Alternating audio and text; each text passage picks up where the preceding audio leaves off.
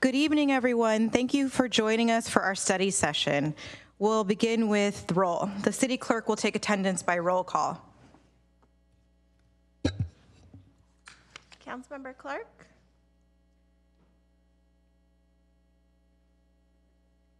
Councilmember Clark. Here. Sorry. Councilmember Hicks. Here. Councilmember McAllister. Councilmember Ramirez. Here. Councilmember Showalter. Here. Vice Mayor Ramos. Here. Mayor Kamei. Here. Great, thank you. We'll begin with item 3. Item 3.1 is our study session for housing element programs 1.4 and 2.6, incentives for affordable housing on religious sites and other sites south of the El Camino Precise Plan.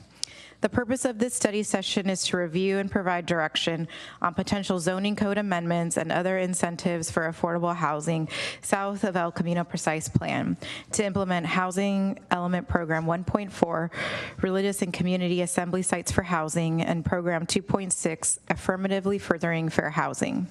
Given the need for council member recusals due to conflicts of interest, this item will proceed in the following manner. We will begin with a staff presentation, which will be followed by public comment. At the close of public comment, the council will ask questions, deliberate, and vote on matters requiring council member recusals first. And then the council will ask questions and deliberate on the remaining items for discussion. Principal Planner Diana Pancholi and Advanced Planning Manager Eric Anderson will present the item. If you'd like to speak on this item in person, please submit a blue speaker card to the city clerk now.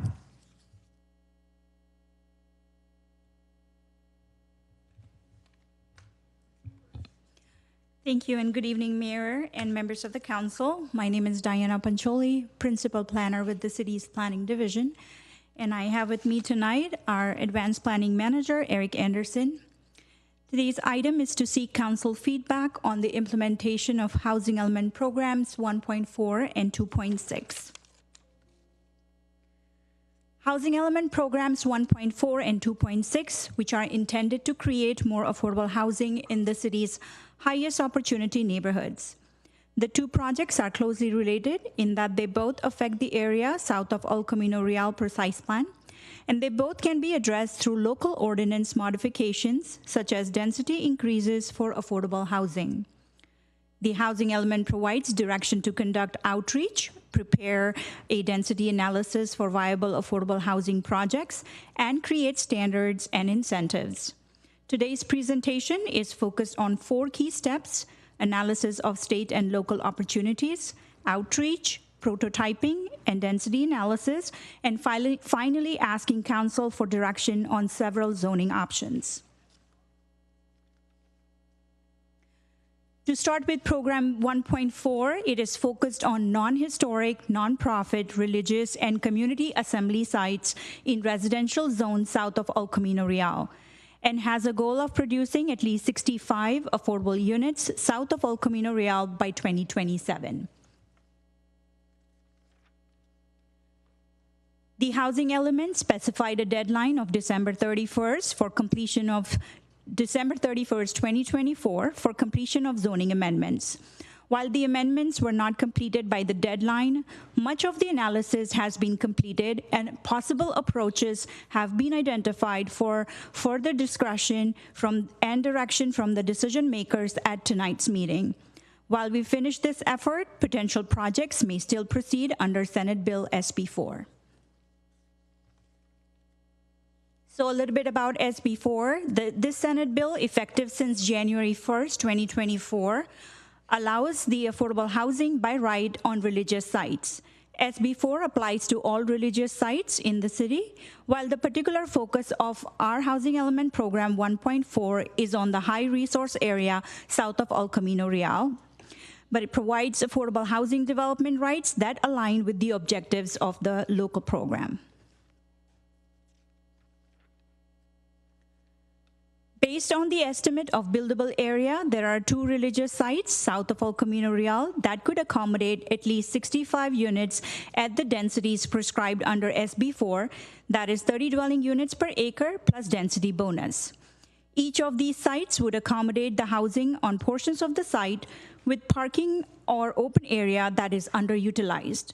The remaining sites have fewer than half acre available on portions of the site not occupied by the existing buildings. And please note, this is strictly for analysis purposes only. These are the two sites that have been identified, shown on the screen. Neither of these sites have proposed housing development on their properties, nor have they expressed interest for development. The use of the properties for religious and community assembly is allowed under the residential zoning, and there is no obligation to build housing on it. Moving on to program number 2.6, it is focused on commercial properties south of El Camino Real Precise Plan and has a goal of producing at least 100 affordable units by 2027. The intent is to affirmatively further fair housing by improving access to affordable housing in the city's high opportunity neighborhoods. Similar to Program 1.4, the housing element specified a deadline of December 31st, 2024 for completion of the zoning amendments. As with that program, while the amendments were not ready by the due date, much of the analysis has been completed and possible approaches have been identified for further direction from the decision makers tonight. In the meantime, potential projects may still proceed under Senate Bill SB 35 and Assembly Bill AB 2011. A little bit about the state laws. So several state laws, including SB 35 and Assembly Bill AB 2011, allow residential development by right subject to affordability and other requirements. Senate Bill SB 35 allows for streamlined by right review of affordable housing developments, and the Assembly Bill AB 2011 allows housing on commercially zoned properties even if they are not zoned for residential use. Based on the estimate of buildable area, there are two non-religious sites, a parking lot behind 99 Ranch and a parking lot behind Nob Hill Stores, located along Grant Road, south of El Camino Real, were identified that could accommodate at least 50 units at the densities allowed under current zoning, which is approximately 72 dwelling units per acre plus density bonus for both the sites.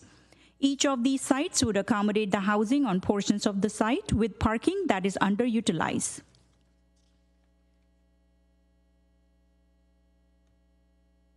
Neither of the sites that have been identified and showed on the screen here have proposed housing development on their properties, nor did they express interest for development. The use of the properties for their current use is allowed under existing zoning, and there is no obligation to build housing. Again, this is strictly for analysis purposes only. As required by the Housing Element Program, staff conducted outreach to the 8 congregations and multiple non-religious sites located south of El Camino Real. While some expressed support for the initiative, none indicated that they were interested or prepared to pursue housing on their properties. Staff also conducted outreach to affordable housing developers to gain an understanding of what type of densities are needed for a project to be feasible. It was noted that the density is not as important as the total number of units. Developers also indicated that they typically need at least 50 units for the project to be feasible to operate. There are challenges which were identified with the program outreach, which includes the limited response from property owners and the challenge of identifying the appropriate decision maker in the case of churches. Space limitations, especially for projects over 50 units, and especially in the case of churches, a lack of institutional expertise and funding capabilities were the other challenges identified. Now, based on the analysis presented here, the application of existing state law and city code provisions to religious and non-religious sites would accommodate the number of units prescribed in the housing element for these two programs. However, the EPC and the City Council may wish to take additional steps to allow for more affordable housing in this area and to ensure the housing element goal is achieved.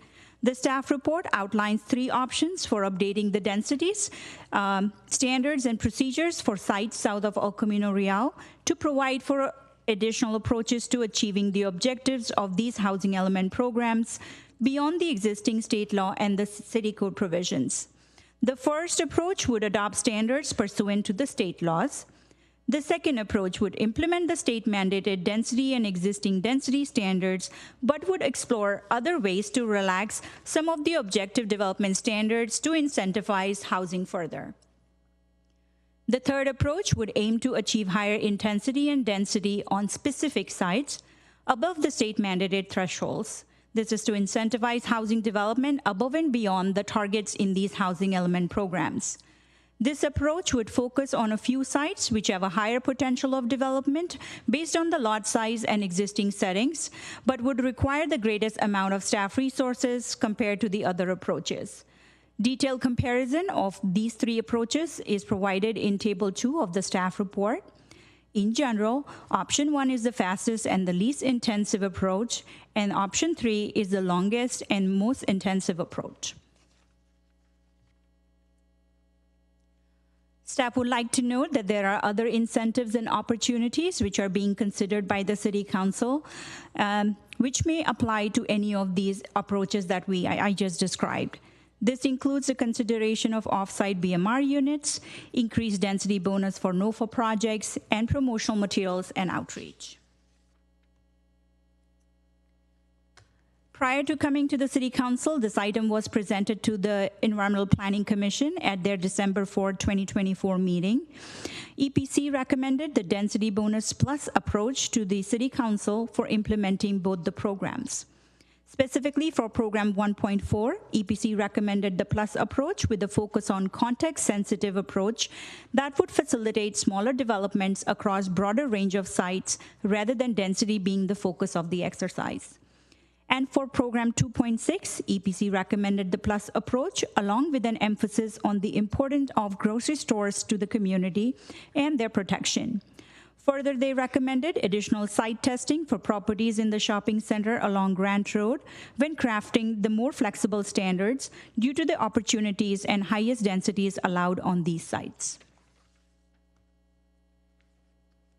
The analysis presented here tonight indicates there is adequate zoning capacity south of El Camino Real to accommodate the number of units prescribed by the Housing Element Program 1.4 and 2.6 through existing zoning and state law alone. This is due in large part of SB 4, which was adopted by the state after the city adopted its housing element. SB 4 effectively satisfies much of the intent of Program 1.4. In addition, the streamlining provisions provided by various state laws also reduce the barriers to development of affordable housing. However, the City Council may wish to take additional steps to allow more affordable housing in this area and ensure the Housing Element Program goal is achieved. Therefore, staff is seeking recommendations from the City Council on the following questions as shown on this slide. Please note, staff has rearranged the questions here in response to the conflicts of interest we have identified for this item.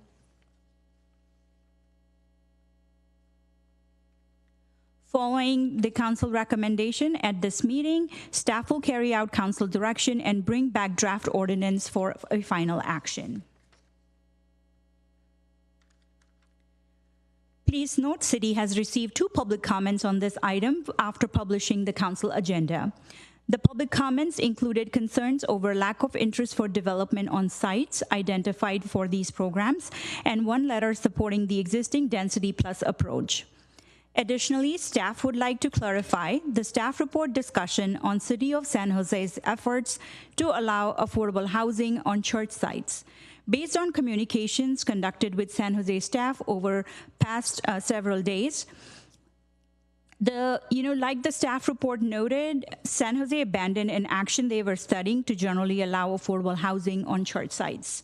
However, they have recently adopted amendments that update their permanent supportive housing definition to align with the state law.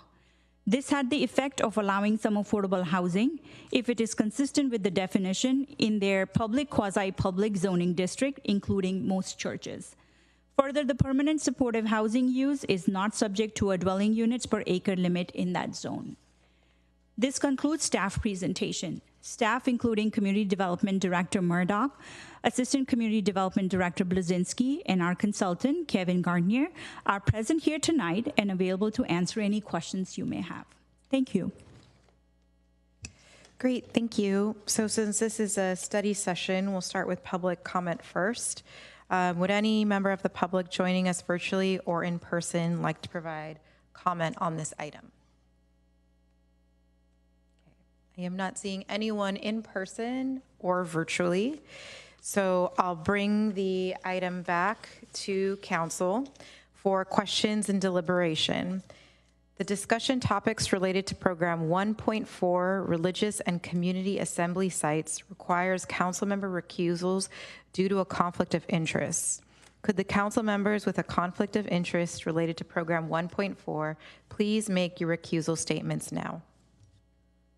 So I'm recusing myself from the discussion about housing element program 1.4 due to the proximity of my residence to the property that will be impacted by council's decision on this item.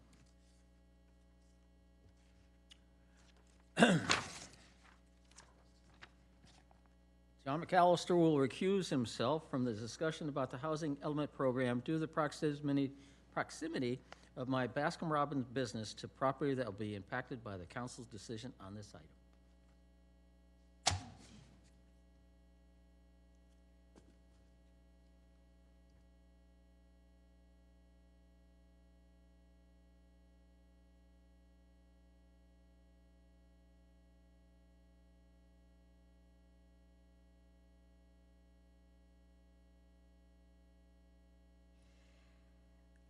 Could the council will now take questions, deliberate, and provide direction relating to Housing Element Program 1.4. Councilmember Hicks. So I'm wondering in the past how outreach has been done to the religious facilities, and in particular whether, I'll say, I'm a little familiar with housing on religious facilities because of my mother's Unitarian church. But if I were to do outreach to that particular church, I would probably have the council members do it. And I'm just wondering who did the outreach, how was it done? I mean, the way I would see doing it would be attend a service and talk to people during coffee, which doesn't seem to be a staff function. So I'm just wondering, like, was it a brief phone call? Was it more of a community-oriented approach?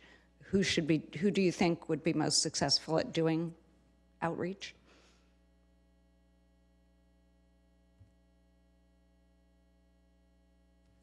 So I see there are like two parts to the question, and I'll try to answer the first part about how we did the outreach.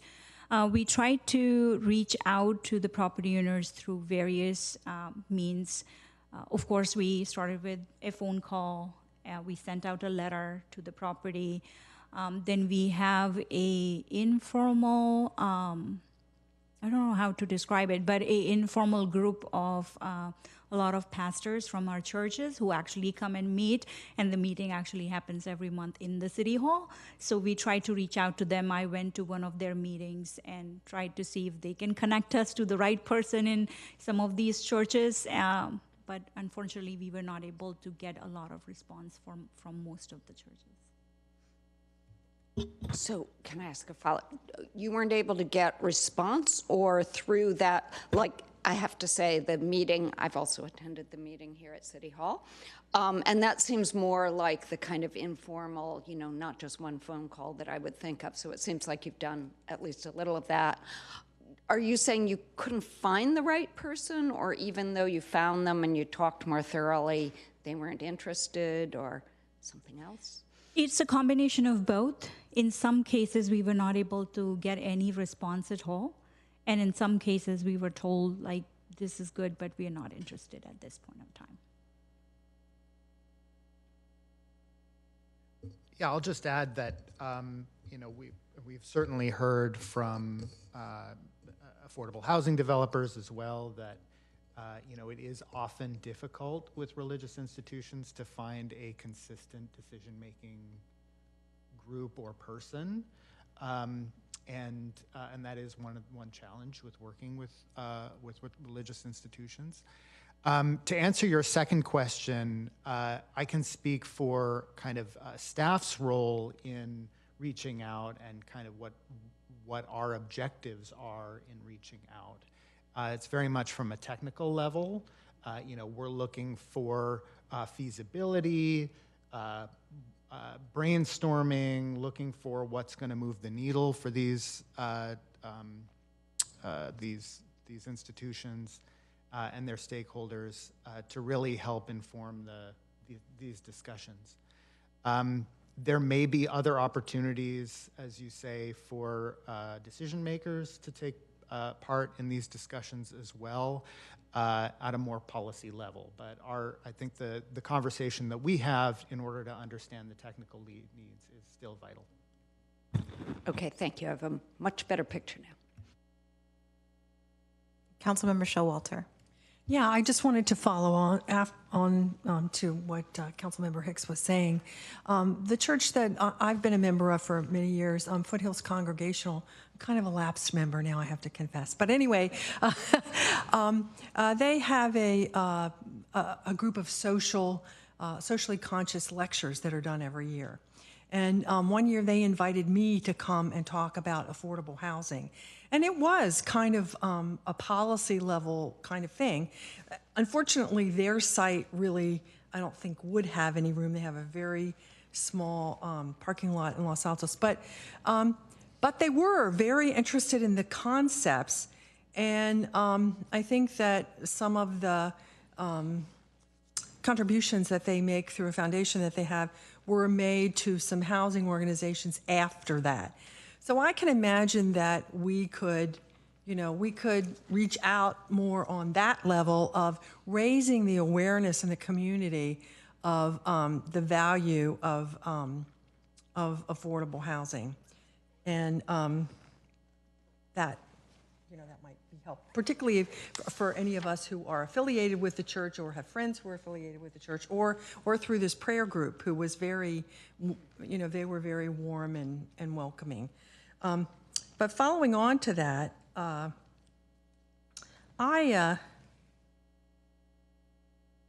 have also been thinking about how this might gel a little bit with our project to remove barriers to condominium development. One of the barriers that they talked about that can be hard for condominium developers is to have on-site affordable housing that's sold. And that is the rule at the moment, right?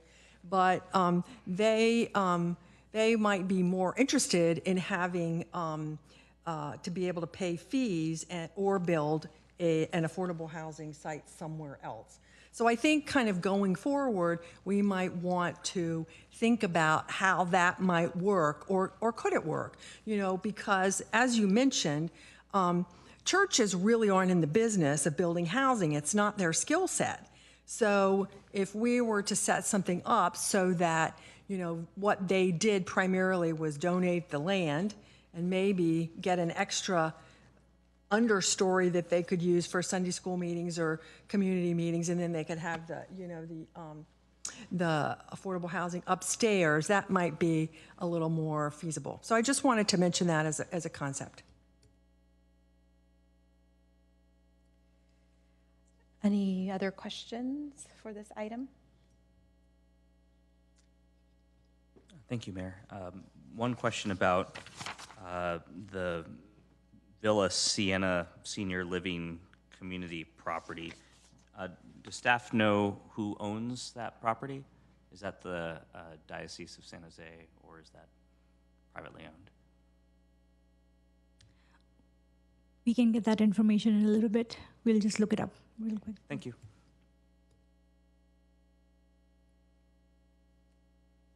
Any other questions on this item? We'll just wait for you to get your answer, because then it'll move on to deliberate and providing direction on this program element before we can invite our colleagues back.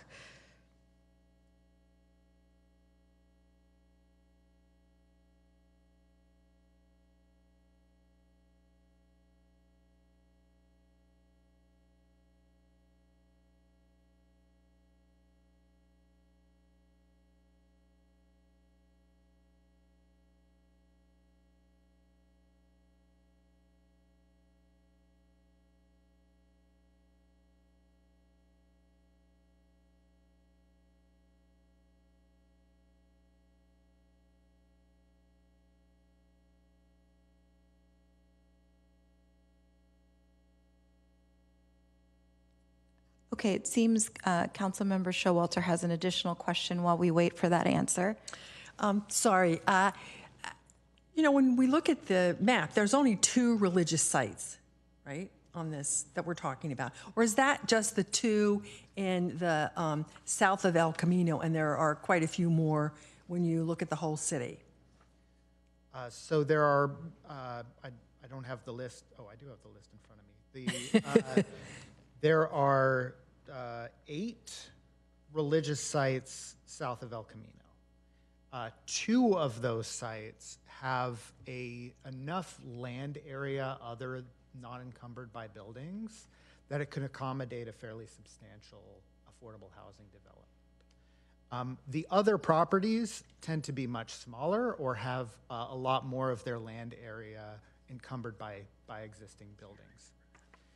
There are a number of other church sites north of El Camino in the city. I don't have the exact number on top of me. Okay, so what I was getting to is that, we're being asked to make sort of a general principle for a very small number of sites. And I'm wondering, how valuable really is that? I mean, because it seems like when a project comes to us, we always work very hard to accommodate, the site. So these distinctions that you're asking us about, I guess we need to do it for the housing element, but how important in real practice are they?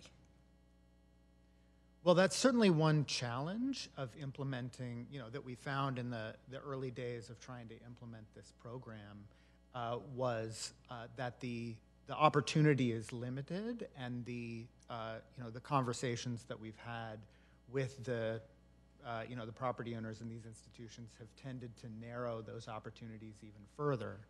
That's certainly a challenge. That's not to say that the city can't have influence and effectuate the opportunities through the implementation of various incentives and zoning opportunities and the things that we're working on here. But certainly we have found that the major affordable housing opportunities in the city are the sites that we're working with, affordable housing developers on. Thank you. And so the opportunities are less on these sites. Councilmember Hicks. So that brought up another question. Your question brought up another for me. Do you also know how many church sites there are north of El Camino? I guess that I could ask in 2 parts, but I don't need it in 2 parts. Small ones and ones you think would be large enough. I know that's not part of the work you've done here, so I don't want to put you on the spot. But I guess my comment on that question is, I don't know why we would make this policy and limit it just to south of El Camino. I guess when we get the rest of the council members back, I'll make some comments on that, so I won't make it now. But how much, do you have any sense of what there is north of El Camino and how applicable some of the policies that we're talking about and we will talk about might be to those sites? Yes, so I don't have an exact number, but let's say there's approximately 20 or so church sites north of El Camino, probably on that order. Many of them are actually in industrial zoning districts. Some of them, many are in the R3 zoning district. And so there already exist, especially on the R3 sites, there already exist some higher density opportunities on those sites. And of course, some of them are even included potentially in the upcoming discussion that the council's going to have about the R3 zone in the coming weeks. So there are only maybe 3 or 4 sites north of El Camino Real that are in the R1 or R2 zones, so that where kind of multifamily isn't already envisioned. So yes, there is certainly an opportunity for the council to broaden this approach. However, the focus of the housing element program is really about creating opportunities for affordable housing, specifically in the highest opportunity neighborhoods in the city. Okay, I'll save the rest for my comments. And then my last question is, Councilmember Ramirez, there was some talk about San Jose and, what was it? PQP, thank you. Should I ask you about that now, or are you, because I have questions, but maybe you're going to bring it up anyway in your comments? I don't know. You can bring it up in comments if you're going to. If you're not going to, I'll ask you questions now. Why, since we're in the question portion, if there's a question, I suppose we could just ask it, because this is the group that's going to be talking about program 1.4. Okay. So after we're done with questions, we'll be able to provide the direction to staff. Okay. Okay, I'll ask now. So, Councilmember Ramirez, do you believe that the PQP, I can't say it. Maybe for the public, if you could define could what you that, explain what it is and what PQP. Yeah, explain what it is and tell us whether you think it might be applicable at all to our situation here. I'll be brief, Mayor. So quasi-public zoning in San Jose is intended to protect lands that are currently improved with museums, schools, sites with religious assembly, those types of uses, recognizing that they're very difficult to introduce, and so they have some value. And as staff had mentioned earlier, that zoning district was a few years ago updated to allow for permanent supportive housing, which or affordable housing with a specification that 25% of the affordable housing must be permanent supportive housing. So it's basically a way, and I'll get to this in my comments. It's a way to protect land, take it off the speculative market, so market rate housing developers don't compete for underutilized public or quasi-public uses, and that affordable housing developers have increased access to those lands. Thank you. And Mayor, if I may respond to Councilmember Ramirez's earlier question, the Villa Siena senior facility is owned by Ministry Services of the Daughters Charity.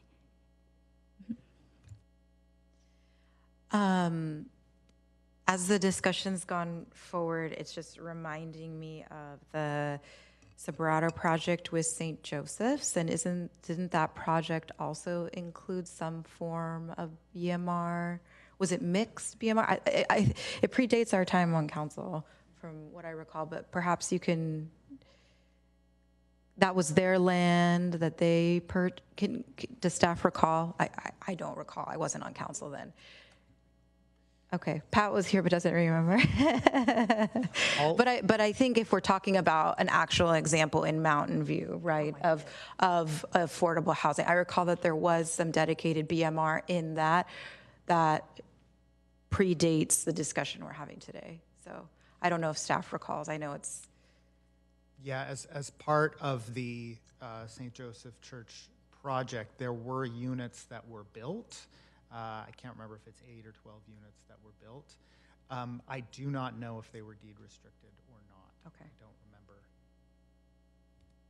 But does staff recall, and apologies that I don't, that was St. Joseph's land, did they do a long-term lease with Sobrato, or did Sobrato outright purchase, and as part of the purchase agreement, did the units? Okay, well. Yeah, so I don't know about the office property. I don't know whether that changed hands or if it was a long-term lease or what. And I don't know for sure about the residential units, but I believe I remember hearing that the residential units were intended to be kept and maintained by the church. Okay, thank you. All right, any other questions on this? Okay, so I believe we have deliberation ahead of us. So question number 1, does council have any additional feedback or which approach does council prefer? I think we'll just likely need to do a straw poll, or perhaps we'll hear a majority as colleagues make comments. So whomever would like to start. Lucas, Councilmember Ramirez, you're in the queue first. Thank you, Mayor.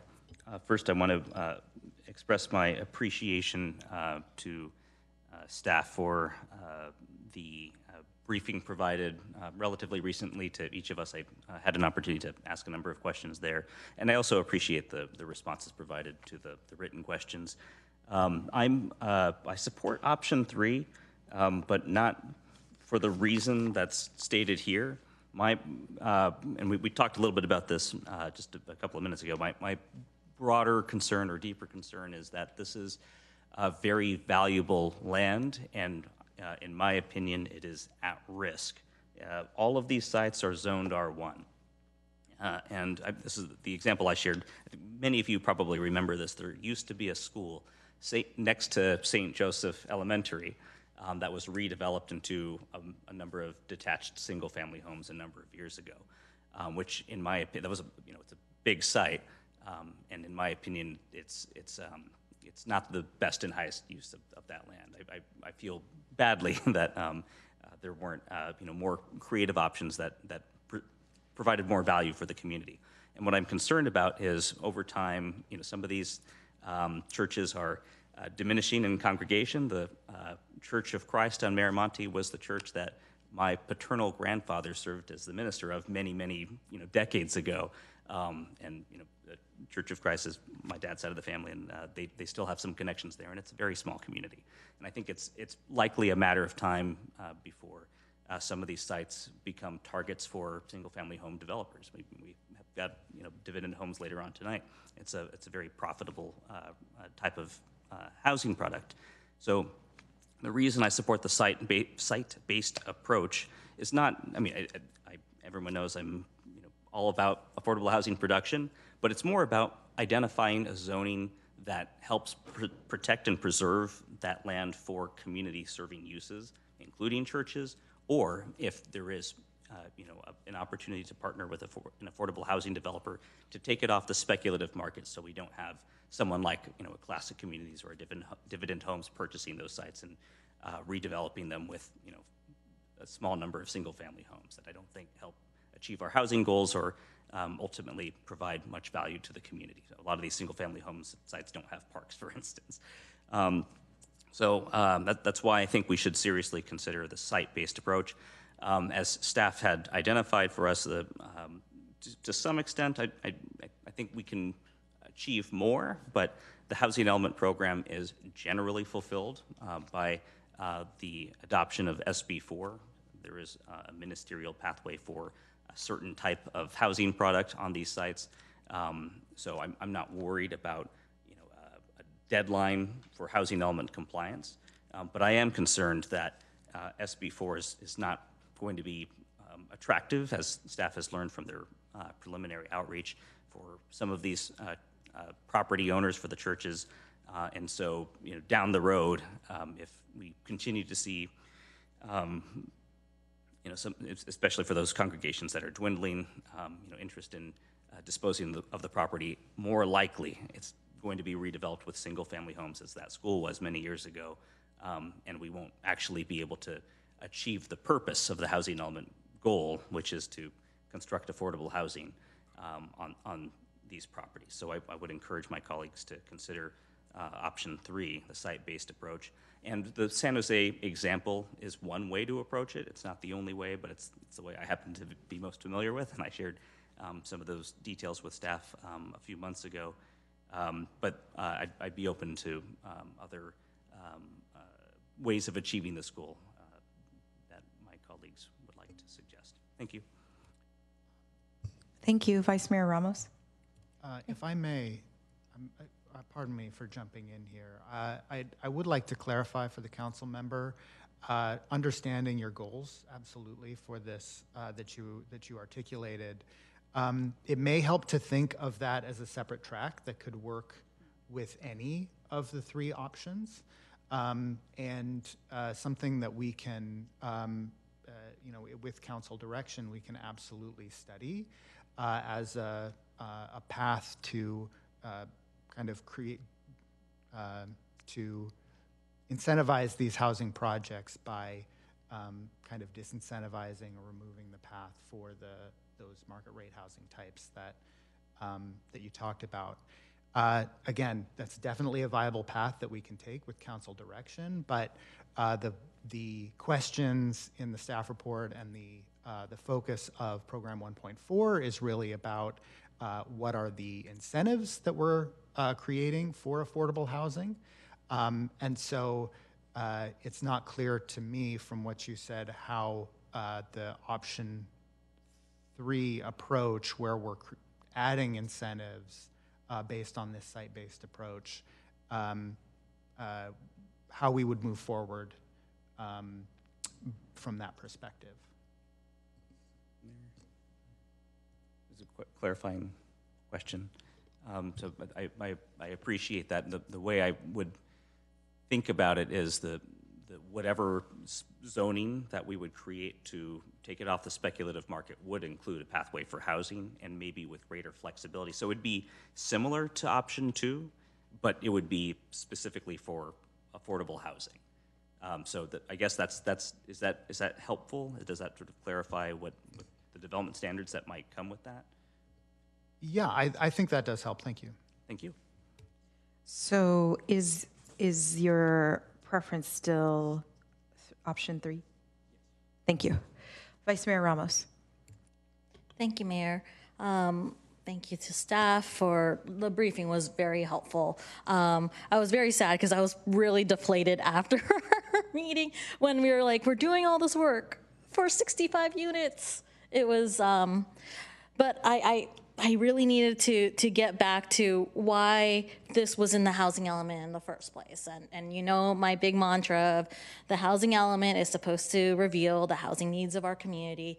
And it wasn't necessarily the units itself that was actually the true goal of it. The units were kind of the metric to show that we were moving toward it, but it wasn't really the goal. The goal was essentially more of a transformational change south of El Camino.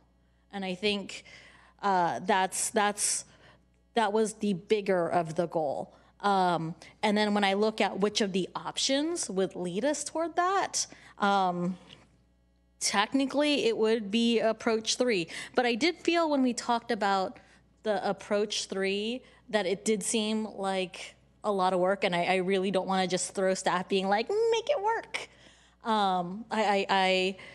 I really want, knowing that the true goal of this project is to provide more options for that. Because like I look at in slide 6, that there are actually numbers of ways you could get the 65 units if you toggle together different projects. Just having the 2 sites there was like the quickest way, or like the most efficient way.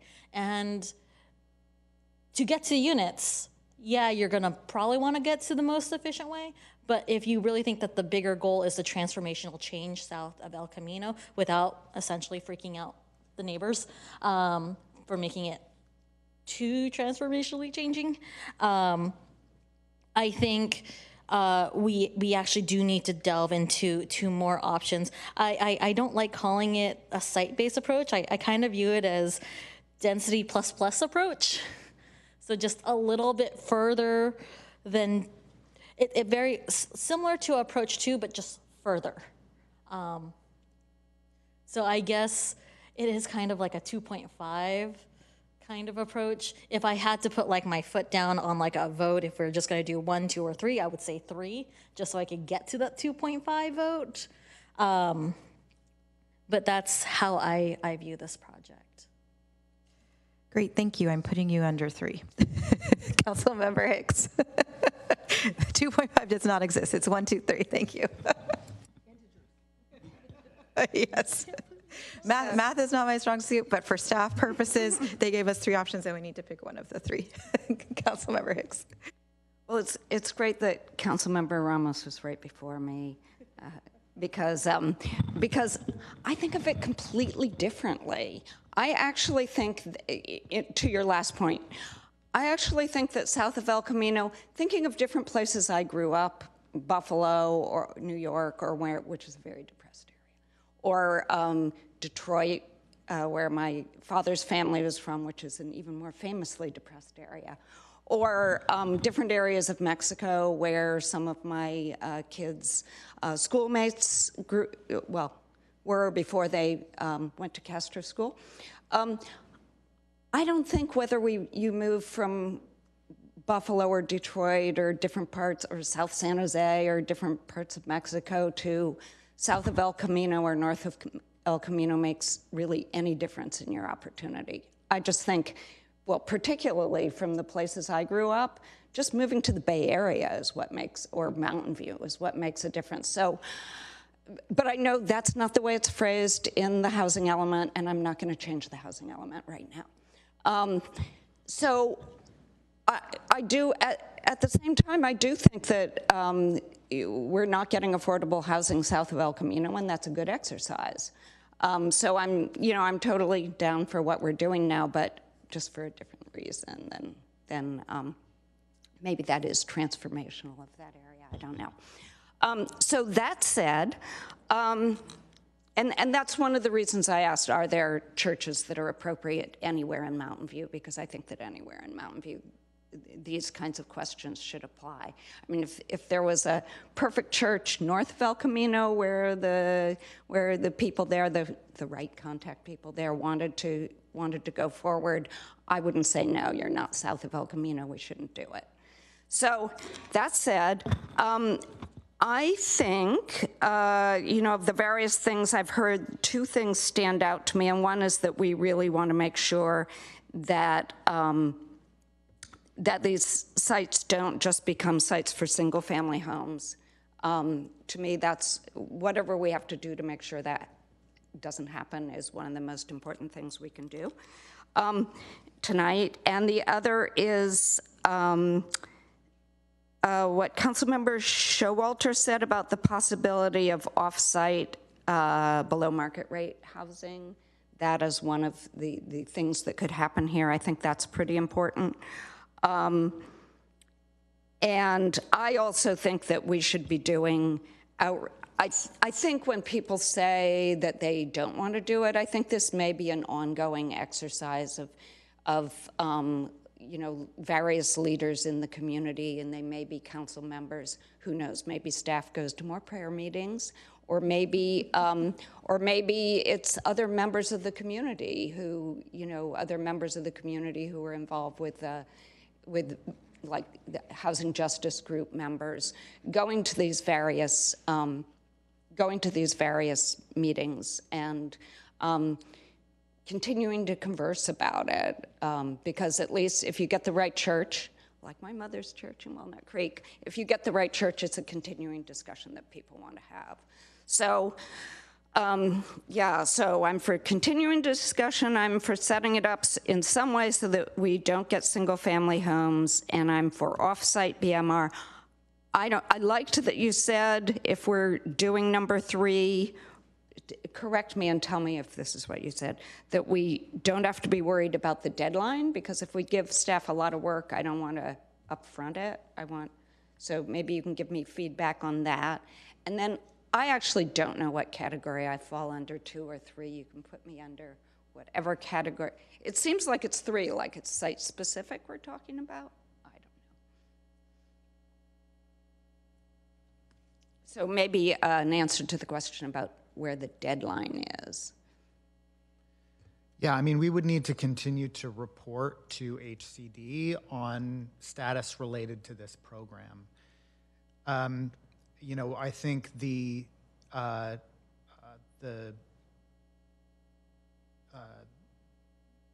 we can also identify SB4 as making headway itself on this program.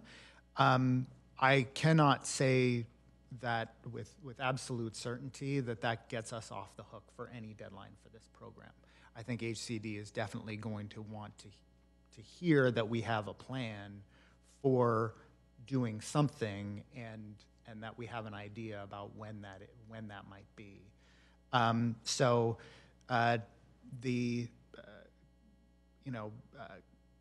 In general, we talk a lot about HCD enforcement and housing element deadlines. We've already missed a few, unfortunately.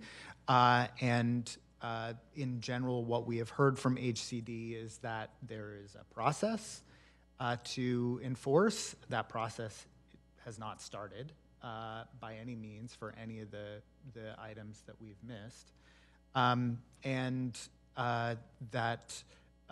The most important programs that we need to complete on time are the ones that are associated with statutory requirements, which we don't have any of at this point. So when we've seen housing elements be decertified by the state at this point, it's because they've missed statutory deadlines. So it sounds like you're saying that maybe we could, I mean, you're the one who's going to say it, not me, but maybe you could say that with state legislation changing, we've addressed it, but we want to do more and we're doing X, Y, Z. That is certainly, with that direction by council, that is certainly how we would characterize it to HCD. And we just have to hear what they have to say about that. Okay.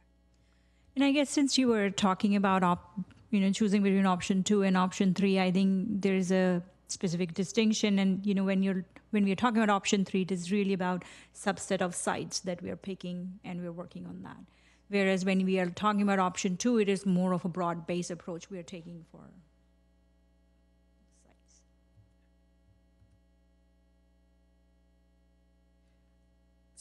So, Councilmember Hicks. I was afraid you were going to ask.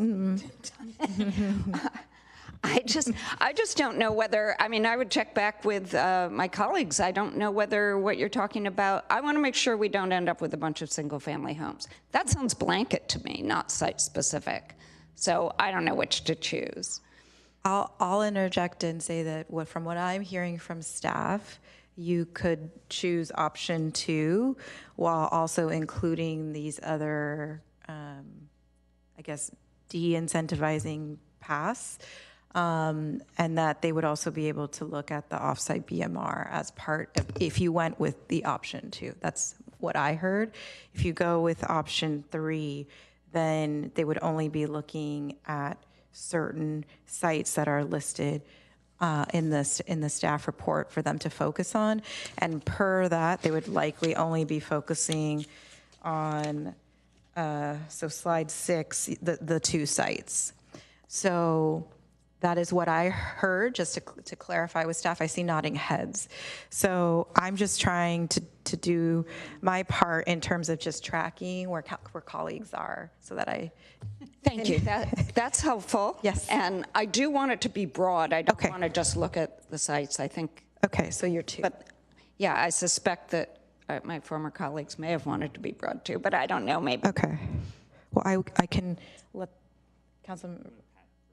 Okay, let's go to Councilmember Showalter, and then I can share my point of view, and we can swing back to others. Okay, Councilmember Showalter. Thank you. Yeah, I really think the broad base is important. As Vice Mayor Ramos said, we really are trying to transform this all through our drive to get affordable housing in our community. The drive has been to get it throughout our community. And thus far, we've primarily gotten it north of El Camino. So what we're wanting to do here is get some south. That's how I see the kind of the philosophy of it. But I do agree with my colleagues about we want to protect these sites from being eligible for single-family homes.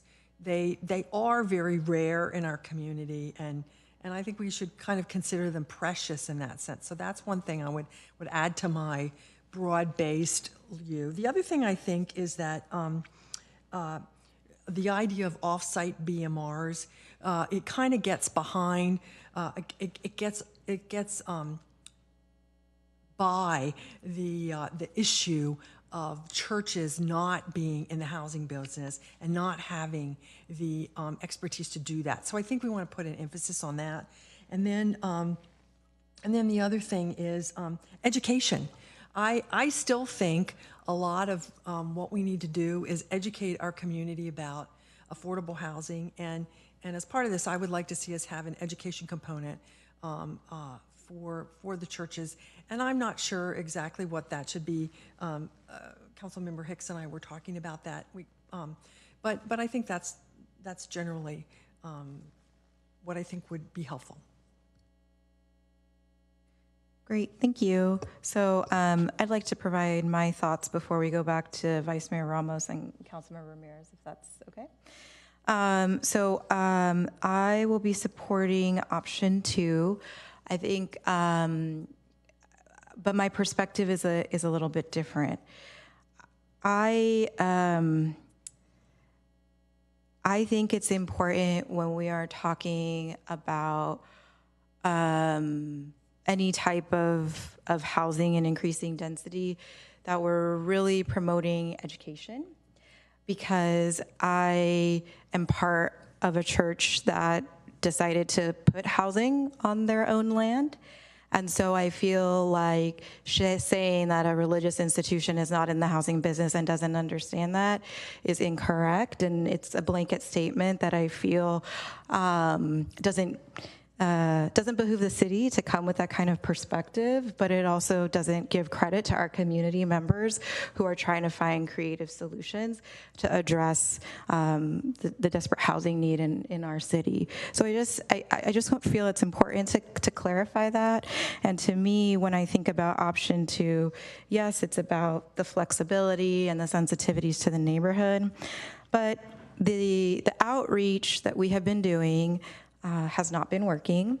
And many of these churches actually have offices, rectories with office hours on site. And I believe a more targeted approach where staff is actually going to the office if they're not hearing back to physically see an individual when the offices are open could be a really great way. And I'm really heartened, and I say that from firsthand experience. During our church board meeting yesterday, they were talking about the Moffitt Precise Plan.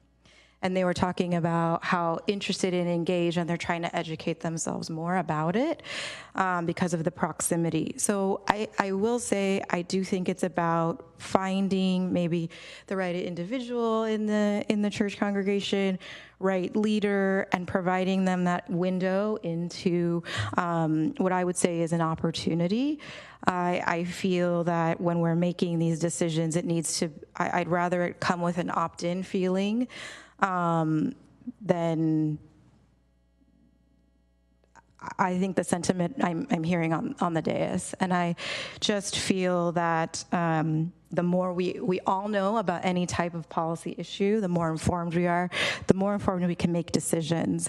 It's not just, I think, incumbent on the developers, but landowners are making decisions maybe because that's what they know. And the person that approached them is the single family. They don't know about the affordable housing option. So I really would like to urge colleagues and urge staff that we need to be creative on our side too, that there are many incentives, but maybe people don't know that. And when we're providing a notice that we're going to be upzoning their site, they don't really know what that could mean for them. And in times like these where religious institutions and churches are thinking about many other issues, and I think trying to provide comfort in a very unstable time, we need to be leading with compassion and be thinking about that. So I just would like to state that.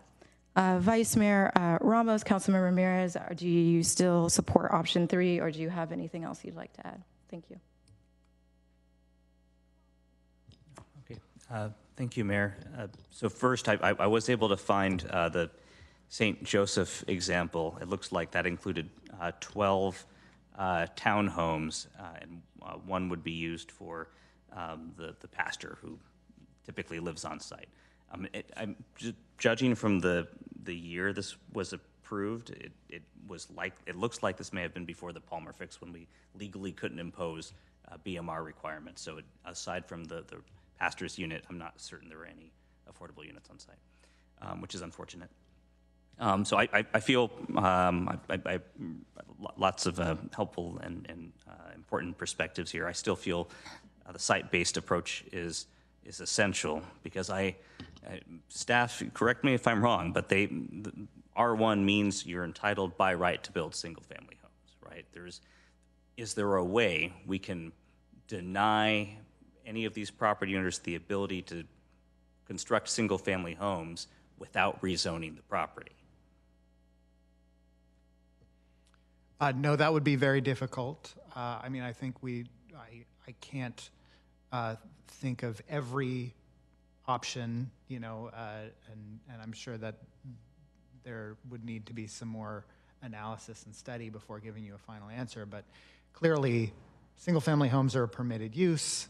You know, residential development is given broad protections by the state, and so given that confluence of factors, I think it would be very difficult to deny a single-family project. Thank you. So that's precisely the reason why I see no alternative to option 3, since in my opinion, the goal really is the preservation of the land. That's critical for me. I think I completely agree that education is essential and that there are incentives to help facilitate the creation of affordable housing.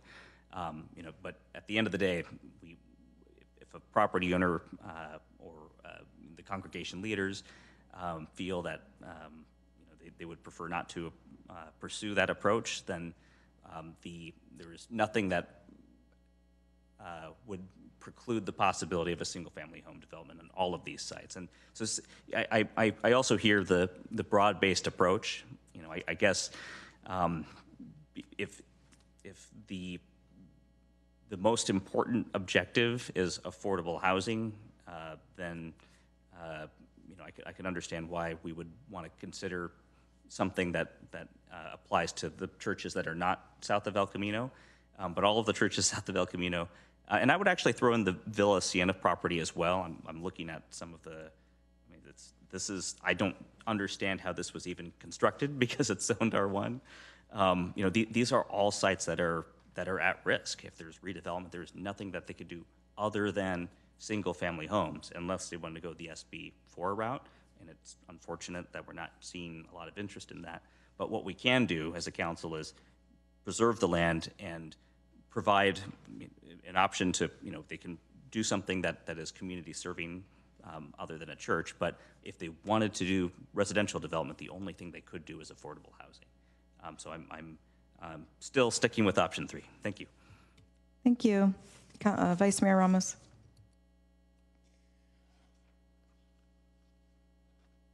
I'm still inclined, when I talked about how I'm kind of like in between 2 and 3, it's the aspects between 2 and 3 that I like. I do like the implementing the state mandated density and plus exploring relaxing some additional objective standards. Like that's the part I like, but I want more and I want higher density, and so that's where they kind of blend for me.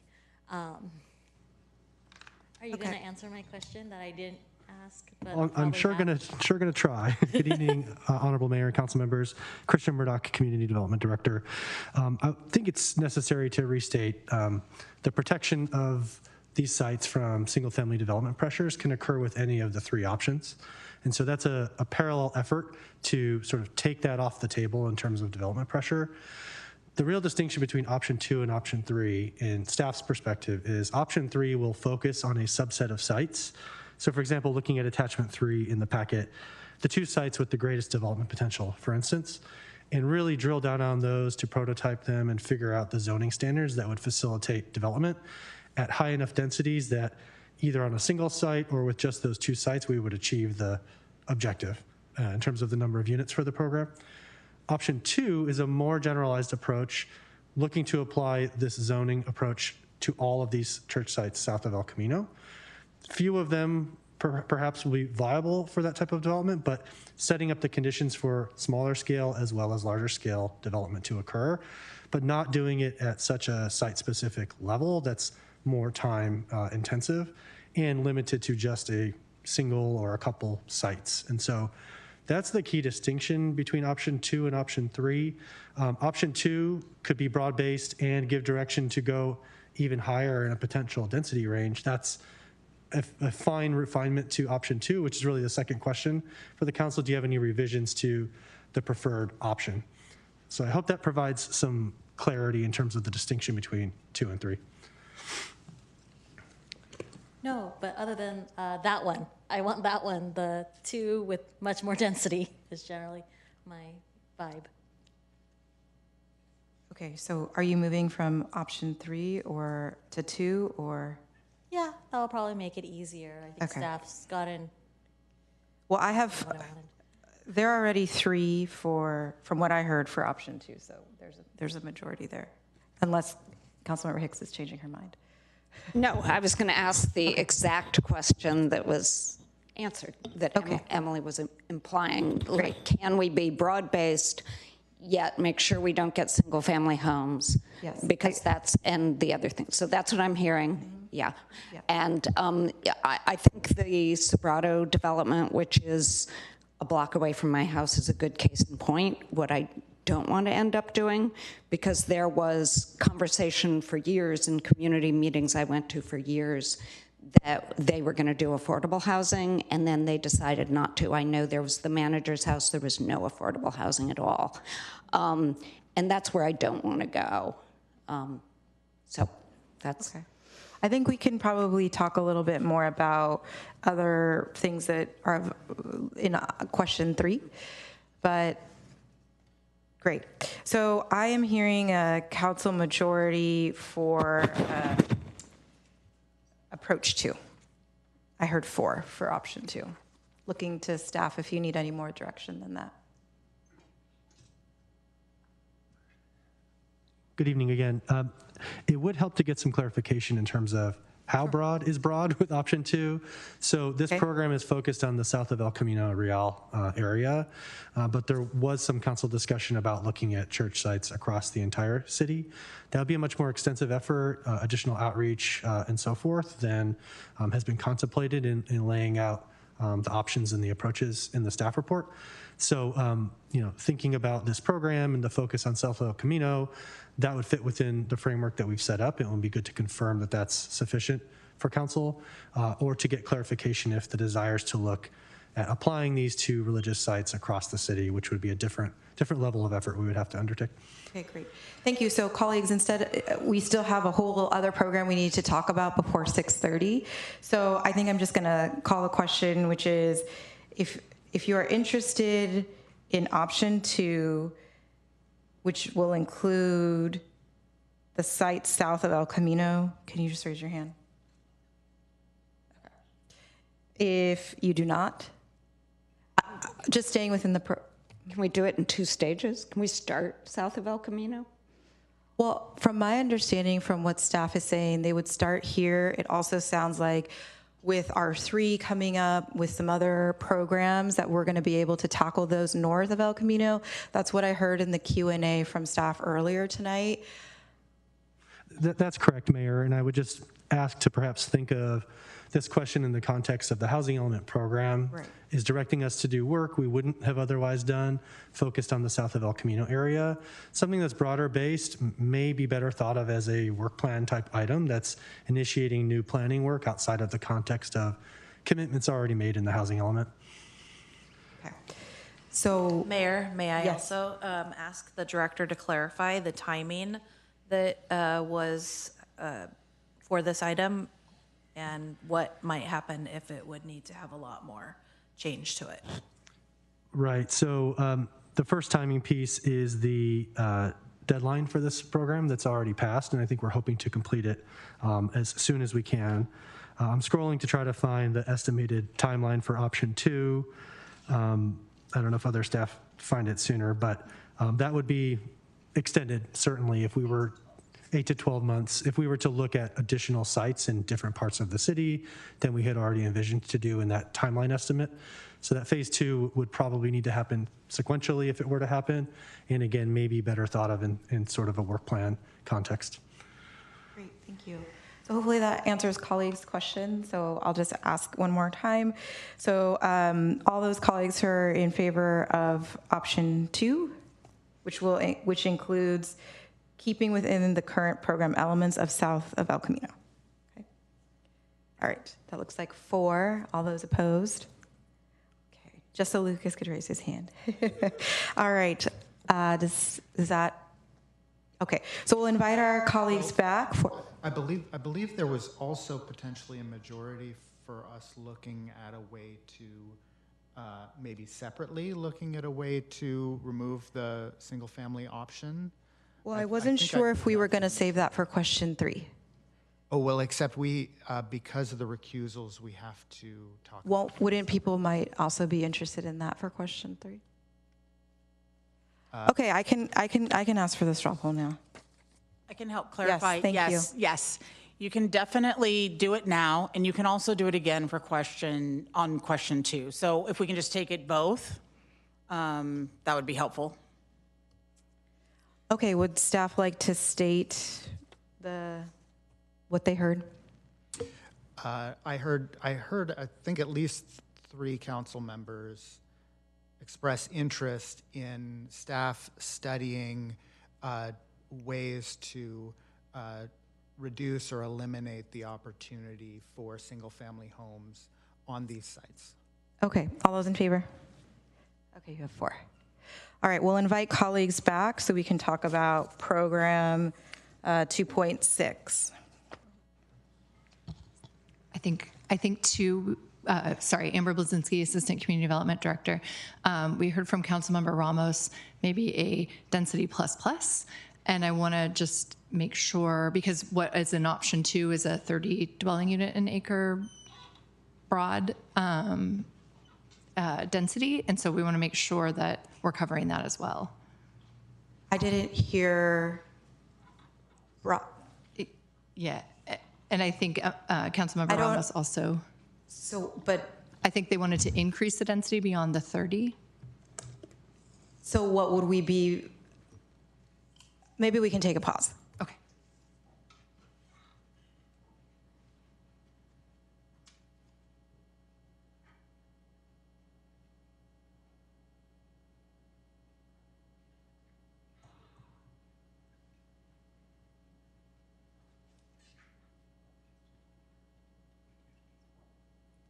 City Manager McCarthy, may I turn it to you, or? So I would just ask staff to summarize what we've heard from the majority of council. And what I have is that the decision is option 2, density plus, keep the program sites within the south part of El Camino Real, plus reduce the option for single-family homes. That is what I heard from a majority of council. And I'd like to move forward. Thank you. Okay, so we'll invite colleagues back for item program. I don't know. Well, I don't know how long that would take.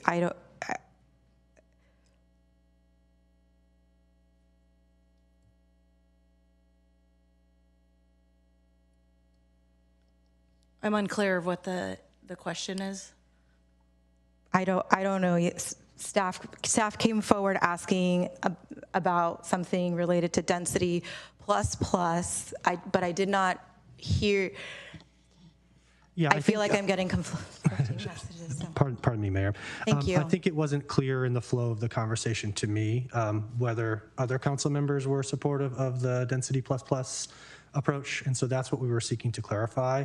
It did not seem like more than 2 council members, even upon raising that, were necessarily interested in that approach, and so I think we were looking. And my understanding is that from the prior conversation, that anything in additional to program 1.4 would be additional time for a deadline that the city has already missed, and we already are not even going to make this for another 8 to 12 months.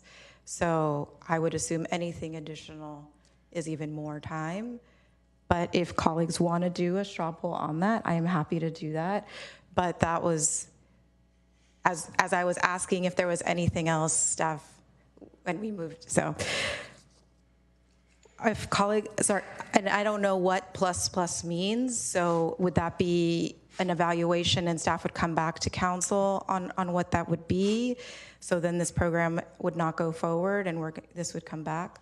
No, I think what we can do is consider perhaps in the alternatives when we bring back the policy what an additional density option might look like in rough contours, as we often do with alternative policy approaches.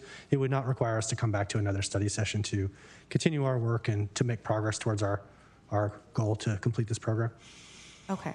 So colleagues, maybe this can, since this is a study session and there was a discussion, maybe this can come back as analysis in the final action okay.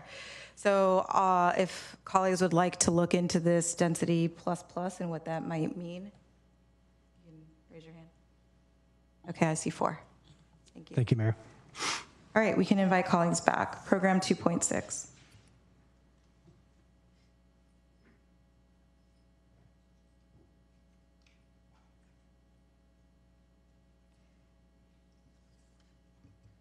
So maybe other colleagues, while our other 2 are coming back, we can talk about item program 2.6. Which approach does council prefer? The existing density approach 1, existing density plus approach, or the site-based approach, approach 3? Does the council have additional feedback on modifications to its preferred approaches to item 2.6 implementation? And I would say, colleagues, if you have anything additional, please propose it as a straw poll. Who would like to kick off the conversation? Councilmember Ramirez. Thank you, Mayor. So this program, I feel, is more comprehensive than the options that were laid before us tonight. First, I want to share my appreciation to staff for providing the draft assessment of fair housing, and I did have a question, maybe for the housing director or whichever staff person is most closely associated with this. The housing element program specifies a deadline in 2023, so notwithstanding the federal government and the change in administration, is there a reason why we chose not to continue working on this?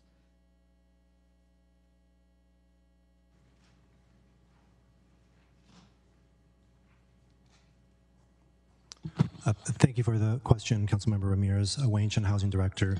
The process for updating the assessment of fair housing did start back in 2019.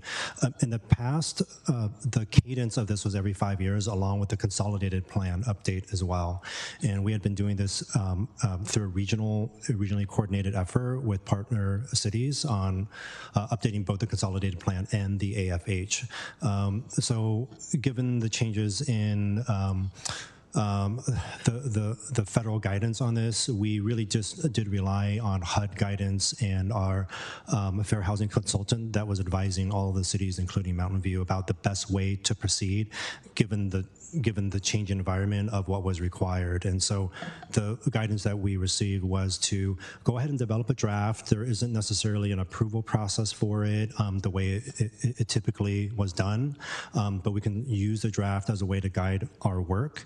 And then to look for any updates on a deadline that might be set by HUD going forward. And to the best of our knowledge and the most recent information, that would be in 2028 and 2029. One part of the consideration too is there is a lot of similarity between the federal AFH and the state AFFH, which is part of the housing element. And by having a draft federal plan and a state AFFH, it really sort of provides a comprehensive framework for addressing fair housing pieces. So in short, guidance from HUD, guidance from our fair housing consultant, supplemented and supported by the state AFFH. Thank you, Director Chen. So I will share, this is an important and powerful document with a lot of fantastic information that I think helps articulate the need for affordable housing and housing opportunities everywhere in the city. I'm looking in particular on the overcrowded household statistics showing, I think it's nearly 25% of one particular demographic group is living in overcrowded conditions. And I think it really speaks to what the purpose of this housing element program is, affirmatively furthering fair housing. It's not looking at one or two commercial sites opportunistically for affordable housing. It's much deeper and more expansive than that. So I'm dissatisfied with the options. I don't think it actually addresses affirmatively furthering fair housing needs or obligations in the city. I don't really care which option we pick because I don't think it responds to the underlying intent of the program.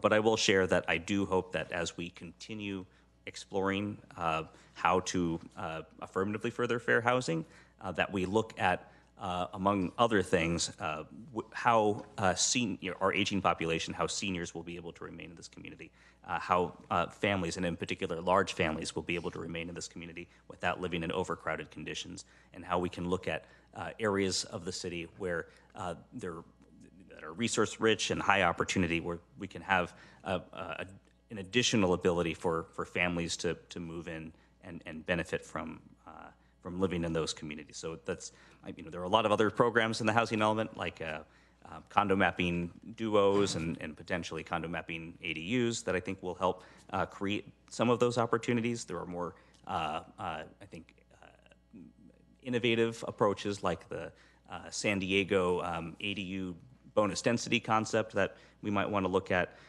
So I'm totally agnostic on the options. None of them really address, I think, the AFFH obligation, but I did want to share at sort of as a baseline, even though it's a draft, there's more work to do. This assessment of fair housing, I think, really should help inform how we think about housing needs in the community, and then guiding, once we've identified those needs, the policy approaches we might take to expand affordable housing options, and also not just strictly 100% deed restricted affordable housing, but also just affordable by design, and housing options that meet the needs of different populations, including seniors and large families. Thank you.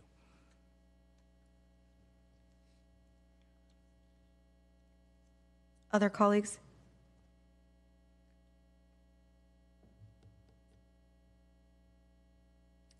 Councilmember Clark.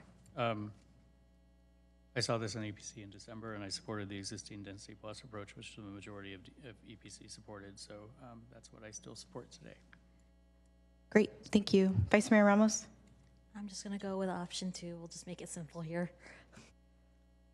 Councilmember Hicks? Oh, sorry. Councilmember McAllister? That's all right. Okay. Okay. Well, so I kind of agree with Councilmember Ramirez that that we may not be doing the most overall. We may not, this is a comment overall about affirmatively furthering fair housing in this area. We may not be doing the most powerful things that we could be doing. That may be our fault. I mean, we did write the housing element, so. But I have seen since, I was surprised to see in one of our documents recently that there are a lot, in Mountain View, a lot of ADUs being built. And I actually think that south of El Camino, and I guess this addresses some other things that Councilmember Ramirez just said in terms of serving possibly people aging in their own homes, aging in place, or larger families. I think that if we had an aggressive ADU, I don't know, condo mapping of ADUs or some program like that would, so what I saw in the spreadsheet is that there are a lot more of them being created in Mountain View than I had expected when we wrote the housing element. So, so I'm thinking that's one of the more powerful things to further that even more. I mean, there's something like, I may get it wrong because I'm just going from memory, but it was something like almost 50 units, and it may have been Mountain View wide. However, we are where we are now. I'm not going to add that to the work plan right now. So I guess so I do think that we could do more in these other ways, and I'd like to do those things in the future. For now, I guess I lean towards the density plus approach that the EPC also supported. And in terms of the commercial sites, though, I really wish we could, this is kind of outside of this maybe, but I wish we could create some prototypes of of doing some good. I think we could do commercial, some kinds of commercial, like neighborhood serving retail, is really important to our residents, and for good reason. It's, a lot about community and not having to drive far all the time. So I wish we could do some, and people have been more and less happy with some ways we've tried to retain the grocery stores and retail and so forth. When we've also built housing. Rose Market is near me.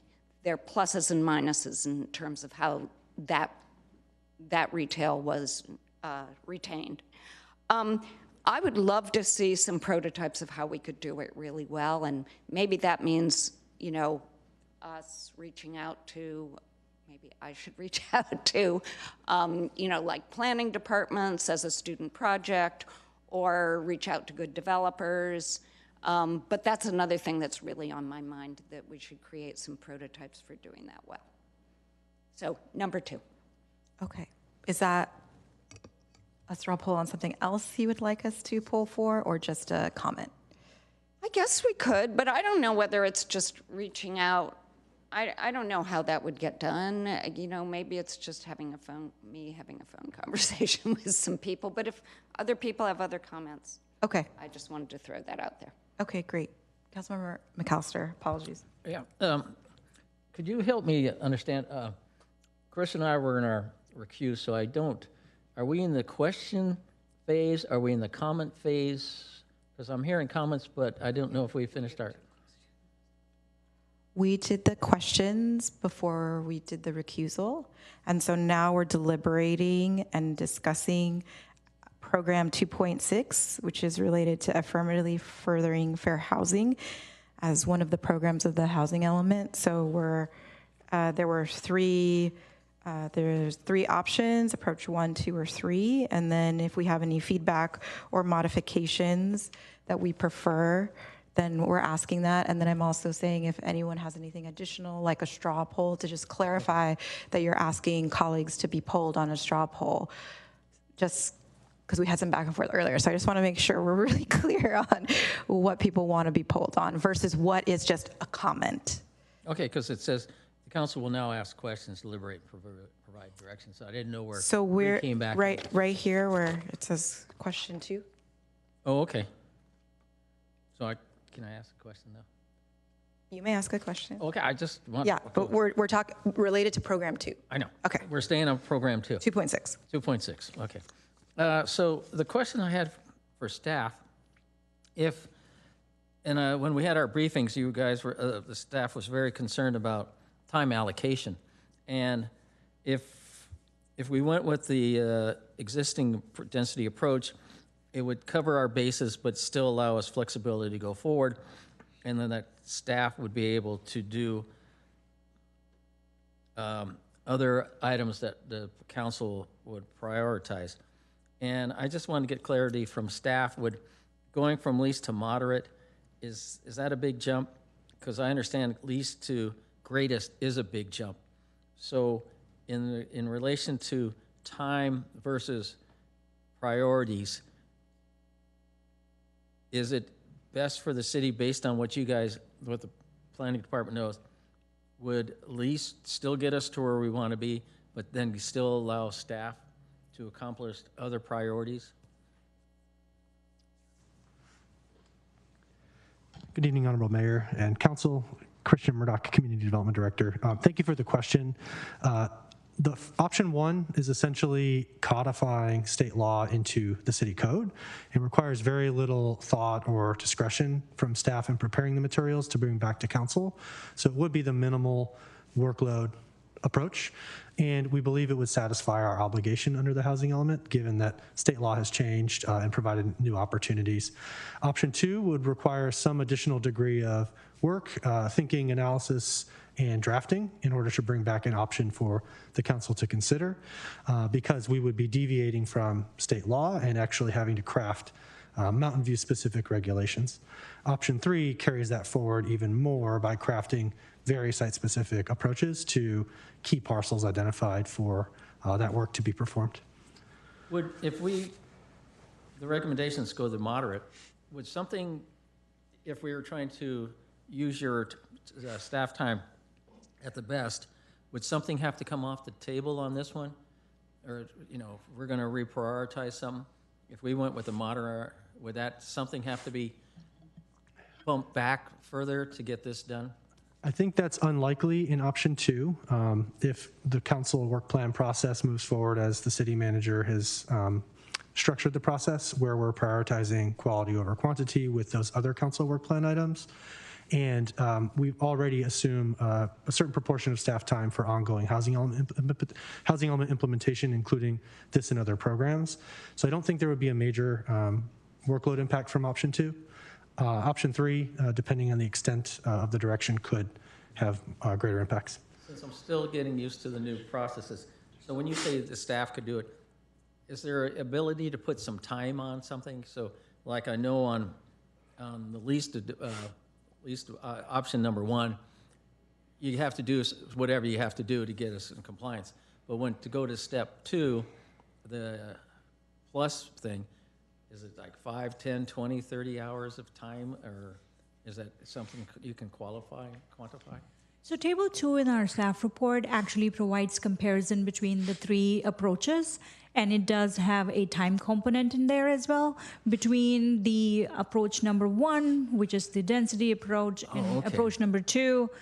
You know, we said, you know, approximately 6 months for approach 1, and for approach 2, it will be 8 to 12 months.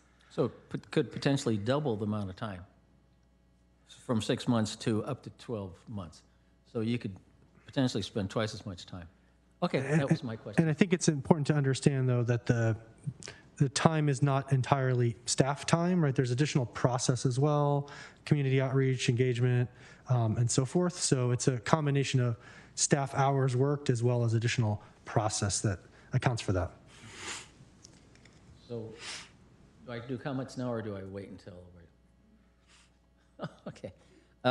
Thank you, Mayor.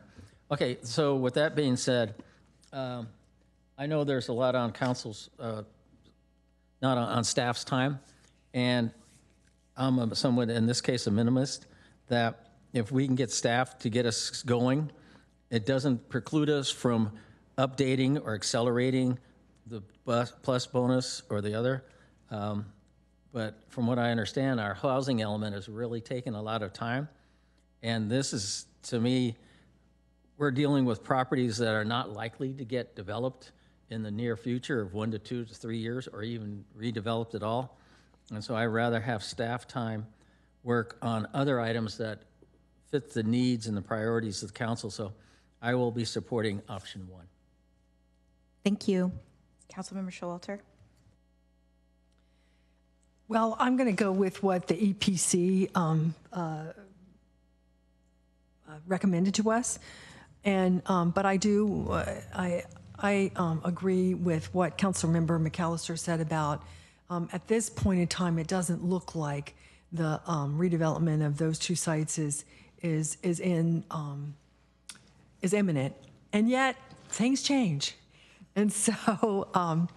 And our goal is to get more affordable housing. That's really our goal, or more housing. And I think that the idea of mixed use with housing above these commercial sites is really valuable. So I'm going to go with option 2. Thank you.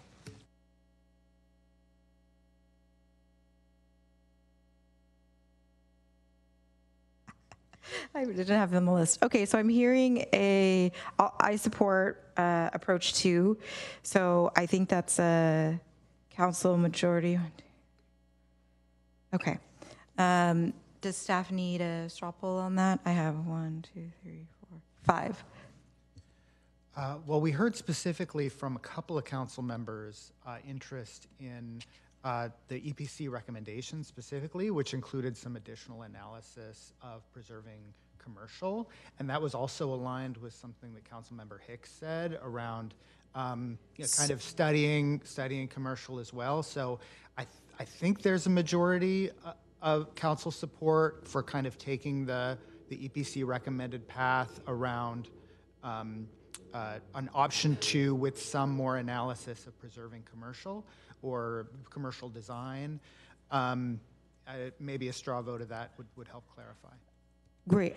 That's what I'm considering. I consider approach to the EPC recommendation. So all those who support the EPC recommendation of the density plus while preserving commercial. Okay, I see. I support preserving commercial 100%. So if we could put that niche in there, yes, So is that support six? that. 6? Okay, that was 6. 6.5 for John. Okay. Then I guess is that everything staff needs for this item? Okay, great. All right, so this concludes our study session. We'll take a 5-minute break and then we'll come back for a regular session. Great, thanks everyone.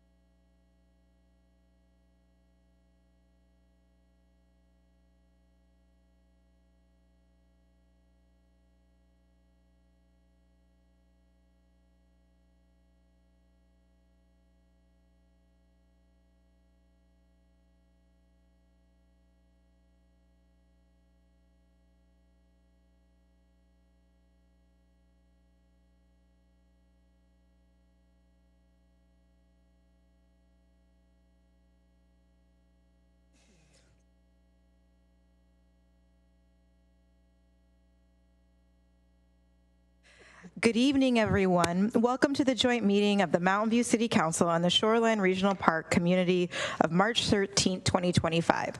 Please stand and join me in the Pledge of Allegiance.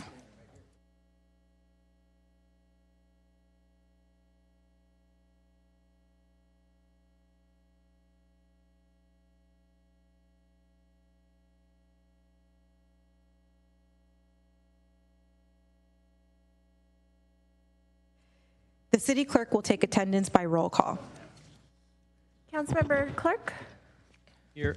Councilmember Hicks? Here. Councilmember McAllister? Yes, ma'am. Councilmember Ramirez? Here. Councilmember Showalter? Here. Vice Mayor Ramos? Here. Mayor Kamei? Here. Great, thank you. So we'll start with presentations. Please note these are presentations only. The City Council will not take any action. Public comment will occur after the presentation items. If you'd like to speak on any of these items in person, please submit a blue speaker card to the City Clerk now. We're happy to be joined this evening by the Youth Advisory Committee members, Taylor Luna and Natalie Chan, to accept this proclamation for Teen Week.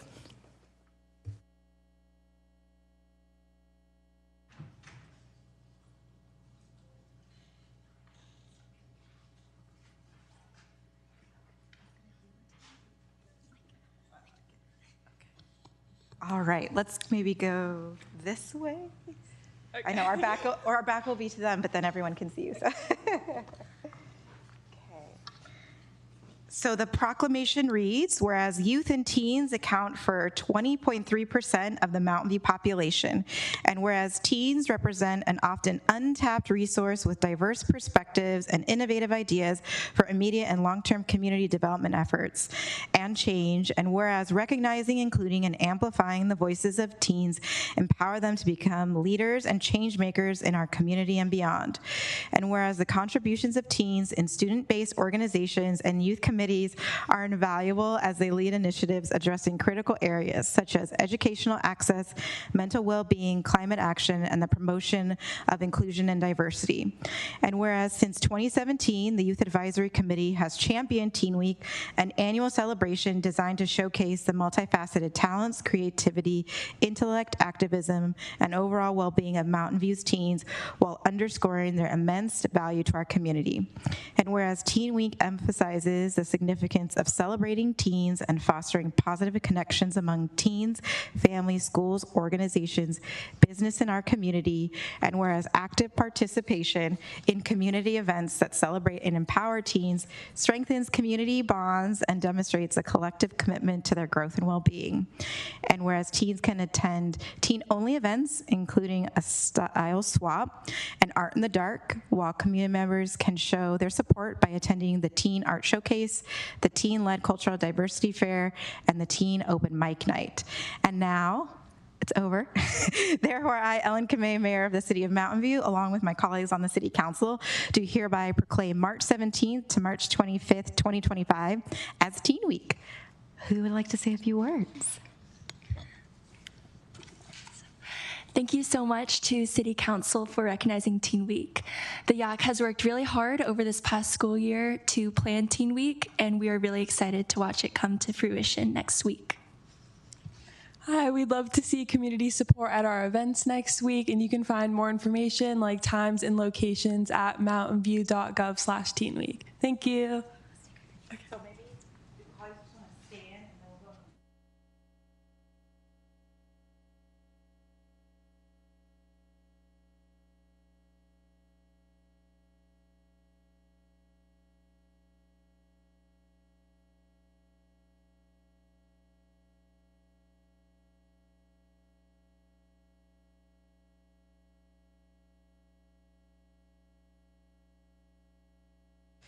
Great, and we're going to move on to item 3.2, which is Youth Arts Month Proclamation.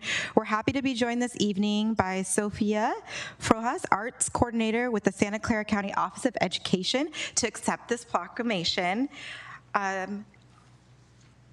This is the proclamation, and it reads, whereas the arts, including dance, media arts, music, theater, and visual arts, contribute powerful educational benefits to all elementary, middle, and high school students, and whereas through well-planned instruction and activities in the arts, children develop initiative, creative ability, self-expression, self-reflection, thinking skills, discipline, a heightened appreciation of beauty, and cross-cultural understanding. And whereas our community is committed to supporting the arts to inspire and prepare students for success, and whereas March is nationally recognized as Arts Education Month, which is an opportunity to celebrate the benefits of teaching the arts to students, as well as recognize the contributions of arts educators in our community. Now, therefore, I, Ellen Kamei, Mayor of the City of Mountain View, along with my colleagues on the City Council, do hereby proclaim the month of March as Youth Arts Month in the City of Mountain View. Sophia, would you like to say a few words? Yes, please. Thank you, Mayor Kamei and members of the Mountain View City Council for supporting arts education in our schools by presenting Youth Arts Month, March's Youth Arts Month tonight. I'm Dr. Sophia Fojas, the Arts Coordinator for the Santa Clara County Office of Education. I lead Artspiration, SCCOE's arts initiative that began in 2007. In my role, I support districts to implement a comprehensive arts education, co-manage the Arts Ed Connect grant with teachers with SV Creates, present the Vivo Mariachi Showcase, and conduct the Young Artist Showcase, which houses the most extensive collection of youth arts of any county office in the state. On behalf of the Santa Clara County Office of Education, and as a child myself, who learned the violin in the 4th grade in school and went on to become a music teacher, thank you for recognizing March as Youth Arts Month in Mountain View. Yeah, sure.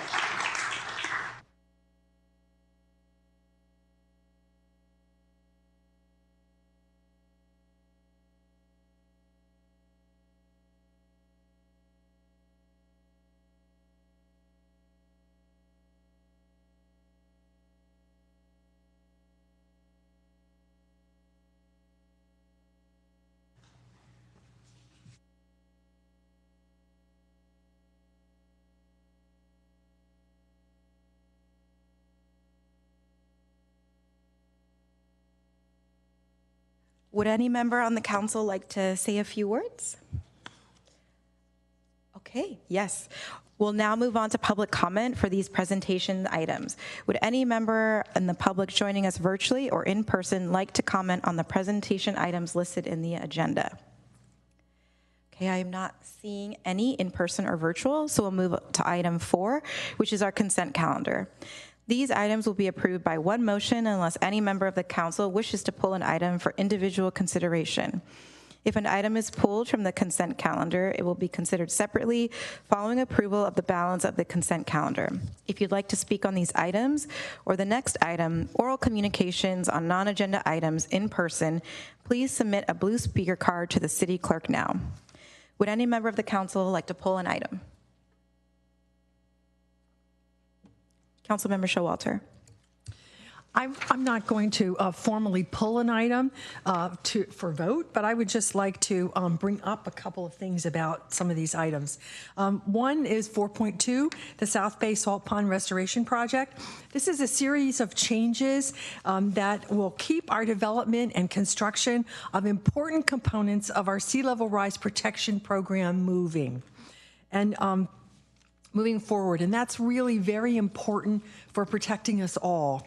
So I'd like to thank our staff and the Coastal Conservancy and staff from Ducks Unlimited who worked on this, getting all of these changes made and getting these protections built is they put in just countless hours.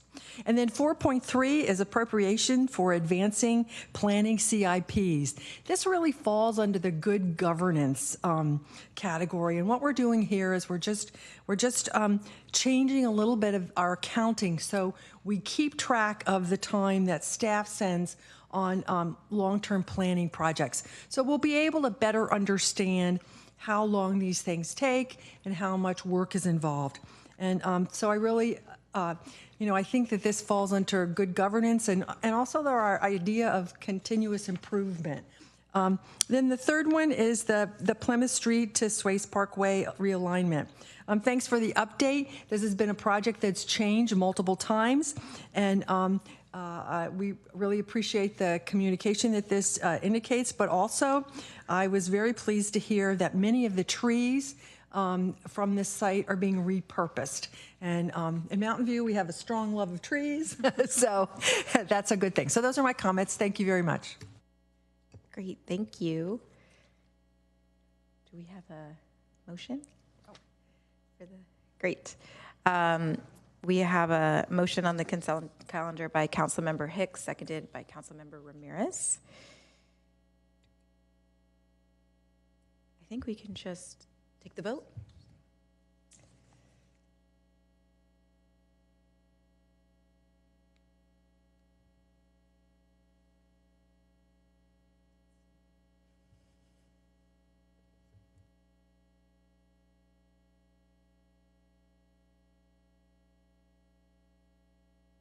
Wonderful, that passes unanimously. So we'll move on to item 5, oral communications. This portion of the meeting is reserved for persons wishing to address the council on any matter not on the agenda.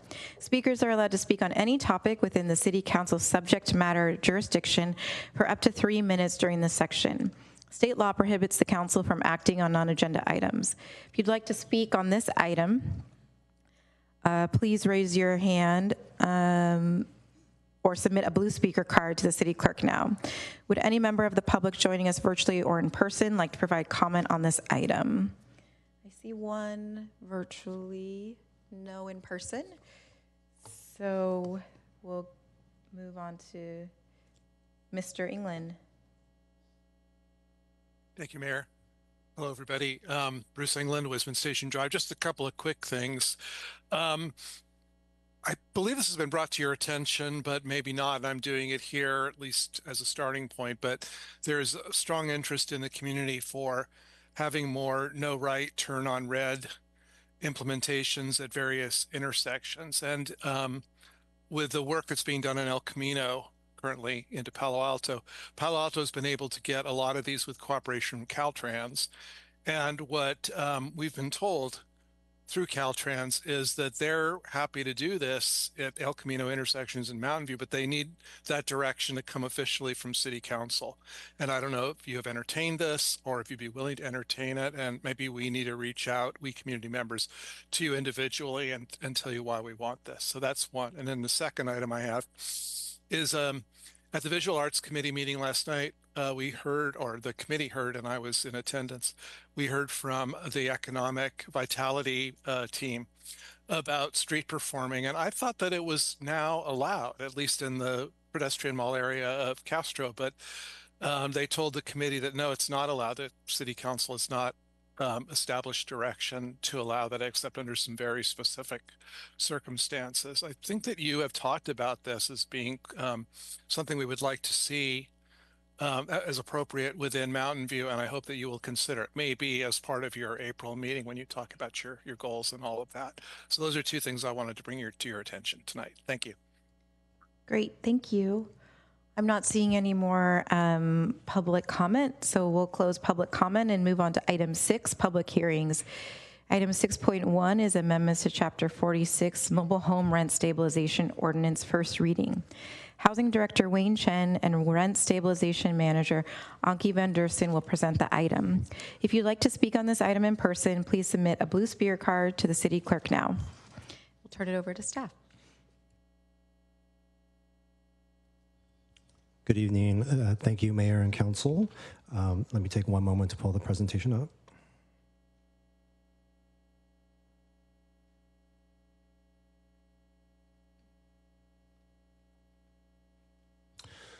We have a very short presentation here for you regarding amendments to Chapter 46 related to the Mobile Home Rent Stabilization Ordinance. Again, briefly, the reason why we are here is this is part of Housing Element Program 3.2 to evaluate differences in allowed rent increases for the ordinance. The process included a meeting with the Rental Housing Committee back in December, and then a discussion with the City Council back on January the 28th. And on a 43 vote, the City Council provided the following direction to lower the annual general adjustment from 100% CPIU to 60% CPIU, which is the Consumer Price Index, all items, lowering the floor from 2% currently to no floor, and lowering the ceiling from 5% currently to 3%. Based on the council's direction, we are here to introduce an ordinance to include those provisions. If council recommends to support this item, then we would return for the second and final reading on this item on March 25th, and then the ordinance amendments would go into effect 30 days after, which is April the 24th. That concludes staff's presentation. Thank you. Great, thank you. Does any member of the council have any questions? Councilmember Clark. So from the discussion that we had, there seemed to be, I don't remember the exact number, but there seemed to be some number of us who were interested in at least two modifications. One, which I think would have to be codified in the ordinance. One would be the fees, either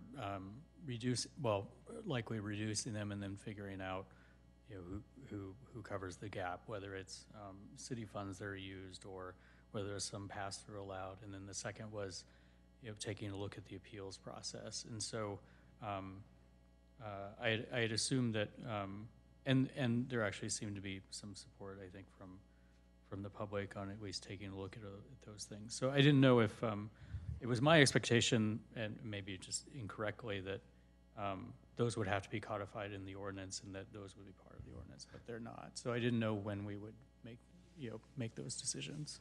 Thank you for that question, Councilmember Clark. So what we are doing is more administratively through the budget process, and what we are looking to do is to have establish the fee, but then have a 50% reduction, and through the budget process and also through taking a look at the MHRSO budget, we would be implementing that 50% reduction on an annual basis through that budget process. And then regarding the appeals process, what we will be doing is working with the Rental Housing Committee as it establishes its next fiscal year work plan to identify when we can evaluate and bring that back for discussion with the Rental Housing Committee. But and I said appeals process, I meant MNOI process, and then perhaps appeals. But if I was thinking that, because this is done by ordinance, if we wanted to have input into that process as to either what the RHC adopts or ultimately what we adopt in the ordinance, and don't leave necessarily everything up to the RHC, I guess that would take a discussion, but that would have to be codified in the ordinance at some point, I assume. If we were to if we wanted to not necessarily have the RHC fully establish everything. Thank you for that. The way we were processing the intention was that the RHC, as the body delegated to implement the program, is to have the RHC review the information. We were envisioning that would potentially be implemented through regulations as opposed to ordinance amendments. If the council has a desire to provide input in the process, we can incorporate that. Otherwise, the way that we had been thinking about that is it would go to the RHC, and the RHC as the implementing body would then make decisions about potential regulations or modifying the process through that body. But if council has a different perspective, please let us know. Okay, thank you. Councilmember McAllister. Yes, just let me follow along with what Councilmember Clark was saying. So since the council made the ordinance, and there could be a consensus on the council that we do want to have an appeals process in place, if we don't do it, and if we hypothetically goes to the RHC, could they say, no, we don't want to do it? Then what happens? The task of implementing the ordinance is a city ordinance. It's adopted and passed by council, and then the responsibility for implementing it and for making policies to implement it was delegated to the Rental Housing Committee. If the council wishes to be part of the process for providing input about the process, we will incorporate that into the process. Otherwise, the thought was that it would be handled primarily through the Rental Housing Committee. So, Okay, so you're saying we would have input, but if we definitely want to have it incorporated, would a motion have to be made here at the council and approved for that, so to definitely have something put in instead of expecting it to be inputted versus implemented? I'm looking at the city attorney, whether she might have any input. Thank you. Good evening, Jennifer Logue, City Attorney. If council wants to be involved in the adoption of these regulations governing an appeal process or whatever process, you can direct that staff bring that back to council for review and adoption. You can adopt it by resolution and in your adoption require the RHC to implement what you have adopted. So it doesn't have to necessarily go to the RHC. You don't have to be excluded from the process. The process, you could get feedback from them, right? It could go to RHC for some feedback. It could come to council and you could make the final adoption. And it doesn't even have to be incorporated in the ordinance necessarily. You could do that by resolution. So how would we go about the process if we say, okay, we would like to see that come back to council for their version for final implementation? Would that be for another study, or can we give direction tonight to have that happen? I think you could provide direction to staff this evening to get feedback from RHC or to work with RHC, and then once they get the feedback from RHC and RHC has made a decision, bring it to council for review and approval, and we could just have it adopted by resolution. Would we need to make a motion? I don't think you need to make a motion for, I mean, I think you would want to have majority support to provide that direction to staff, yes. So a straw vote? But a straw poll would be sufficient for that. Okay. So could we, I mean, I could like to hear from other people, but I mean, I would like to take a straw poll to see if council would be interested in having it go to RHC, put their input, and would come back to the council for final implementation. Yeah, so I'm just, that's what I would like.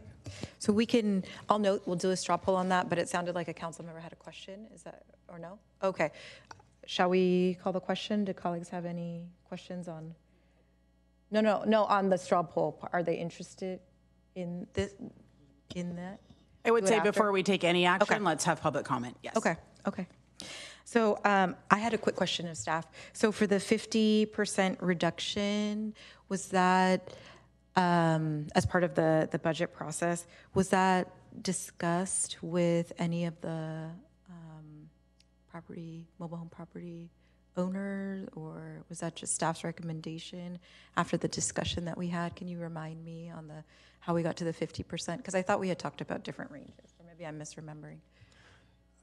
Thank you, Mayor. The conversation provided some flexibility, but it was the intention to have a meaningful reduction. We haven't had follow-up discussions with any of the park owners, and based on looking at how other cities implemented a significant reduction, using a 50% threshold was seen as a reasonable approach, and seeking to be responsive to council's direction on that. Okay, so for tonight, it could be the staff recommendation, but would we also need to include the 50% reduction, or is that already going to be included as part of what's recommended? I just don't see it called out here. The intention was that we would just process it administratively and through the budget process. Okay, great. Do other colleagues have any other questions? All right, so we'll now take public comment. Would any member of the public on the line like to provide comment on this item? If you do, please click the raise hand button in Zoom or present a blue speaker card. We'll do 1 minute and 30 seconds on this item. We have one in person, Alex Brown. Hey, friends. Speaking in my personal capacity, just to be clear, thank you for covering this. And if, as a member of the RRC, again, an individual member of the RRC, I'd be happy to meet with anyone who wants to discuss like the operations of the RRC, any regulations or things that you might have questions about or want to plan, along with working with our staff, who is excellent at managing our process and time and everything, to be able to, like we are an integral part of the city. And if I continue to serve on the committee, I look forward to working with you to make sure that all of our processes are good and solid and work best for everyone in the city, like park owners, residents alike. But yeah, thanks. Thank you. We'll move on to virtual. We have, I think is that you, B Hansen?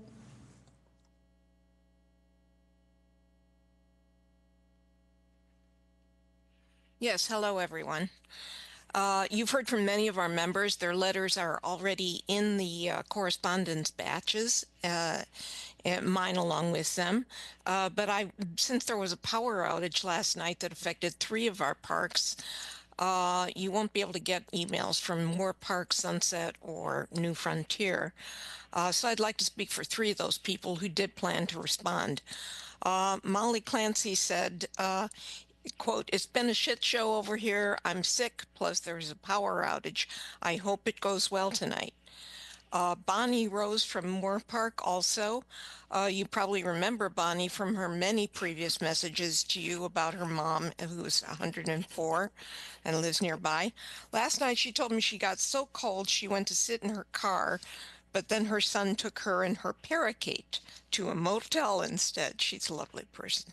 She felt bad about not being able to send you a note supporting the MHRSL amendment. So she asked me if I'd please say a word about her and explain her situation, so I just did. Van Shackelford from New Frontier did send a message, but he only addressed it to Council Member McAllister. He did intend to send it to the entire council. He didn't get the process quite right. He just said he's living on a fixed income and asked you all to approve the Great, thank you. That was time. We have a 650 number ending in 872. Please unmute. Yeah, hi. Can you hear me? Yes, hello. Yeah, hi, everyone. I just want to extend a heartfelt, sincere thank you to everyone for your support in January to make changes to the ordinance.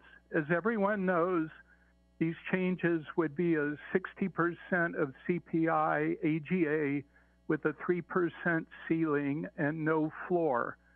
If you codify this tonight, it'll go a long way in providing peace, stability, and security to the 1,100 plus families living in Mountain View's mobile home parks.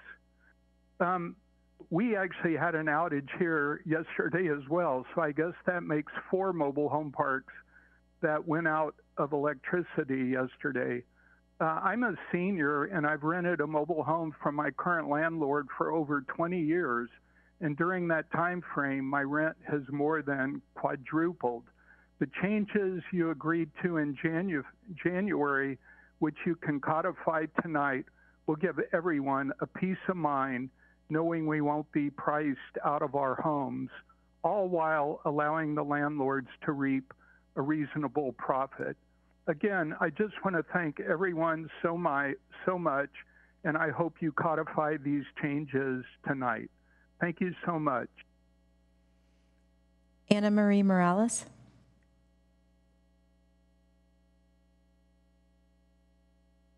Hello. I just wanted to start off by saying thank you so much. Again, my name is Anna Marie, she, her. Thank you, each and every one of you, for making these changes back on the 28th of January. I'm really hopeful that you will make this a more permanent thing. Something to think about is we are a vulnerable community.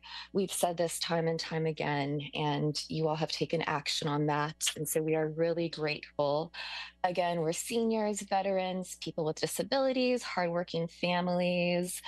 Um, Something to really think about is quality of life and living with dignity.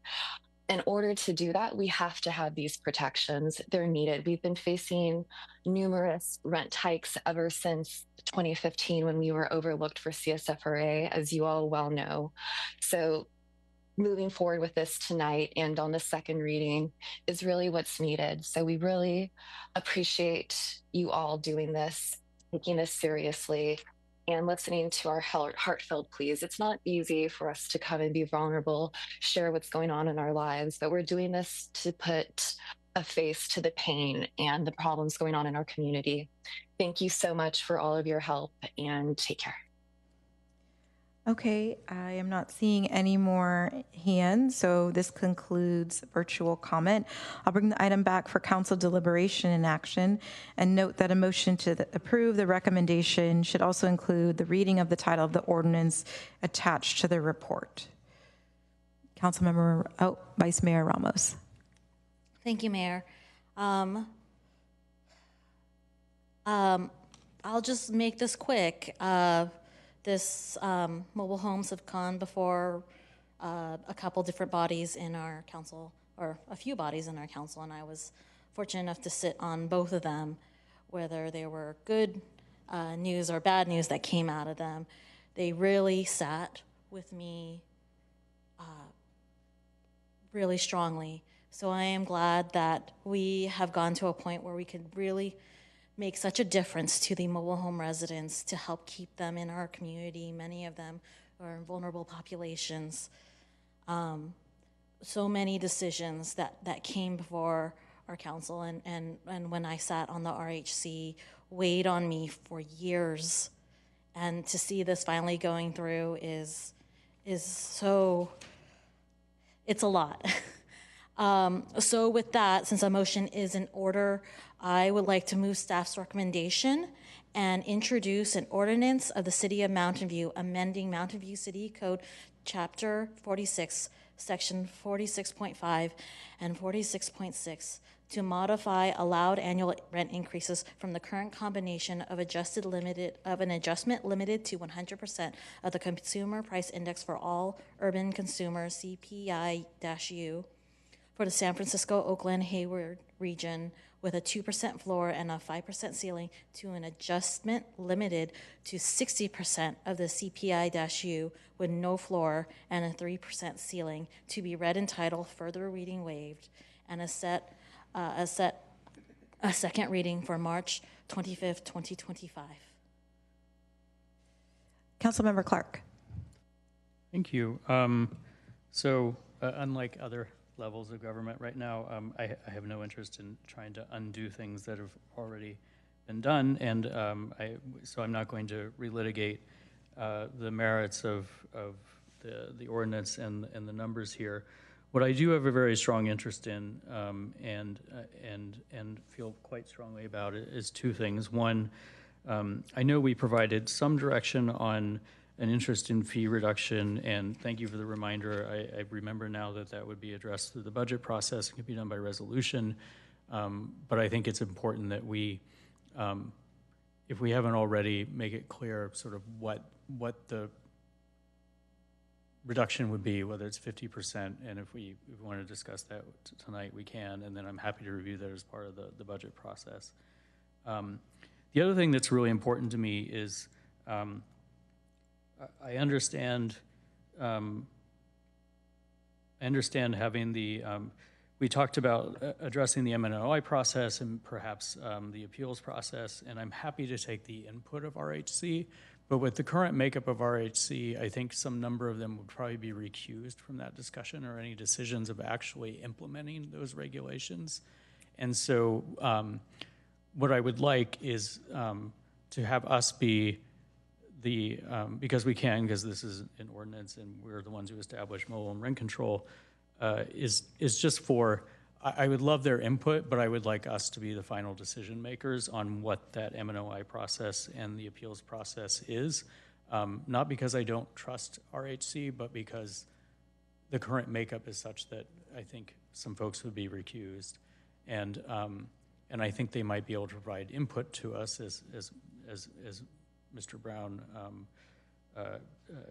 mentioned, but I don't think they would be able to necessarily make any specific decisions or promulgate regulations around it. So I can't support the motion or the ordinance without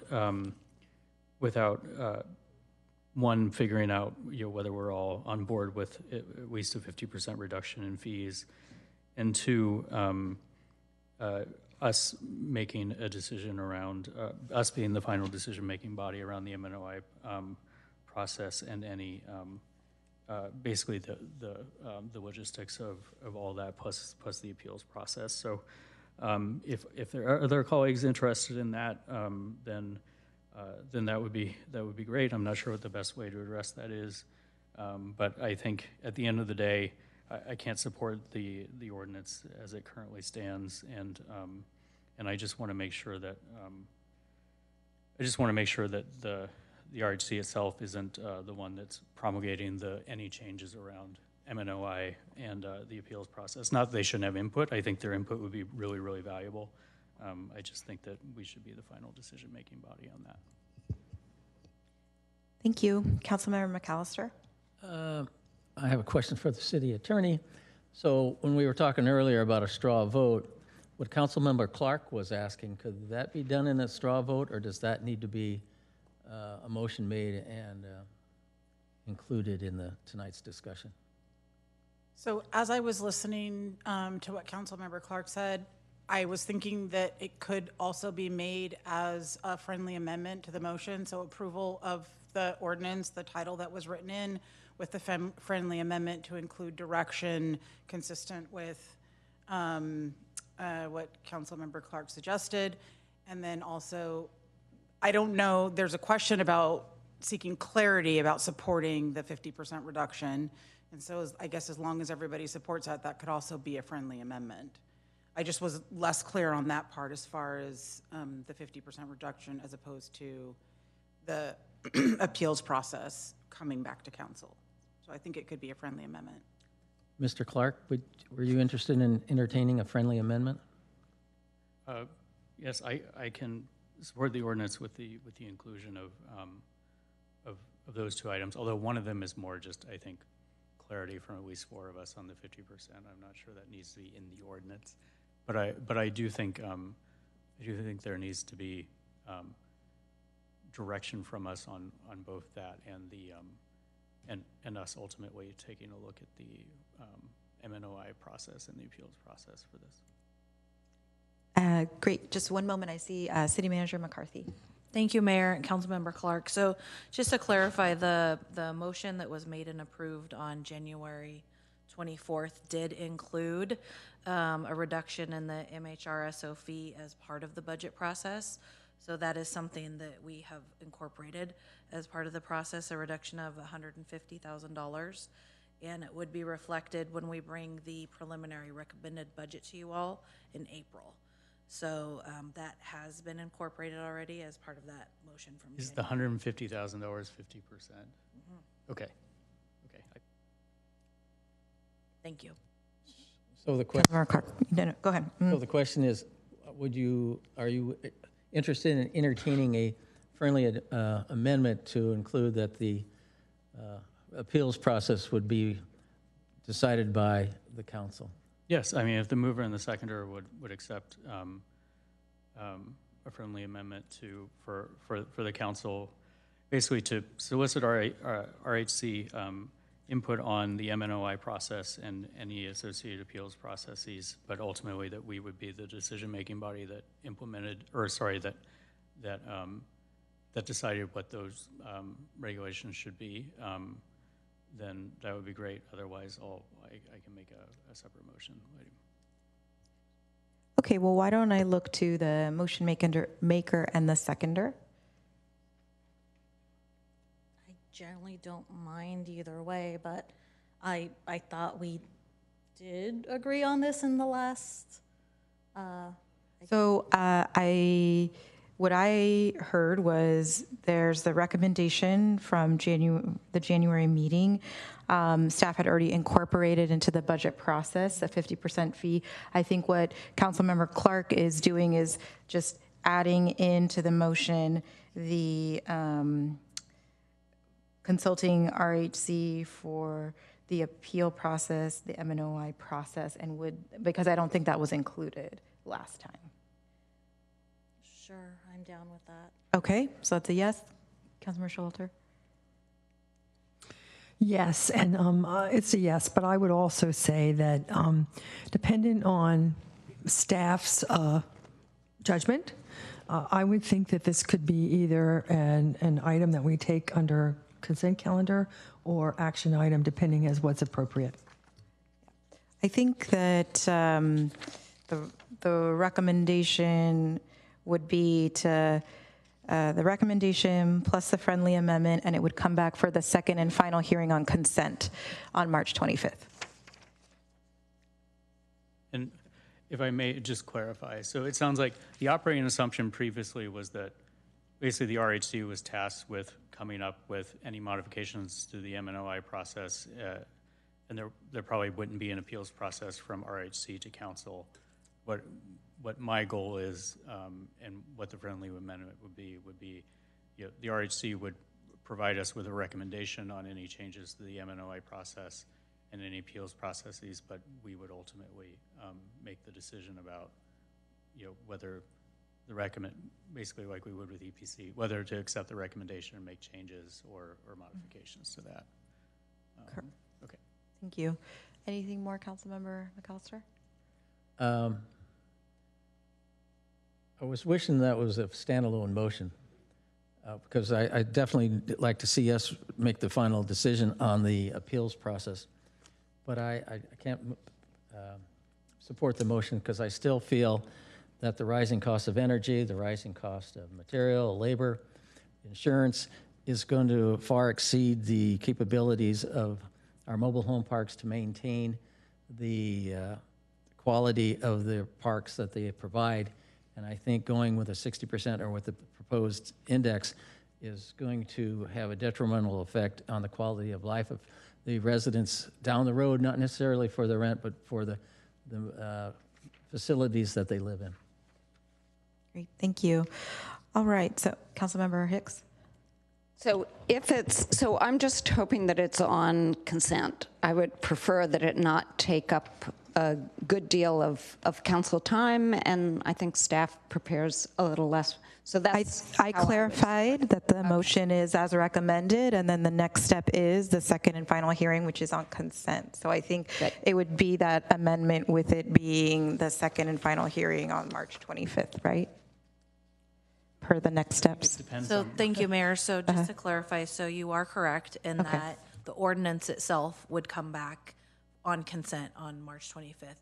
Separate from that, there will have to be a discussion with the RHC on what they might recommend as the process, which would then come back separately on consent to council. So it might be two separate meetings, but you're correct in that the ordinance will come back on the 25th, then the other process item will come back separately on consent. Yeah, and I was saying that also to Councilmember McAllister in case this becomes two separate motions. I wanted to clarify that. Okay. Well, Councilmember Clark. Yeah, I just wanted to. I understand Councilmember McAllister's concern. I think just to state where I stand, I also feel, as I did at the last meeting, that I think this particular ordinance doesn't strike the right balance. But I said my piece at the last meeting, and I understand sometimes you lose votes and you just have to move on. And so as long as we're addressing some of the other items, which it sounds like we are, I accept the council's decision that four folks have made, and I've made my opposition to that known. But I think it's more important that we move forward than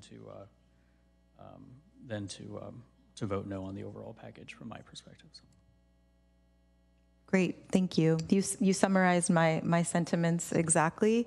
And so I was in the same position when this came forward, and I think being able to include the friendly amendment and have these come back to council that's the consolation that I will take. So if there's no further discussion, we can call a vote.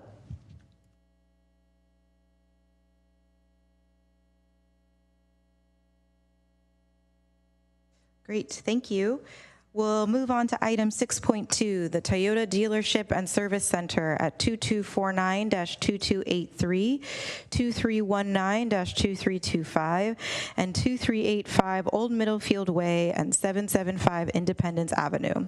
Staff will begin the item by giving a brief presentation and introducing the item to council. The project applicant will then be given up to 7 minutes to give a presentation, followed by the appellant presentation of their appeal, also up to 7 minutes.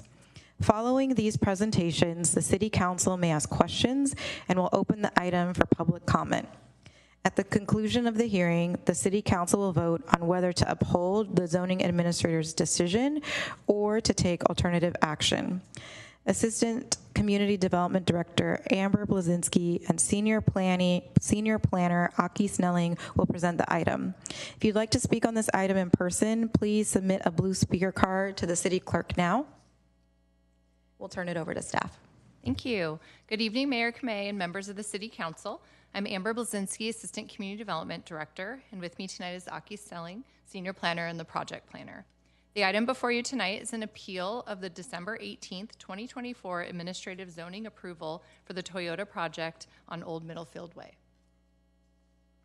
This is an aerial photo of the proposed Toyota dealership site located on the southeast corner of Old Middlefield Way and Independence Avenue. The site is approximately 2.4 acres and has a general commercial general plan land use designation and a CS commercial services zoning designation. Surrounding uses include a car wash, auto uses, and R&D uses to the north across Old Middlefield, single-family and multifamily residents to the south, commercial and auto uses to the east, and auto uses to the west across Independence. This is the site plan for the proposed Toyota dealership. The proposed use is retail auto sales with auto repair, which is a permitted use in the CS zoning district and compatible with the general plan land use designation.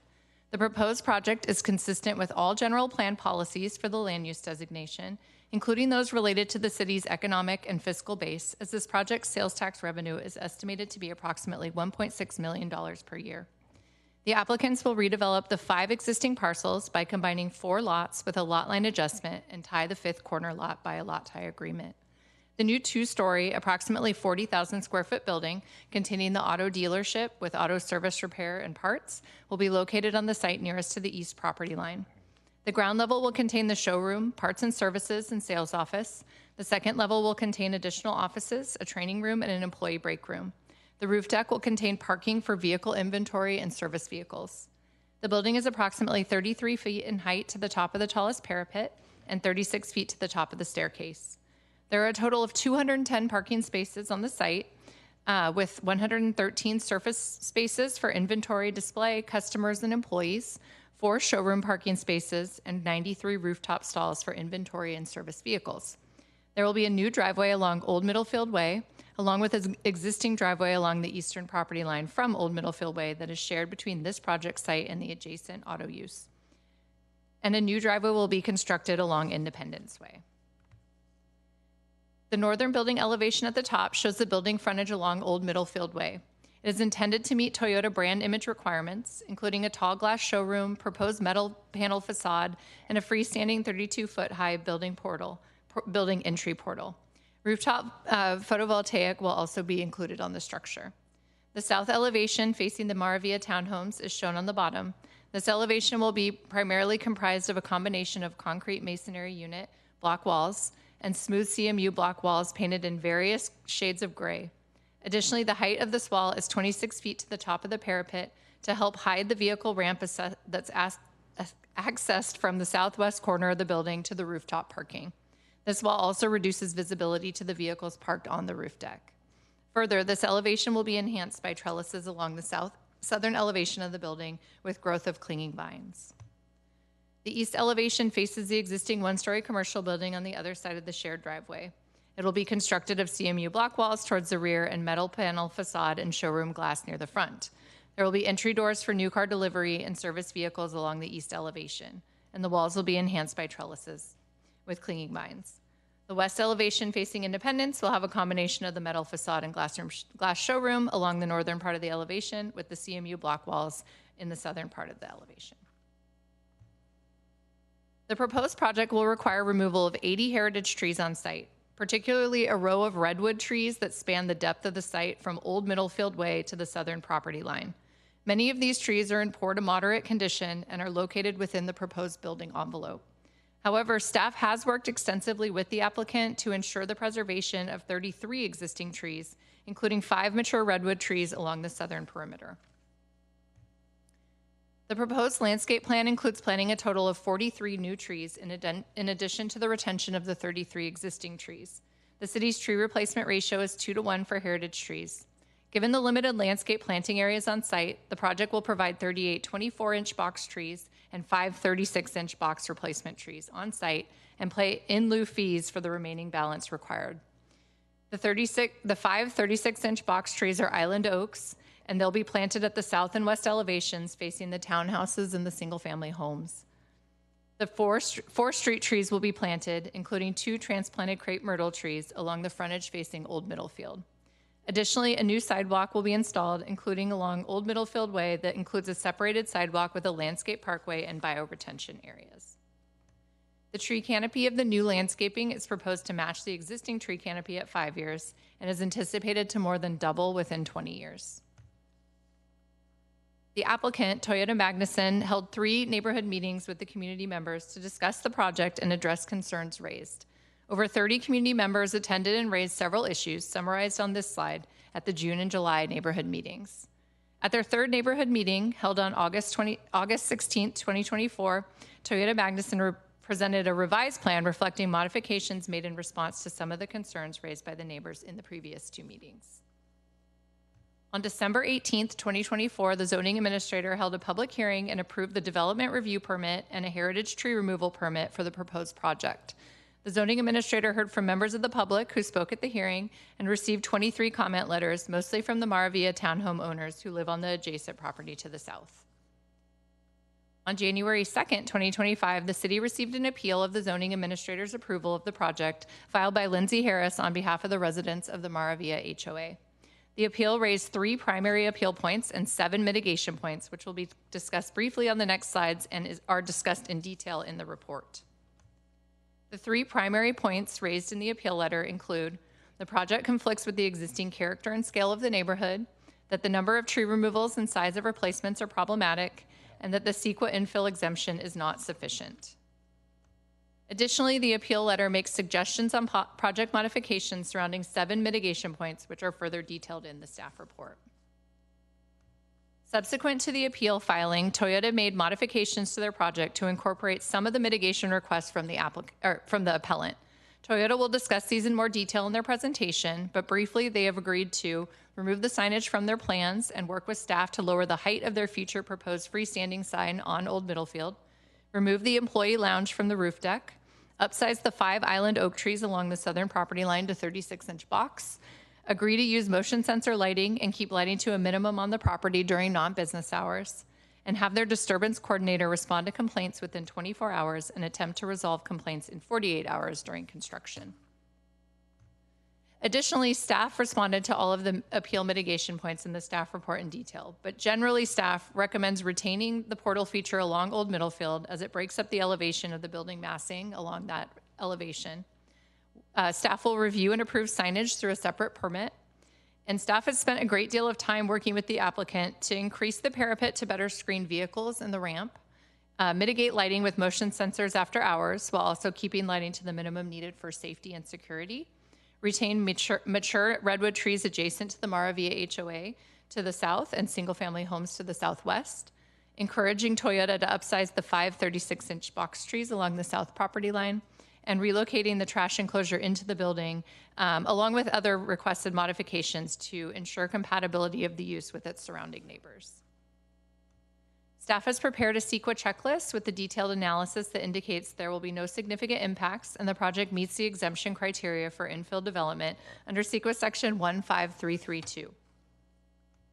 In conclusion, staff recommends that the City Council uphold the zoning administrator's approval of the project and environmental determination, subject to the adoption of the resolution, which includes the condition of approval as the proposed project is consistent with the zoning standards and general plan policies for the land use designation, including those specific to the city's fiscal and economic base.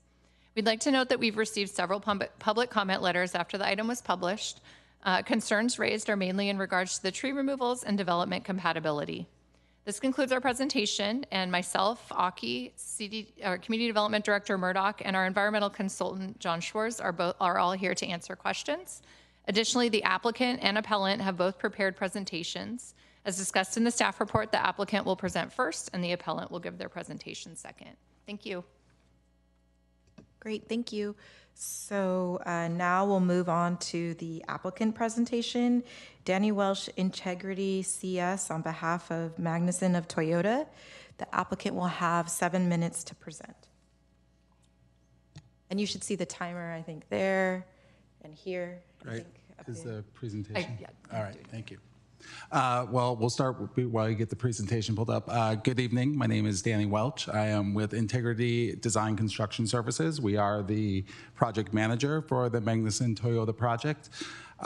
First of all, I want to thank Council for giving us an opportunity to share a little bit of information about our project with you tonight. I also want to thank city staff for guiding us through this process over the last 2 years. Want to thank the Mountain View Chamber of Commerce for their support. And I want to thank the community and especially those neighbors that came out and met with us during our public outreach. We really do see that as a valuable part of the design process. You can go to the next slide. So a little bit of history. Magnuson Toyota has been a part of this community for 35 years, operating less than a half a mile down the street at our Palo Alto store. The Mountain View property was purchased in 2005. And has functioned as an extension of our service facility and inventory lot up until 2020. We ceased operations at that point due to COVID. Next slide, please. One of the conversations we've had a lot over the last 8 months is, does this facility fit into the neighborhood? And the corridor along Old Middlefield Way is really a unique corridor within the city. You can see here, by our count, 33 auto-related companies operate within a block on either side of the facility. And it's so unique that the general plan actually calls to protect this area for that land use. So we feel it really does fit into this community. Next. So as I mentioned earlier, it's been about a 2-year process to get through planning. We have worked diligently and endlessly to keep modifying our plans. Like I said, the community outreach is a very important part, and I just want to go through some of the conversations we've had over the last 8 months. So first of all, existing trees. We know this is always a big point of discussion. There are 116 trees that we inventoried on site. Some are in good condition, some are in poor condition. You'll notice about 99 of those are the coastal redwoods. A good number of those are located within this hedgerow, one of the 2 hedgerows on site, and they're planted about 5 feet on center. So they're not really meant to grow big, they're kind of squished in there. So our removal plan, I know that 80 trees is a lot. That hedgerow is a big part of that 80. Additionally, we are looking to thin out the hedgerow along the southern property line, which will allow those trees to grow bigger and taller and healthier. So you can go to the next one. Our goal is really to create a healthy environment for these trees to grow with irrigation, with proper spacing. You'll see here there are a few of the, in red, unhealthy trees that we are going to try to save. We work diligently to save 1 large mature redwood on Old Middlefield, and the rest, there's a lot of, some of them are unhealthy, some of them are in that hedgerow. Go next. So this kind of highlights, you can see along the southern property line and with our neighbors to the south, we're really concentrating on creating a green kind of barrier there or some kind of boundary. Next. So just a couple of things. I think Amber had touched on this, but a couple of site changes we made through this process. One was removing the trash enclosure and moving that into the building, so it was no longer along the property line shared with the Maravilla community. The bioretention areas, which we go from 100% of the stormwater on this site getting moved directly into the city stormwater system to a biofiltration that'll capture 100% of the water. And I think most importantly is we moved the fence, our sound wall, 6 feet off the property line into our property. That gives those redwood hedges more space to grow, and it creates kind of a triple barrier where the Maravilla, their existing fence can stay in place. Then we'd have a buffer of large redwood trees and then our sound fence. So we're kind of creating a buffer zone in between the two properties. All right, this I think this is a great image for this presentation. You can see the image on the left is those redwood hedges. This was probably 4 to 5 years ago during construction of the Maravilla property. You can see some of those trees are not in the healthiest of condition. And you also, I think it's important to see where they are and our vision for 5 to 10 years, the taller, more spaced out redwood trees on the right.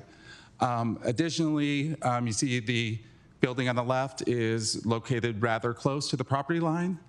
We have relocated our building and pushed it as far forward as we could, so we're increasing that setback by about 30 feet. We're now about 56 feet from the property line to the building. Next. Also touched on this in staff presentation, but we made significant changes to the building. We used softer materials, some patterns, some modulation, added the vines along the back. We're really working on trying to create a separation between the commercial corridor at Old Middlefield Way and our neighbors. Next. So I think the top elevation here really shows that. You see the townhouse on the right. On the left, you see the commercial building, and then right down the middle, you see where we have the softer building and all the green space. So creating that boundary between the two. All right, I'm not gonna spend a lot of time on this, but this has to do with the privacy issue or parking on the roof. And we spent a lot of time working on how to keep the building low, but at the same time protect the rooftop parking from being seen by the neighbors and vice versa, having community. I think it's important here to reiterate that the parking is not public parking on the roof. It is for service parking and inventory, so only our team members would be up there. It wouldn't be a public space. Next slide is just some images, studies we did about 5 to 10 years in the future from the Maravilla community, from the first floor on the bottom, second floor, and then from their third floor units.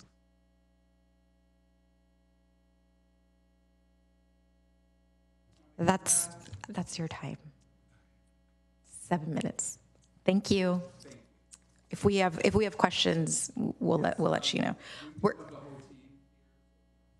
Okay, great. All right. We'll now have a presentation from the appellant, Lindsay Harris and Bandon Sinkler. The appellant will have 7 minutes to present. And sorry, that's what it said. I don't know if it's Brandon or Bandon, but that's what it says on here. Okay. Yeah, Brandon's going to do our presentation. Okay, whomever. The clock shows 5 minutes right now? They'll edit it. Okay. And they will bring your presentation up. So just Perfect.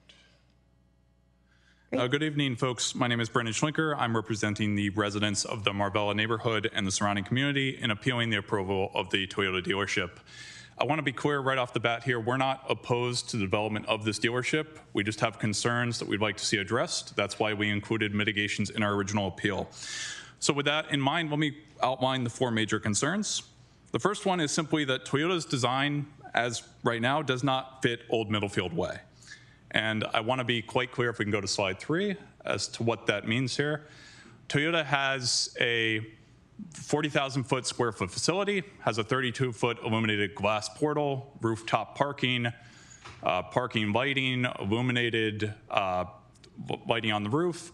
And in particular, vehicles are also visible on the roof from the streets and the areas around the facility according to the applicant's own renderings. Next slide.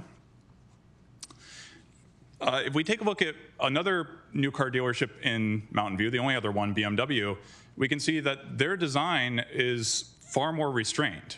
They don't have this large illuminated 38-foot glass portal structure. They have a simple sign out front, a simple sign on the side of the building, and that's despite the fact that they're at a very busy intersection at 237 El Camino Real, which is where I would expect to find that type of flashy display. So the fact that Toyota, it doesn't seem to show more restraint despite the fact that it's located along this laid-back, non-busy corridor is interesting. Next. Our next concern here is that Toyota is replacing mature heritage trees with much smaller box trees. It's going to take 10 years for those trees to reach maturity, according to the applicant's own renderings. That's going to yield a lack of screening for the foreseeable future. Next slide. So Toyota proposes vine-covered trellises and landscaping to try and mitigate those concerns. That makes sense, but as we've seen in Mountain View, landscaping commitments often fail. If we look at Costco, if we look at Walgreens, we will find on the side of those buildings trellises that are supposed to have vines on the side of them, and that vinage is not there. These landscaping aspects look nice on paper, but they don't actually seem to materialize in practice. Next slide. The community also has concerns about air quality, including dust and debris from demolition, early morning construction, and in particular, the fact that there's no commitment to providing a clear construction schedule. It's much easier to work around these other aspects if the community members know that today or this next week is going to be a very loud, intensive operation. In addition, there's a proposed employee break area at the south end of the property, and one of the applicant's plans proposed or submitted in December, which is a little bit concerning. We have concerns around noise, litter, and secondhand smoke risks from that location. Next slide. Finally, the project received a CEQA exemption, and we note that that in part requires that the project is compatible with the city's general plan. We argue that given the incompatibility of the site with its current design, it actually is in conflict with the general plan, and so we argue that the CEQA exemption should not have been granted. Next slide. So let's get down to mitigations here. What are we actually talking about? The first piece comes down to that illuminated portal. It's unlike anything else along the old Middlefield Way corridor. We want to see that ideally removed or reduced in terms of its prominence. I'm aware here that the city staff provided a note that says that the portal itself helps break up the building. And I can understand and appreciate that. But that's a bit of a false dichotomy. There are ways to achieve better breakup of this large building that don't necessarily require this illuminated large structure. And we can see that in BMW's own facility and even in the applicant's current facility right down the street. They don't have anything like that visual prominence. Next slide. In terms of the rooftop parking, I want to be very clear as to what our ask is. We want to ensure that from down below, either from our homes across the way or from the street, you cannot tell that the rooftop is used for parking. That's pretty simple. We just don't want it to be clear that it's functional. That is similar to what BMW has. If you are standing on El Camino Real, you cannot tell that that rooftop is functional. And that can be achieved through changes to the parapets or through the setbacks. Next piece, next slide. In terms of tree maturity and landscaping risks, we'd like to see larger size trees used, 36 or 48 box size. We're aware that the applicant has changed some of the trees to be larger. We'd like to see all of them or far more of them be changed. The other piece comes down to how do we ensure that the plans around landscaping presented on paper actually materialize. We proposed a performance bond. I'm aware that city staff noted that performance bonds are not typically the instrument used in this type of scenario. But I would argue that given the fact that we've seen in Mountain View other projects where, again, on paper, the same landscaping is proposed, and then in practice, it does not materialize, that it's high time for the city to come up with an instrument that it can use to ensure that these promises are actually met. And that shouldn't require individual residents to be policing this. Next slide. In terms of the dust and other aspects here, we'd like to see a taller dust construction screen. We'd like to see a weekly notice of the construction schedule. We'd like to see the removal of the employee break area, given those secondhand smoke and litter and trash concerns. And then finally, we'd like to see the CEQA exemption retracted, given that, at least in its current design, again, the building is not compatible with the surrounding neighborhood and thus is incompatible with the city's general plan. And with that, happy to take any questions as permitted. Thanks. Great, thank you. All right, so we've now heard the staff presentation, the applicant presentation, and the appellant presentation.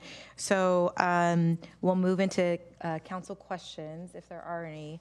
I would just ask that colleagues be able to distinguish whom your question is for, so that since we have the three different entities that presented before us.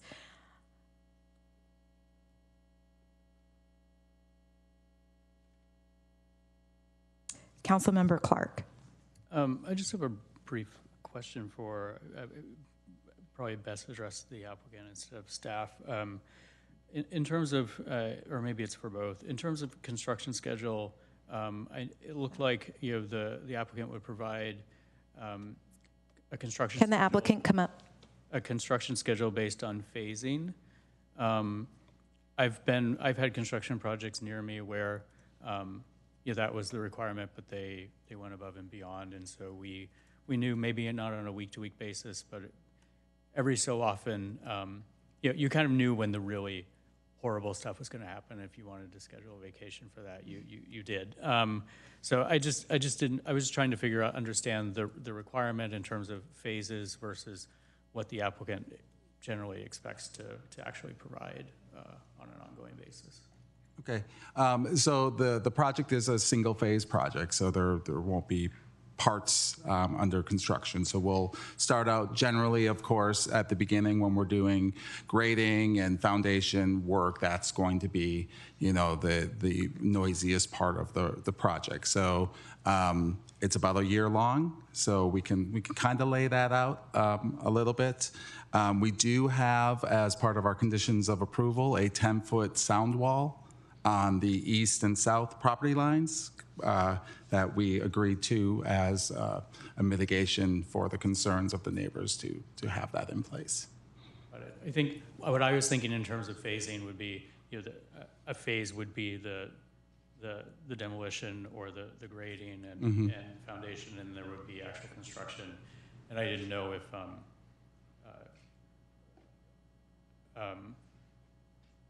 a lot of times things change over time, like construction schedules change, yes. And I think it's just helpful for an HOA, like I happen to be on the board of, or someone, just to be able to promulgate information to its residents about whether or not something substantial has changed. And so I didn't know if you were planning to provide just an overall schedule or something updated.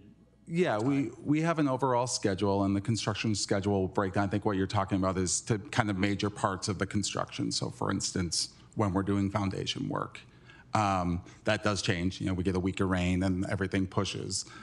We do have our coordinator on site, so that would be an easy phone call. Hey, what does the schedule look like this week? That person, we want that person to be available to community at all times. So if you had questions about what's coming up, what's the next 2 weeks look like, we always have a 3-week look ahead schedule. We meet weekly with that schedule, so we know what that looks like, and if there's a way for that to happen. And I think the easiest way is a phone call and say, hey, what's going on? Or if there's a way for us to communicate that with the community, we certainly would. Got it. So if the project coordinator, if you do have like a 3-week look ahead, some version of that might be able to be provided on an ongoing basis through the project coordinator to the HOA or the neighborhood residents. Okay. Thank you. Thank you. Councilmember Hicks. So I have several questions. The first one is for staff. One of the appellants' questions was, or requests was, to have the most, I don't know if I'm phrasing it the right way, but the most mature trees possible to be planted.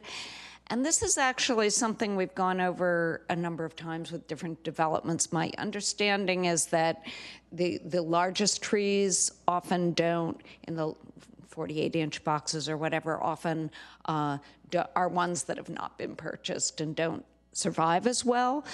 Actually, I think there was a council question about this. So can you go through a little what the optimal size is? You don't want the tiniest box, but you don't want the largest box, and what the optimal box for the most flourishing tree would be. Sure, and I may tag Russell Hansen in to answer this question a little bit with me, but basically you are right. Typically the 36-inch box trees or the larger box trees are the 15-gallon trees that didn't sell, and so they got bigger, and so then they're replanted, and so they're generally a little less healthy because of that. But I'll turn it over to Russell to add to that. Yeah, that's 100% correct. Ultimately, when we're talking about planting of trees, unfortunately, because a lot of nursery practices that we have, the trees become root bound when they're very young. And as they get upsized into these other containers, that condition is never corrected. So it's not necessarily that they're left in their containers too long, but ultimately a lot of that is the problem with the way that they're grown initially. And so, yes, as a general rule, 15-gallon or 24-inch box are typically the best trees that we're going to get into the ground. As soon as we go to a 36, as soon as we go to a 48, there are bigger challenges. And it's not just the root binding, but it also is a condition where basically they've got such large, massive root balls and canopies to keep them watered and get them to root out of those containers that they've been removed from to get them to root into the native soil or otherwise is problematic. One of the other challenges that we have with the large box trees is actually the excavation of the pit. You have to, general rule, 1.5 to 2 times the size of the container is what you want to dig in terms of a hole. So if you're putting in a 36 or a 48-inch box, you're digging either a 6 or an 8-foot hole, which then starts to impact all the other compaction that they then need to do for driveways, for curbs, for any of those other types of things. So there's also kind of that space limitation when we go to a much larger tree. When you excavate that pit, it's to loosen the soil to encourage more rooting. Then you come right back in, you compact that soil because you need to put curbs and gutters, you need to put asphalt, you need to put other things. And so those are kind of, I'll say, the big challenges with upsizing those trees. Sure, absolutely. Sorry, introduce myself. Russell Hansen, Urban Forest Manager with the Community Services Department. Thank you. You were on a roll, and I was going to wait for you for the end to ask you to introduce yourself for the public. Thank you.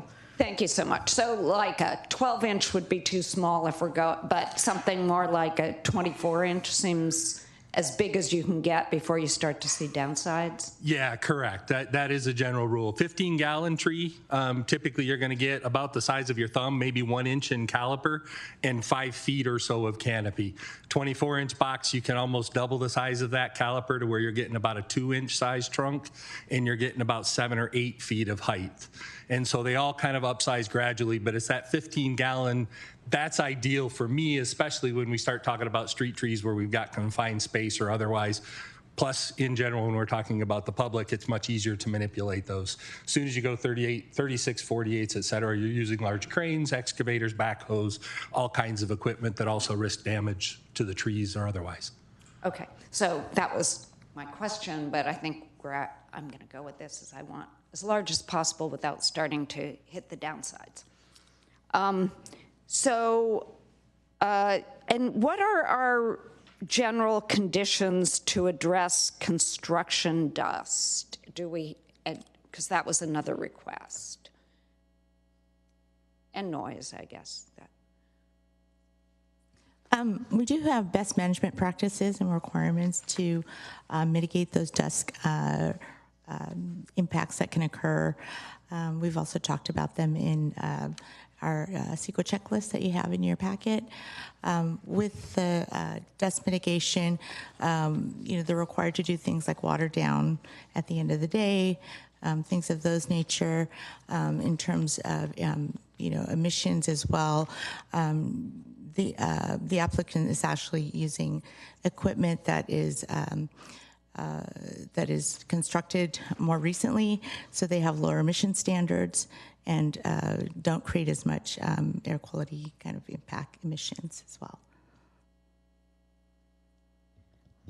And then what have been the mitigations you've been talking about in terms of lighting? I know this is an ongoing subject, and we've gotten requests from the applicant or the appellant, but also from the formerly Audubon Society. What did they call themselves? Bird Association, to make the Kelvin more compatible with human beings and birds, I guess. And then we are also considering a dark skies ordinance. There are some things we could do to be compatible with other local dark skies ordinance. So what have been your thoughts on lighting, which would be a concern of mine? Yeah, so there's actually several conditions that apply to lighting, and we've actually enhanced them both at the ZA hearing and the applicant has, pledged to do even more subsequent to that hearing.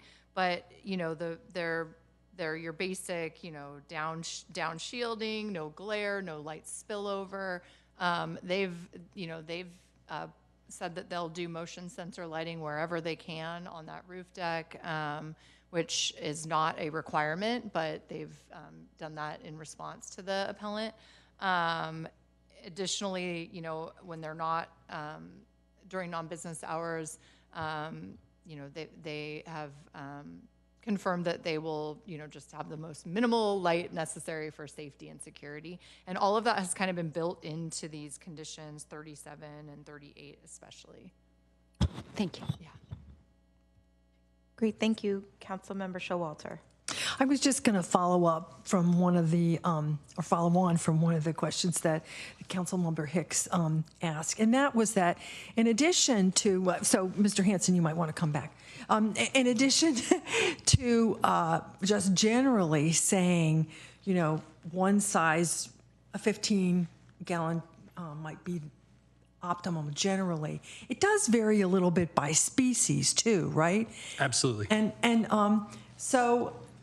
you're using different species here.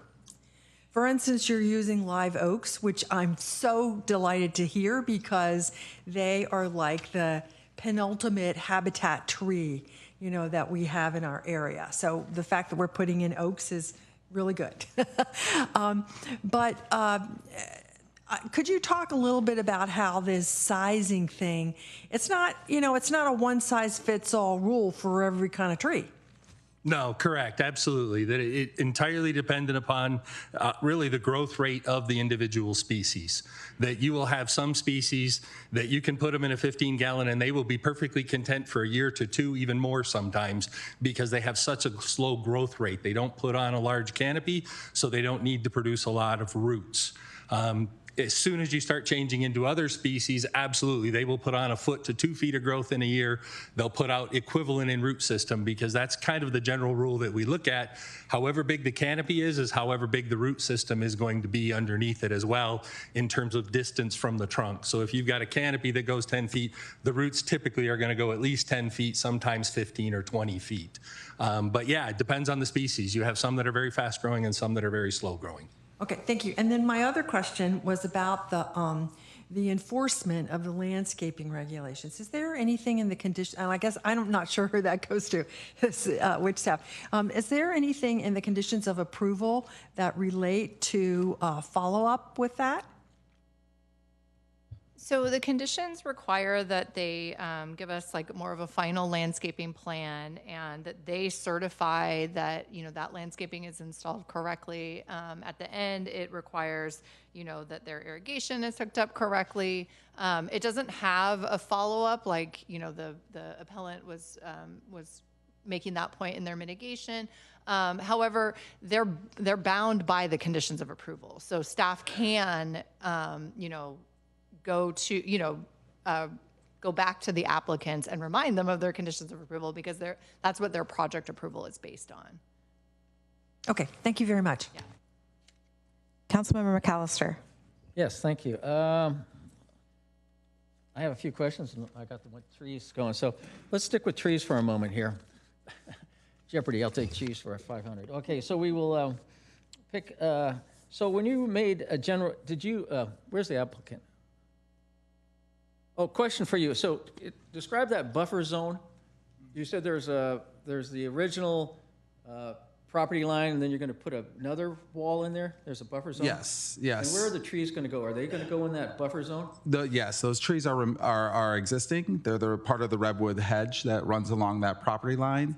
And what we are proposing is to remove. They're about 5 feet on center. They're redwoods. They're used more as a hedge than a row of redwoods. So we're proposing to remove every other one, and that would give more space to grow. And then that buffer zone, there's currently at the Maravilla community, they have I believe it's a cedar fence on the property line. The redwood trees are directly adjacent to that within a foot or two. And then instead of us building a fence on that property line, we want to build our sound wall 6 feet from the property line to give those redwood trees 6 feet to grow. And you know, so the trees are going to be planted in between, in the buffer zone? Yes. Okay. So that established, now for Russell, Sir Hanson,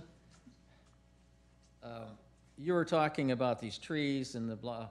So now you know the location. So when you were talking about the trees are going to do compatible here, I took it as generically wherever they're going to go. Here we're putting them in a specific spot so that there is, I gather, a room to allow, you can space them any way you want to get the maximum growth potential out of these. And so you were talking about asphalt and the construction and all this. Well, if these 48-ounce boxes are going to be put in this buffer zone, doesn't that sort of take away the construction, the asphalt, not so that we are providing a more better benefit, environment for them to grow and succeed? So my understanding of kind of the way that this is designed with a sound wall of that size is there's actually going to be a decent sized footing underneath there, which will inhibit a little bit of root growth towards that direction. So it's going to be a little bit confined in that regard, but the other fence, which is adjacent to it, ultimately, it should be able to kind of establish underneath that and kind of grow where it needs to. So yes, I think they will do okay long term, and I don't think there will be anything specific that prohibits them initially. So, okay, so we established the 48 could grow in a good environment there in the buffer zone. It could, yes. Okay, thank you on that one. Can I just make one clarification? Sorry. The trees that are in that buffer zone are existing redwoods, so we're keeping those, so they're already there. We're just we're not planting anything new in that buffer zone. Will the new trees be going into that buffer? No, just the existing redwoods are in there. Correct? Do we have a couple? There's actually 2 36s that are going to be in there, but the other 3 are... 2 of the island oaks will be in that buffer zone. The 36-inch island oaks will be in there, and then the other 3 are adjacent.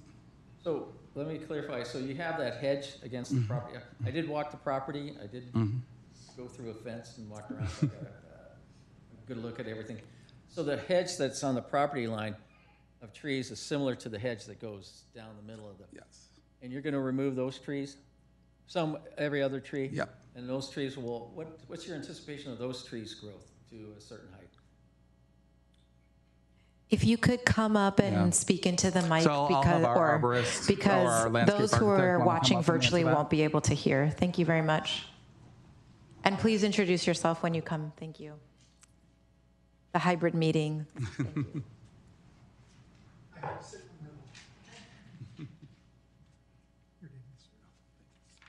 Hi, I'm Don McNair, landscape architect. And so in that zone between the wall and the fence, that will be 6 feet deep. So where the redwoods stop, and there's a gap of the redwoods, we are putting 2 island oaks there. And then as you move down towards where the hedge is, we will be removing every other tree within that hedge, and those will be behind the wall and between the wall and the fence as well. So we're putting plant material on our side of the wall at ground level, as well as vines on the wall.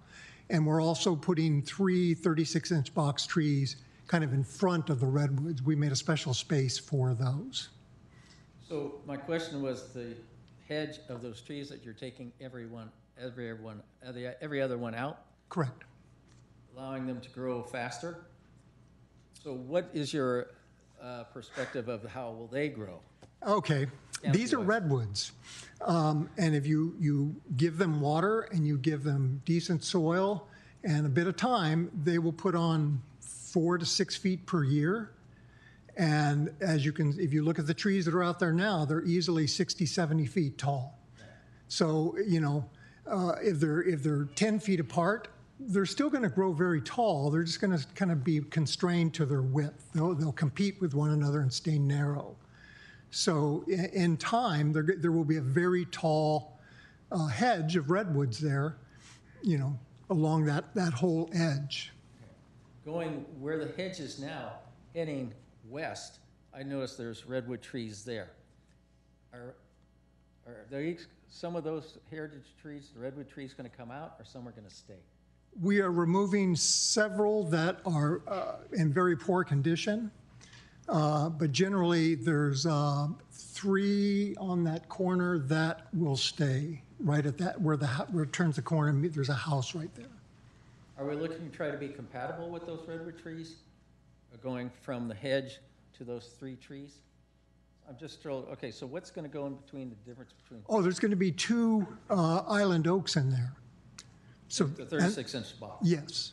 And will that canopy? How high will that canopy grow? Ultimately, those trees will probably get easily 40 feet across, 50 feet tall, in the very long term. They're not particularly. I mean, as an oak, they're considered a moderate grower, so they grow relatively fast. So I think. I think in 10 years, they'll probably easily be 30 feet tall and maybe 20 feet across. So, okay, now I'm going to segue back to Russell. And we were talking 48. Now, maybe I got confused myself on the 36 and the 48. So, where he was talking about, would a 48 succeed in the area that he was talking about? It would succeed, but ultimately, my belief is a 36 would grow faster. Thank you. So, yeah. Well, if I may provide a qualification, the types of trees that we're using here come from a nursery that has a very innovative growing system from an acorn, and it's called a pioneer pot. And the way this works is, as the roots grow through the pot, it passes through the edge of the pot, and the roots die. And then at nighttime, they grow again, and so it becomes a very fibrous root system. You eliminate all of the twirling that goes around the box. So the trees are generally quite healthy and very happy to get into almost any soil because they have all these mat of fibrous roots that are kind of wanting to move outward. So it really helps the tree grow in the long run and makes it more stable. Okay. Mr. Hanson, sorry to go back for it, but it's all right. People like trees, and I love trees. So did you grade the trees that were going north to south, that hedge, those trees? Because there was a report in there that was, they weren't very healthy looking trees. Well, correct. Ultimately, I think they are green and they're healthy in that regard. But because of the type of work that has been done on them in the past, the structure on them will be very poor long term. It will be difficult to correct. Okay. The reason I'm asking, because people are concerned that when you said you're taking out heritage trees, right, the trees I saw were mangly and dying and not very well attended to, and we're going to take out all those out. Correct. Okay. Okay. Thank you on that part. So I'm still working on getting some bigger trees in there, but we'll see what we can do. Thank you, gentlemen. The other question I had for staff or the applicant is they're concerned about the portico, and I should ask you, well, first of all, from your vantage point, from aerial view, will the residents of the development see that? Is that going to be lit all the time? Not the tower, but on the front facade. So the Toyota portal. Yeah. Yeah, so it has, and correct me if I'm wrong, it has a Toyota emblem on it. That's part of the signage package that we'd be bringing to planning at a later time. That's usually a separate package. So the building is taller behind it, so you would not see it from the Maravilla side. That's the entire Even at building. night, lit up and so forth? Yeah, it would be on the front of the building and lower than the building. Correct, we're lower. Did I also understand the tower that sits standalone, will that be not included? Or are you still pushing for that? Yeah. Yeah, so the signage is always done at a separate point in the process. And so, the appellant had concerns about the height of that sign, and actually we did too. And so we've had a conversation with Toyota about right-sizing that sign on Old Middlefield. So they'll still be proposing a freestanding sign there. However, we're going to work with them to make it a more appropriate height for that site. More of a monument sign versus a tower sign? I believe they'll still be proposing the Toyota brand signage that they had shown in that. Okay, so signage versus the actual physical sign. I'm getting a little confused. So the signage is not the tower, but it could be a monument sign, or you still say Toyota? Yeah, the sign is a pylon sign or a monument sign. So the pylon sign is typically much taller. And that's part of that package. We'd be willing to look at making that appropriately sized. Old Middlefield is it's not freeway, it's not a super fast moving street. So having that doesn't necessarily, we'll work with staff to come up with an appropriate size sign for that. Yeah, because you're right, because they showed BMW, and again, I hope the city attorney makes me recuse myself because I own 2 Toyotas, so hopefully I'll be okay on that regard. Okay, because I am concerned about seeing that. It's not necessary. As you say, you're not near a freeway and so forth. Applicant, or what do we? Appellant. What was your concerns about the portal? That the light, or this just because of the size? Yeah, there's simply no other structure along Old Middlefield Way that has anything that looks like that. It's very prominent. It stands out relative to a bunch of low-key, some of which have been renovated commercial structures along Old Middlefield Way. So we think it just sticks out like a sore thumb. But from the residents, they don't really see that. I will see it since I live along Independence Avenue every day when I drive home. But yes, I will not see it from inside of my house. That is correct. Okay, thank you. Okay, the next question I had for the staff. I was on council when this project, the housing townhouses, was approved. And from what I understand, there was some concern about the height of this particular project as it related to the residents in that neighborhood. So your memory is far better than our lack of knowledge. We went back and looked at the record, and we didn't find any comment letters or any discussion about concerns about the height. But of course, we weren't there. Okay. So there was nothing in the city staff's report? Okay. Correct. Okay. Councilmember McAllister, anecdotally, this project received similar concerns when this project came to council at that time. Concerns about trees being removed, the height of the townhouses, the number of homes that were going to be built, very similar concerns. Okay. Well, now we'll go back to staff. So the height of, because I was looking at the townhouse development, and it looks like they have 3 rows of townhouses that actually butt up to the property. So that you were only looking at 3 windows that actually look down on the project? I would say 3 elevations. I'm not sure how many windows. Okay, again, I'm looking at trees. Okay. I just wanted to figure that one out. What else did I...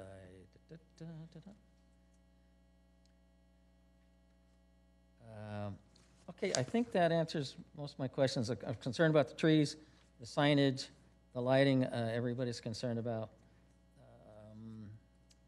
and the traffic, but that was answered in the staff report. Thank you. Vice Mayor Ramos. Thank you, Mayor. I just had a question. It was in regards, it had to do with what the appellant wrote, but I actually just don't really know what it is. In the mitigating tree maturity and landscape risk, it asks for a performance bond to provide a guarantee of landscape health and reduced risk. What is that, and have we ever done that? Like, can you provide an example of us ever doing that? So I'm not aware of us ever doing it for landscaping on a private development project. And I've had multiple conversations about this. Typically, bonds like that are done through like public works projects. But I would say that as far as I know, it would be very rare to do that on this type of single-phased construction project. Okay, great, thank you. I think that means it's my turn to ask some questions. So honestly, I think they're just more for the applicant. So can you clarify, because I know that that there was this came forward in December when it went to the zoning administrator. Since that time and now, have there been additional things that you've done to address the concerns and package that we saw tonight? And if so, if you just point out what additional items you've done? I have them all in front of me, but we did look at the requested mitigation measures. I think one of them was the pylon sign height. That's something that we are willing to work with staff to figure out. Some of the things just aren't something that is feasible for this project. The underground parking, for instance, or the portal is a big part of the project.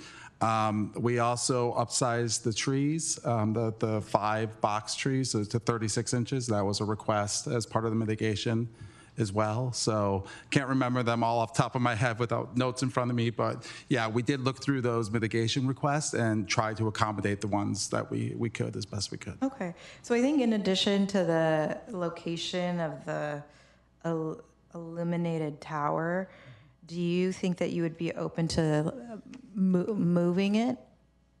So I think the example that we are given is that it's here, but the example of the BMW is that it's more kind of where the building is. Is that something that is also part of the discussion when it comes back, or would that be something that you could work with staff on in terms of? I think it's something we would work with staff on. Okay. There is a lot of underground utilities in that area, so there's very tight spaces for us to find for that, but we would be willing to look at that. Okay.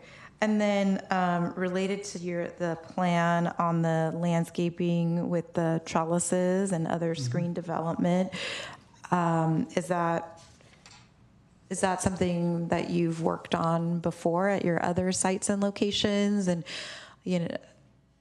maybe you could tell us about your experience yes, creating I'm those. Don McNair again. The 2 vines that I've chosen are both really hardy growers.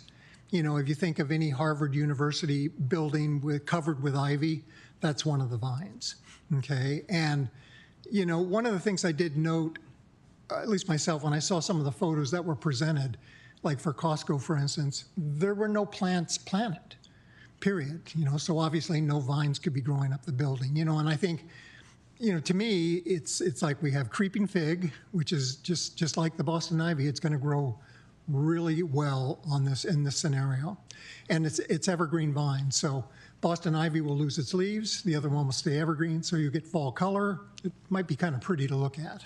Okay.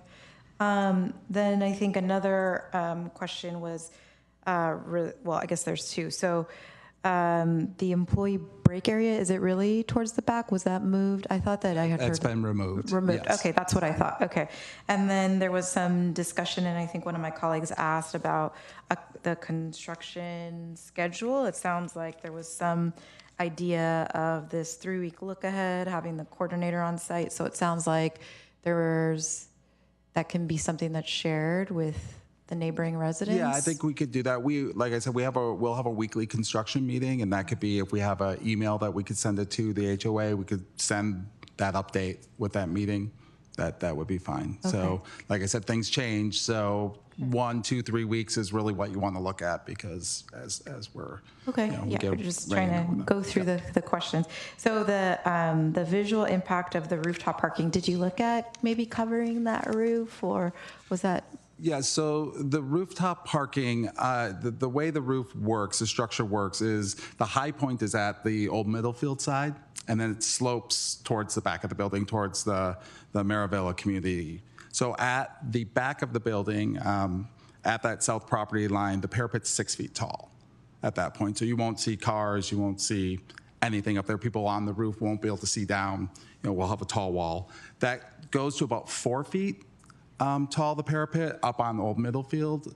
But up there is an 18-foot setback for some of our mechanical and PV up there. So that 4 feet tall, the cars are sitting 20 feet back from that wall. So you really shouldn't see the cars from anywhere. So I know we have the image. It's not really a real perspective, that image. It's taken from 12 feet high or 15 feet high, so you see it. But part of our presentation was a study. So we studied from Independence from all of the townhomes and from Old Middlefield what those visuals would be, including like from the third floor of the townhome. So we've studied that to try to find the optimal height to hide what's on the roof, but also not grow the building too tall. So we're kind of balancing that because we don't want the building to get much taller.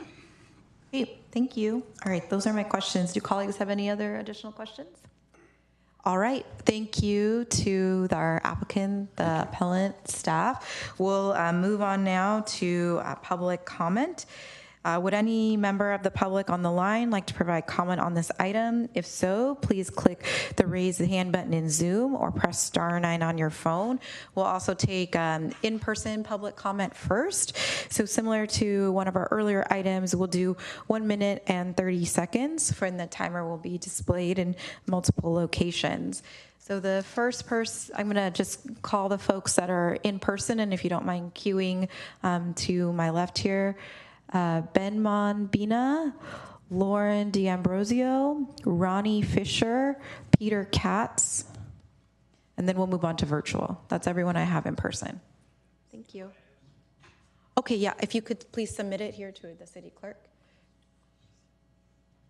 And you'll likely go after Peter. Thank you. Hi, my name is Ben Ambina. I'm the president of the HOA, Moravia HOA. So I wanna zoom out, look at this proposal from a different perspective. So far, we only talked about the local things. Let's zoom out. Let's look at the grand schema of Mountain View, the 2030 visions that Mountain View had. And I was looking at that, go back all the way to 2013 when it was written. Probably you remember it very well. And now since then, there has been multiple reports every year that was saying that there has been no progress or major progress in the Old Middlefield Way. I hope that you've been there. There isn't much change. It's a dying auto service area. There isn't much progress. It hasn't been much progress since many years ago. And now, if you are going to implement a new dealership, it is not going to revitalize the entire community. It's not going to make it modern community. Unless you tell me that you have a vision for that corridor to make it a hub for auto services in the Bay Area or in Peninsula or in Palo Alto, Mountain View, Sunnyvale, maybe that's the right choice. But if not, my proposal here is think about can we move the. Thank you. Thank you. Everyone at the top was given, I listed out that everyone was going to get 1 minute and 30 seconds. Thank you very much. Lauren? Good evening, Mayor and members of the City Council. My name is Lauren D'Ambrosio. I'm a resident of Mountain View, and I'm here to express my opposition to the proposed car dealership in its current state. Mountain View has routinely prioritized the environment when it comes to city planning, enough so to have prepared a biodiversity and urban forest plan. However, the outline of this dealership disregards the importance of that plan and puts all of these trees and the complex natural ecosystems they bring at extreme risk. It's crucial that we work to preserve our environment, and Mountain View can lead that preservation effort at the local level. One of the reasons I relocated to this city was because of the trees, as well as the prioritization of nature in our current city code. We have it written that certain trees can become heritage trees, but if that heritage can be taken away at a moment's notice, what's the point? It's important to give them the safety that this title ought to bring. The trees on the aforementioned property are important because they mitigate heat from the asphalt, they curb carbon emission, and offer a screen from bright lights at night. They also create that tree canopy that serves as a home to hundreds of organisms. So I ask you this, if the project truly cannot be stopped, and I believe that it can because Palo Alto's dealership is not that far from the one proposed, I ask that the submitters redesign the project in order to integrate all of the redwood trees on the property, and also to limit the outdoor lighting temperature to be below 2,700 Kelvin. Thank you. Thank you.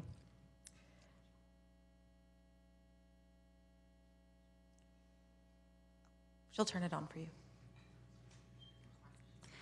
Good evening, Mayor and City Council members. My name is Ronnie Fisher, and I am the chair of the Environmental Action Committee for the Santa Clara Valley Bird Alliance. We have been advocating with the city to ask applicants to plan projects around existing trees, and this seems to be a good opportunity to do so. We ask you to direct a redesign that prioritizes keeping as many of the trees as possible and stewards the environment and respects the neighbors. If some trees must be removed, please do not approve in lieu payments fees for trees. Instead, require the applicant to plant native trees and mitigate for the lost trees on site. Native trees and shrubs should be required along Middlefield and Independence to create a more biophilic environment instead of an asphalt heat island. The city has also discussed a dark sky ordinance. Let's start here. Please limit the intensity of the lot to 2700 Kelvin and have the lights turned off 2 hours after closing. This would help to avoid contrast and glare all night. Managing the lighting to use it only when and where needed. If you're... Thank you. Thank you.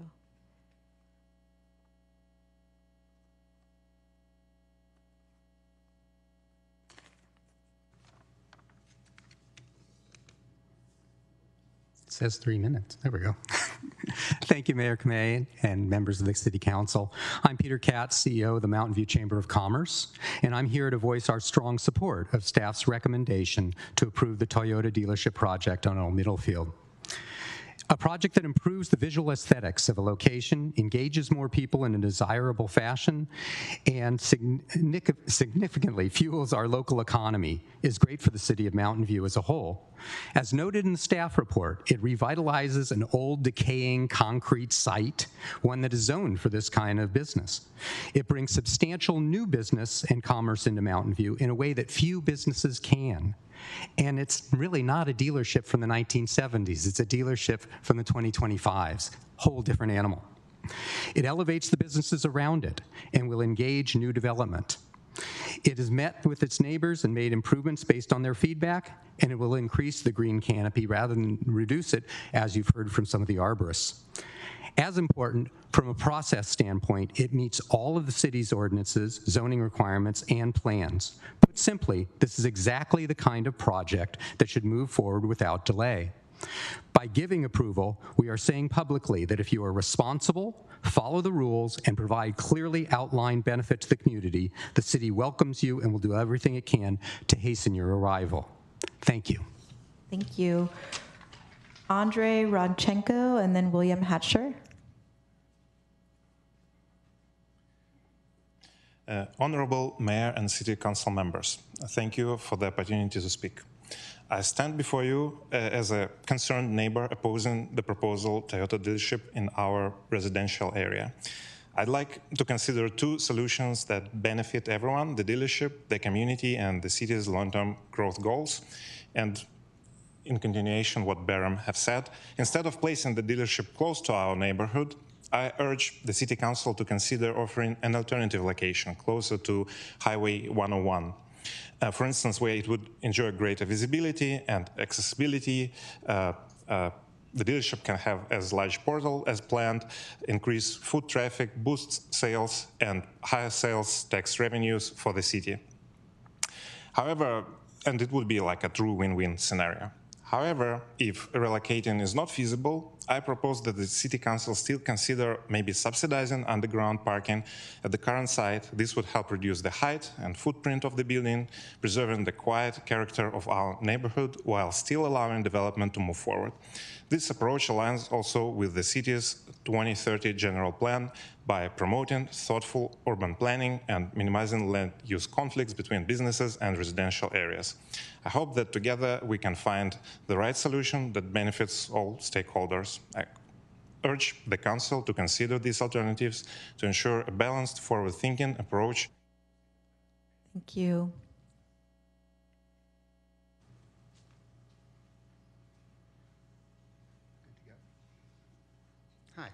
I'm William Hatcher. I live on the block where the dealership's being proposed, and I just have a couple construction concerns and considerations to put before you.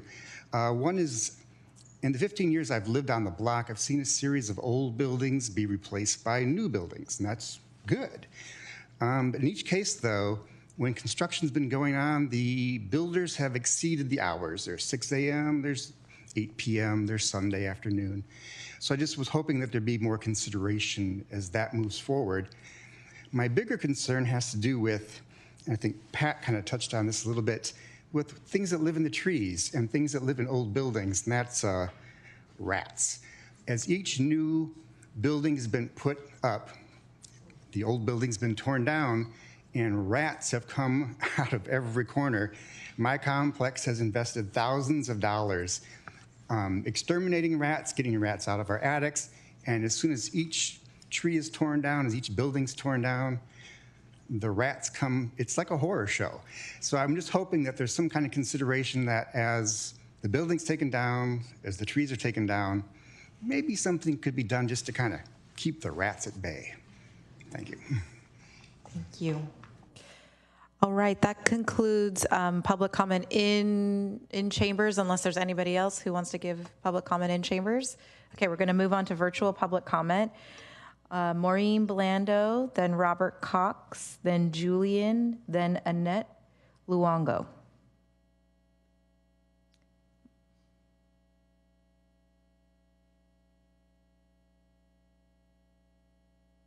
Thank you, Mayor Kamei and City Council and the city staff.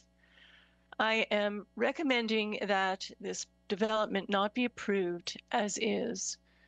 My concern started with the trees, and that subject has been well covered by other speakers.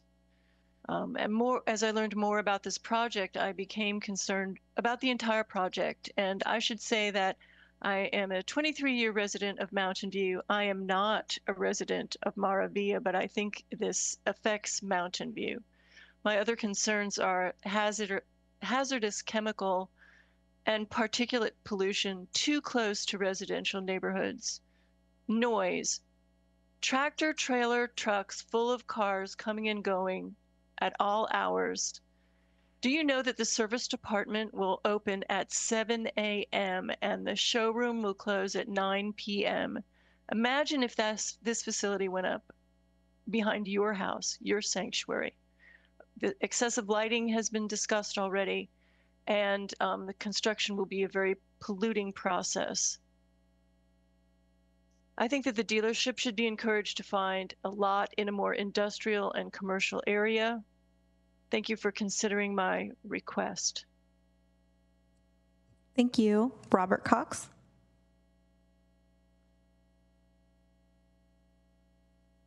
Mayor Kamei, Vice Mayor Ramos, and members of the City Council. I'm Robert Cox speaking for Livable Mountain View. We support the neighbors of the proposed Toyota project and their desire to get modifications to the zoning administrator's project conditions. In particular, we want to make sure the residents have an effective sound wall at the Toyota residential property boundary. We ask that the proposed illuminated portal structure be disallowed. The current Toyota site in Palo Alto does not have one and has not needed one to be successful over the last few decades. We support the performance bond for the landscaping changes, desired changes that get monitored, get done. We've seen many instances of things that have been promised in this city and haven't gotten done. So please come up with some way to make sure that things get done. And we believe more ought to be done to preserve heritage trees in the site, particularly along the Toyota residential boundary and in the parking lot. We need to preserve existing trees and get replacement trees, not just in lieu fees. Mountain View has plenty of trees that remain in the parking areas. We can do that here too. Thank you for listening to our views. I cede my time. Thank you. Julian?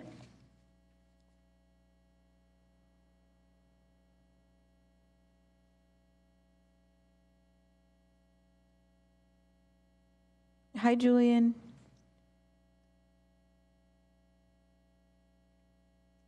Let's reset the timer, please, until we get them.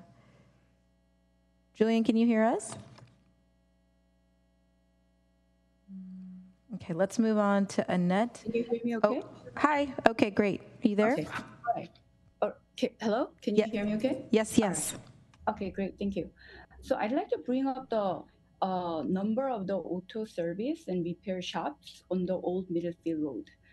I mean, actually, Toyota dealer pointed out there are 33 stores related to car. I'm just wondering, this area is very small strip of CS zone, very tiny ones, and then surrounded by the R3, which is multi residential houses. I'm just wondering what's the city's plan to build this area. If we allow this Toyota dealer comes to this area, more related retail, car stores will be built there. Based on our city planning, there's a saying that the Monta Roma planning area will retain the distinctive character and its residential neighborhood. It's a neighborhood area, and it will become more complete through the revitalization of the shopping centers and underused commercial parcel to provide opportunity for new commercial goods and services. And then the principal strategy is to provide a wider range of retail and commerce services. However, this is only one exclusive car dealership. If that's the case, we shouldn't allow the residential area near this area. I hope the city really plan this area in a long-term strategically rather than short-term goal money. Thank you. Annette Luongo, then Rashmi, then Eric C. Hi, this is Annette Luongo. Can you hear me? Yes. Okay, I'm a teacher at Imai Elementary, and in my class recently, students were working on making films about problems that they'd like to see solved in our world. And the children made little movies about saving the trees. It was about endangered animals, habitats being destroyed. They can't be here tonight, so I'm speaking on their behalf. To me, it's clear that the removal of 50 plus heritage trees and not looking at the CEQA the CEQA information that was shared earlier, or giving a pass to Toyota on that, is moving in the opposite direction of the world that our children hope to inherit. Also, according to the news this week, the federal government appears to be working to roll back environmental protections that had been established by the EPA. Therefore, I believe we need to do everything we can here in California, locally here in Mountain View, to act to protect our environment as much as we can for the world that our children will inherit. The area around Middlefield and Independence, which is where I live, I'm not at Maravilla, but I'm in the area, is overloaded with automotive service shops. At times, the air is filled with the smell of asphalt, acetone, other things coming from Highway 101. I think all we have to fight against some of that is to fight for these pockets of green, such as the trees that we need to save that are there at that site. I urge the council to consider that and fight for more heritage trees to be saved. Thank you. Rashmi? Yes, can you hear me? Yes. Okay, I'm also advocating to protect the heritage trees that are planned to be cut down by the developer, 67 of which an arborist has determined to be in fine health, by the way. By providing shade and reducing the urban heat island effect, these trees are a critical component of the area's climate resiliency, which is a strategic priority that the council determined at the last meeting.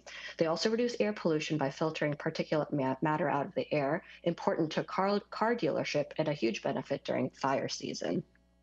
As you all know, Mountain View has an ordinance to protect heritage trees. However, the ordinance is only effective if we adhere to it.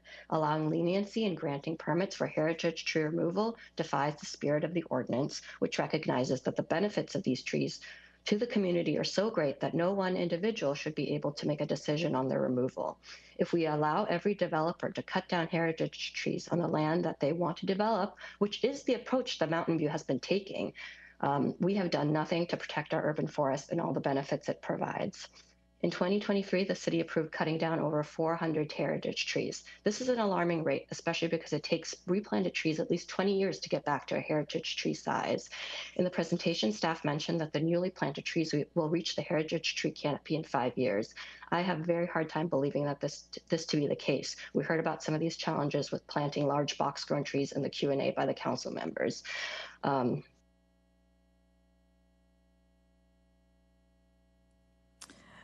Eric Z.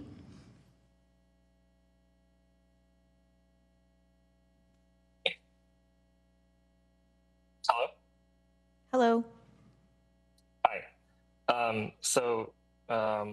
A lot of the questions have already been addressed, but I'd like to reiterate on a few things. One is just given the scale of the project, it's combining 5 lots or something like that, and it's much larger than any of the other automotive service centers that are provided here. The third floor parking, it says it's a 2-story building according to the code, and there's been much said about how this is exactly the type of project, as the Commerce CEO mentioned, that we want for this type of zoning.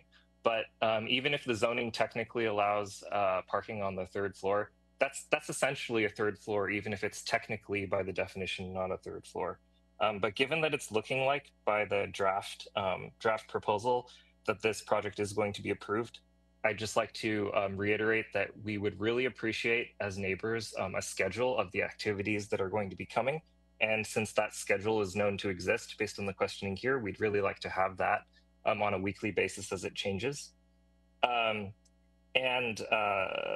Regarding the break areas that were removed from the fence, we'd like to ensure if there are any break areas that that we wouldn't like to see break areas along the fence, and that signs are prominently posted noting the smoking code, which prohibits smoking along that boundary. Thank you. Hala Al-Shawani, and then Edie Keating.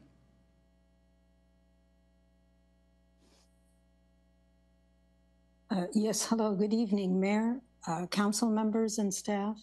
My name is Hala Al-Shawani.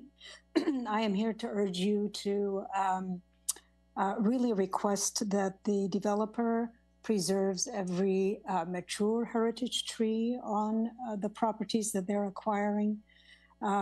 As you know, heritage trees are really becoming endangered with all these development projects that are coming through.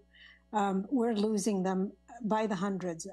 If you look at all the development projects that have been going on in the last 10 years or so, we have lost over thousands of these trees. Our city is embarking on biodiversity plan, and it aims to protect and increase green canopy to improve environmental sustainability. That goal contradicts with all the things that we're seeing as far as the mature heritage trees being destroyed at large numbers. I at least advocate, for keeping all the mature large heritage trees on that lot, and also really having a mechanism to check on the developer and the claim that the green canopy can be developed or it can be doubled in 5 years. That seems to be very, very short amount of time, especially for native trees. So I ask you to have more oversight on that. Thank you. Edie Keating. Hello, thank you. I am speaking to support this auto dealership project. I want to thank the neighbors for their input, which has created a clearly significantly improved project. And certainly they will be instrumental in holding accountable all the agreements around the actual development of this project if you approve it. I believe that auto uses are appropriate in this area. I also support the revenue this project will bring to Mountain View. I believe the city of Mountain View spends its money well and needs more. I look forward to the city's good use of the revenue this project will generate. Thank you. Thank you. So I am not seeing any more people in the queue online. So I'll close public comment and bring the item back for council deliberation and action. And note that a motion to approve the recommendation should also include reading the title of the resolution attached to the report. Councilmember McAllister. Yeah, I just had a couple of follow-up questions for staff, or maybe the applicant. How long is the demolition of the property take? Week, 2 weeks? Yeah, a couple of weeks. I guess it depends on what you define that. We will have to do our hazmat testing and abatement and make sure everything's removed properly if there is anything there that is, considered hazardous. And then it'll take a couple weeks to take down those buildings. Is that where most of the dust is generated during the demolition?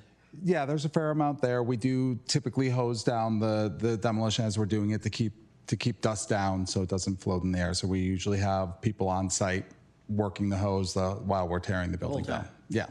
Okay, thank you. Question for staff. I remember, here I go again, around 2010 when we were building a lot of, along that old middle field where a lot of owners wanted to convert their commercial real estate into office building because there was a high demand for it. Is there a specific, precise plan for that area? Because somewhere I recalled that they were trying to prevent it losing all of our small businesses to office space. Is there something for this area? No, this particular area is just in a general zoning district, the commercial services zoning district. Okay, maybe it was, okay. At the time of at my time when I was there, I recall they were trying to preserve the small auto dealerships. To protect small businesses, I noticed, Evelyn, we had a lot of auto repair shops and they slowly disappeared. And it appears that this area is turning into a concentration of auto repairs. It's been that way? There are several there, yeah. Okay. Mm-hmm. So is there any other areas that you see where we're, no, I'll save that question. Okay, that answered my questions, thank you. Councilmember Clark? So I will kick us off if that's okay. Please. With comments and my feelings on this. So in my 8 years on council, I think I've been through 2 or 3 appeals. They're pretty rare. And the reason for that is the bar for us to overturn a zoning administrator decision is high, and it's high deliberately, because the way the system works is through the general plan and precise plans and the zoning code, we set rules, and the purpose of setting those rules is so that everyone knows what the rules are. Everyone knows, hopefully, what they're getting themselves into. And we can talk another time about whether the rules are correct. Folks have asked, why couldn't this be housing? This is a dying industry. Maybe there should be something different. What is your vision for the area? The vision for the area is that is part of the planning process that we do. What matters at the time that an application is filed is what the rules are at the time. So we don't change the rules on the fly for folks, and because folks want certainty. So for example, when I bought I mentioned earlier, I'm on an HOA. When I bought my condo and had that enormous mortgage, one of the first things I did, granted I'm a little bit of a geek, but one of the things the first thing that I did was say, okay, I have a little bit of a view. What can be built next to that view? What could block that view?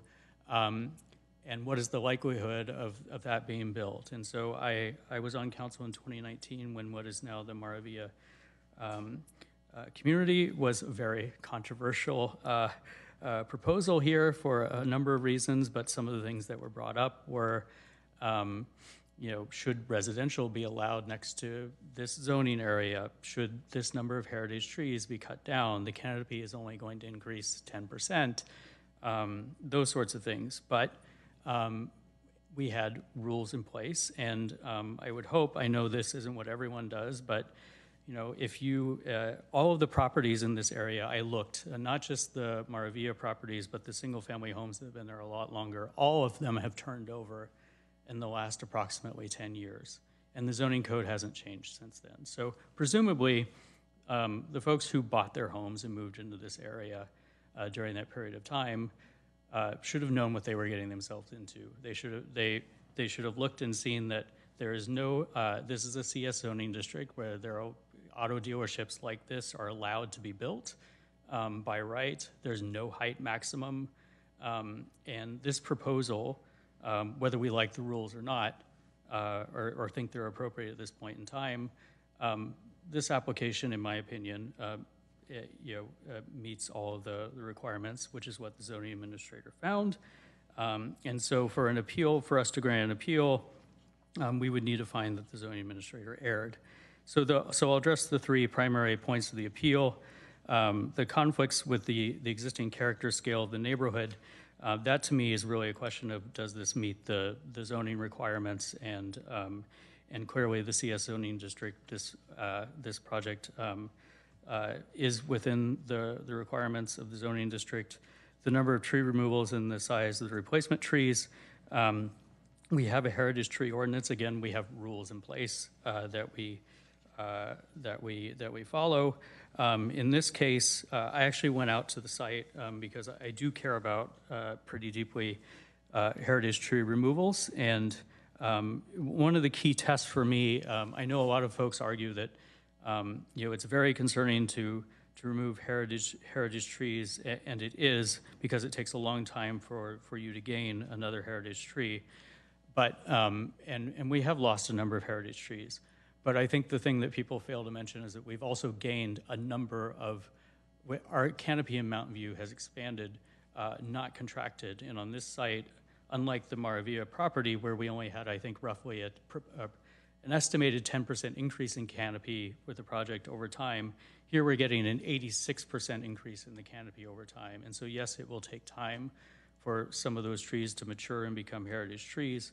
But in looking at the next generation, in 10, 15, 20 years, the canopy there will be much greater than it is today. And so, in this case, I feel like between the zoning administrator's requirements and then the additional actions that have been taken since the zoning administrator hearing to here, that we're in a place where I think we've done the best that can be done to balance the tree removals with an expanded tree canopy, and also ensuring that the trees that are planted have the best chance of survival and the best ability to grow quickly.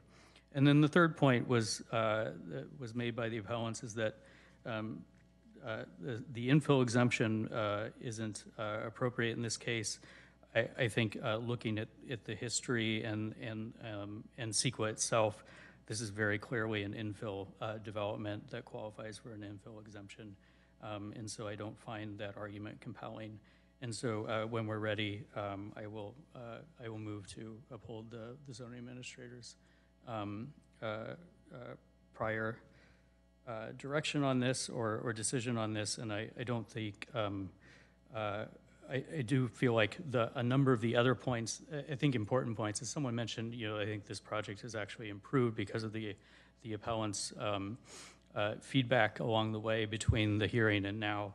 And so I feel like the additional changes that have been made, I'm heartened by. I hope that we can get, one of the most important things when we had construction in my current complex, a really major construction project that was not fun to live through, but a lot of us have to live through it in a dense community, was knowing what the construction schedule was, and understanding that it changes, but knowing when the really, really nasty parts of that are going to happen, and being able to just plan around that, whether it's with your family or there's just a whole host of things that make that information flow is really, really critical and really builds a lot of goodwill.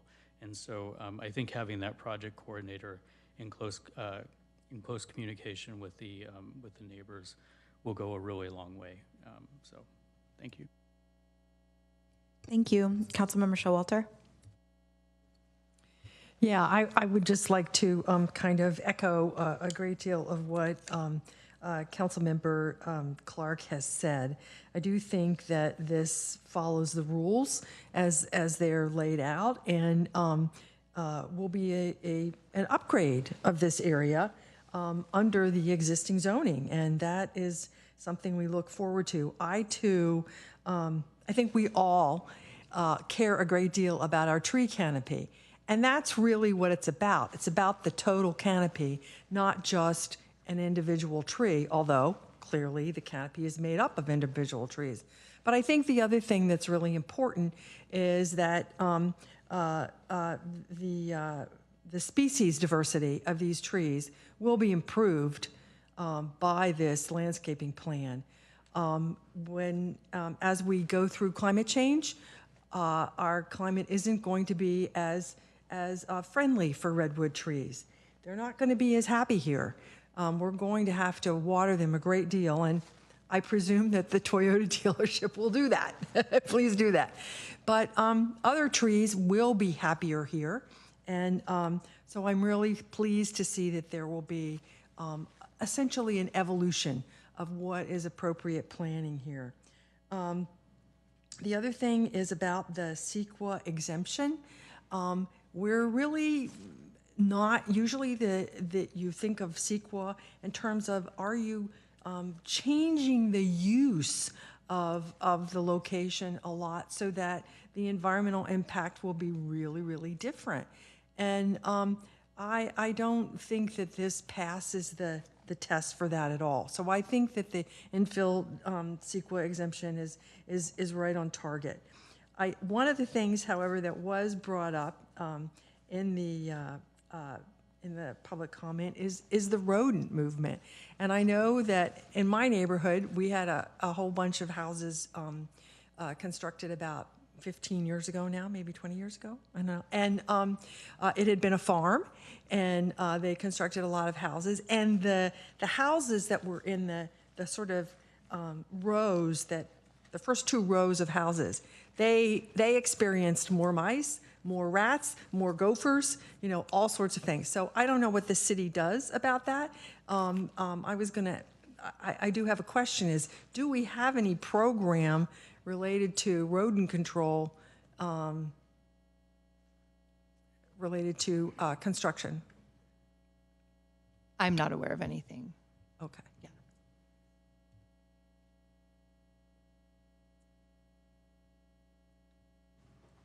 No, that's not somebody from staff coming in. Okay. Well, anyway, I would assume that it's part of our enforcement of various public health things, and we might, that might be something to keep tabs on. But again, I would like to thank the neighbors for getting involved.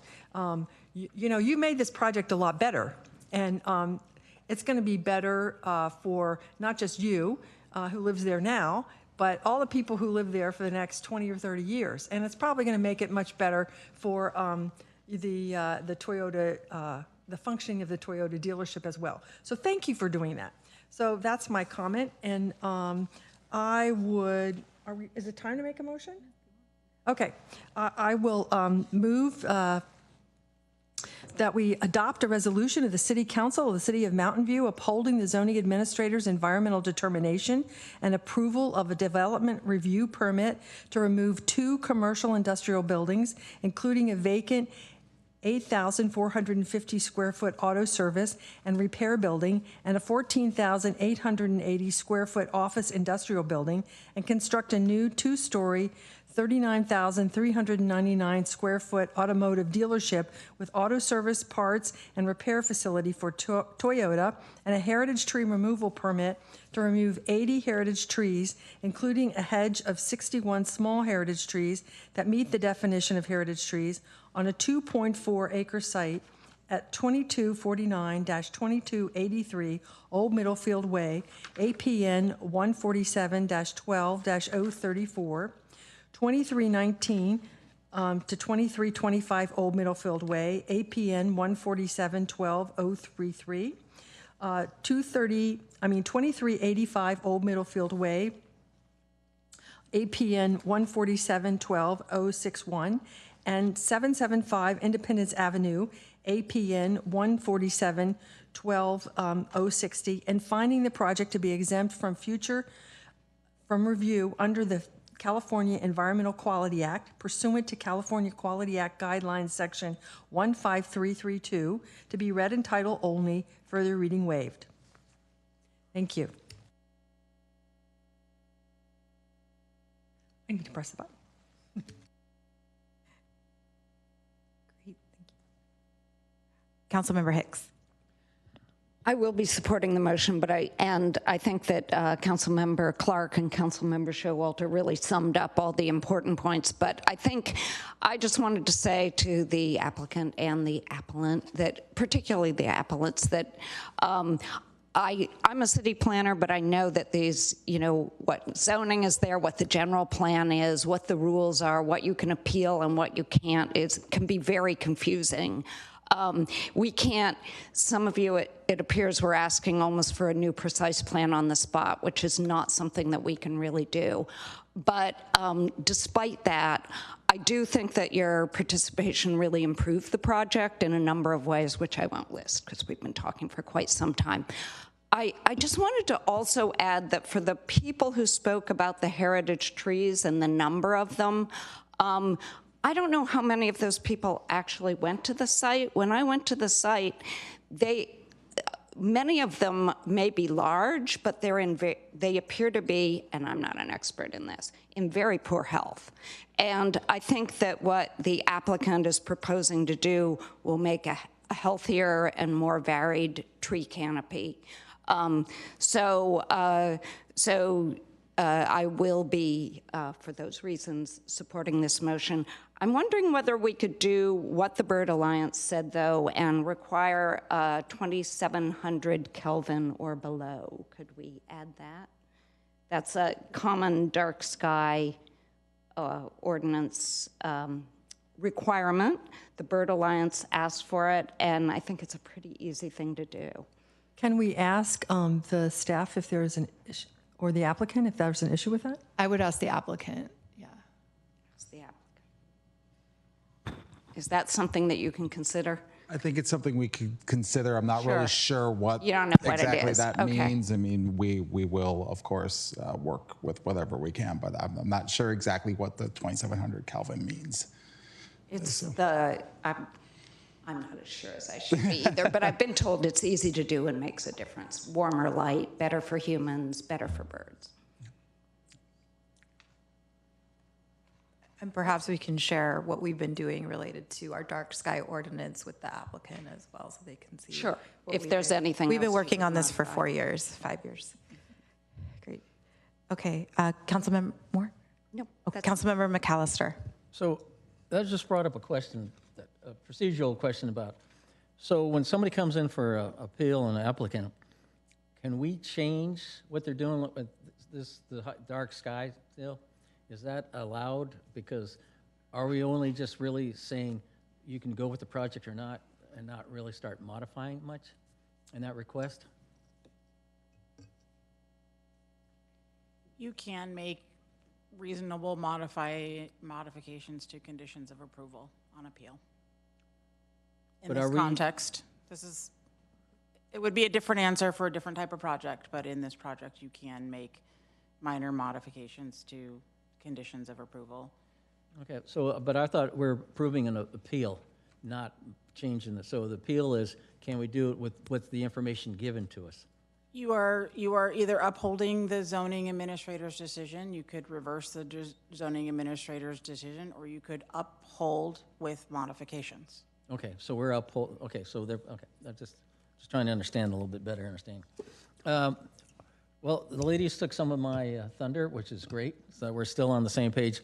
I am concerned about the trees, and I did actually go to the site, and so when I saw the trees, the 61 hedge trees, I was found it intriguing when people were saying these trees need to be saved, and I'm going to the Councilmember Hicks discussion we were having, is that if you saw the trees, you'd tear them down too, because even though they're heritage trees, that definition through all the years I've been on council is broadly interpreted, and I appreciate everybody's intent that we want to increase the better canopy and increase it, and that's what we're going to be doing. So, but I would like to see if potentially those 36s got to 48, if my initial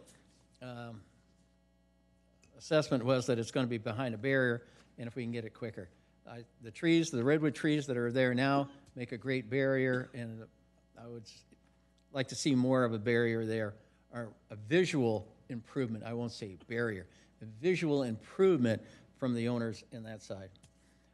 I also like to commend the appellate, and I hope other people learn from your example of getting involved. We hear too many people sit there on the sidelines and talk about it and not get involved and try to be improve it. And I've always said, be part of the solution, not part of the problem. And yes, you may not get everything you want, but you got a lot done, and you should be very proud of what you were able to do. I also commend the applicant for listening. I've seen a lot of applicants that, now this is the way we got to do it, and that's great. Again, when that project was built, they went through the same issues: height, noise, trees. So, you know, maybe it's a little circle, and you can better understand of where we're coming from and our desire to make sure that this project's the best project that it is. A little history on that area: we have been losing a lot of small businesses, a lot of auto repairs, and people are going, and what that's happening is people leaving the area, and the small businesses in general, we're losing small business, the service businesses, the electrician, the plumber, and so we need to maintain these industrial areas so we have the services to provide for the city for people who can take care of their day-to-day needs and so forth. So that's why it's very important that we maintain these kind of districts to improve our quality of life. The signage, now you said it was and this is where it's always vague, and staff goes, well, we're going to work with them. Well, and we're not really defining what the signage is, or the tower, the 24-foot tower. I personally would like to see that 24-foot tower get down to a monument size, because I own a franchise too, and we have our franchise colors, and we have our, but I've learned that you got to adapt to what the city will do as long as you still get your brand out there. And I have no problem that Magnuson's going to get their brand on that small street. So, but if you can work with that, that would be a great accomplishment going forward like that. I will support this wholeheartedly. They've mentioned about the appeal process and everything that goes with it. So I think it will definitely be a benefit to the community. I have to go south to some other dealership at the moment, but maybe now that you're closer to Mountain View, I like spending my tax dollars in Mountain View, and I think I will. So thank you. Great. Thank you. So we have a motion by Councilmember Showalter, seconded by Councilmember Clark, and I'm not seeing anyone else in the queue. So before we vote, I just want to thank staff, and I want to thank the applicant and the appellant for spending their Thursday night with us. I just wanted to just briefly, before we vote, say that one of the things that Mountain View talks about is being a community for all, and we've talked about, as part of that, how do we maintain the socioeconomic diversity of our city? And when we were looking at this precise plan area, we talked about how do we preserve kind of our light industrial, our commercial areas, especially earlier tonight we were talking about housing and trying to find that balance, I think, as a council, in terms of the preserving. Councilmember McCosh was just talking about small businesses. So I think, this isn't anything official, but I will just ask the applicant to continue proactive communications with the community. If there's anything else that can be done related to the 4 points of their letter, continue to engage with the community, in particular, like the signage and the construction timeline. When developers come to us, they always want certainty and predictability from the city, and you're hearing that from our residents. And so anything we can do to provide predictability for our residents by something that's going to hugely affect their community and their lives is something I would say I'm just personally pleading on. And then just a note on the heritage tree. One of the things I've noticed as we've talked about it as a city is a tree can be deemed heritage, but it can still be non-native to this area, and that's why it contributes to the deteriorating health, because they're not in a condition where they will thrive. And so as we're looking at our heritage tree ordinance, our biodiversity ordinance, dark skies, we're trying to find ways to promote native landscaping, our native habitat, and how to rebuild that from where we were prior. So rodents aside, I hope that we can find find a path forward for all of that kind of holistically. So I think now we're ready to take the vote, and just want to thank everyone again.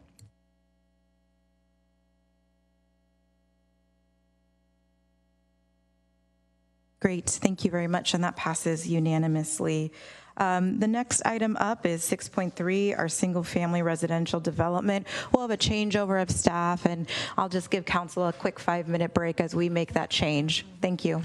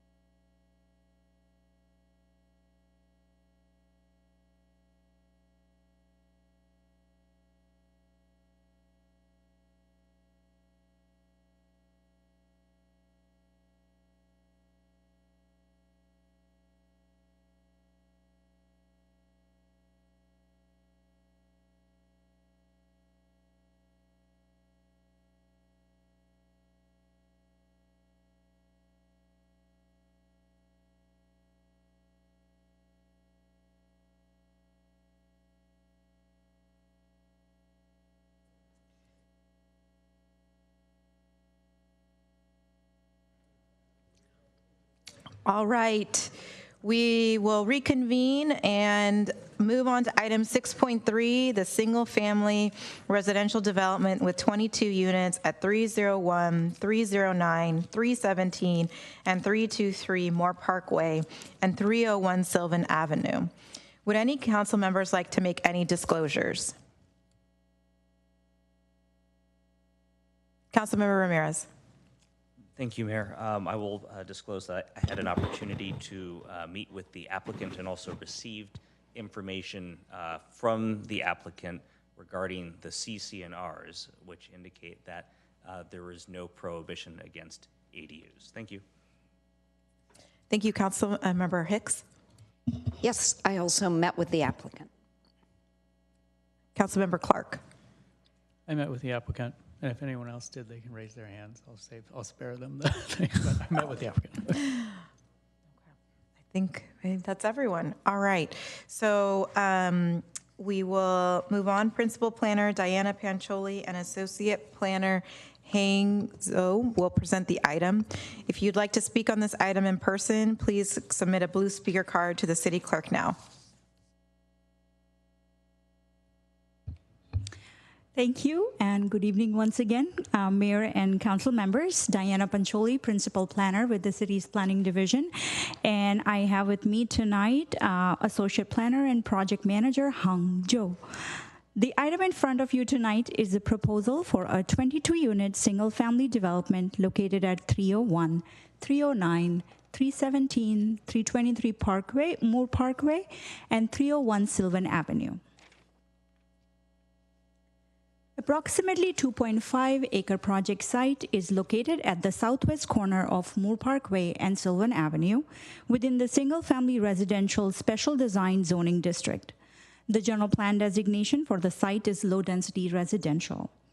The existing site is developed with a single-family home, a former private school buildings, and a commercial building, all of which are currently vacant.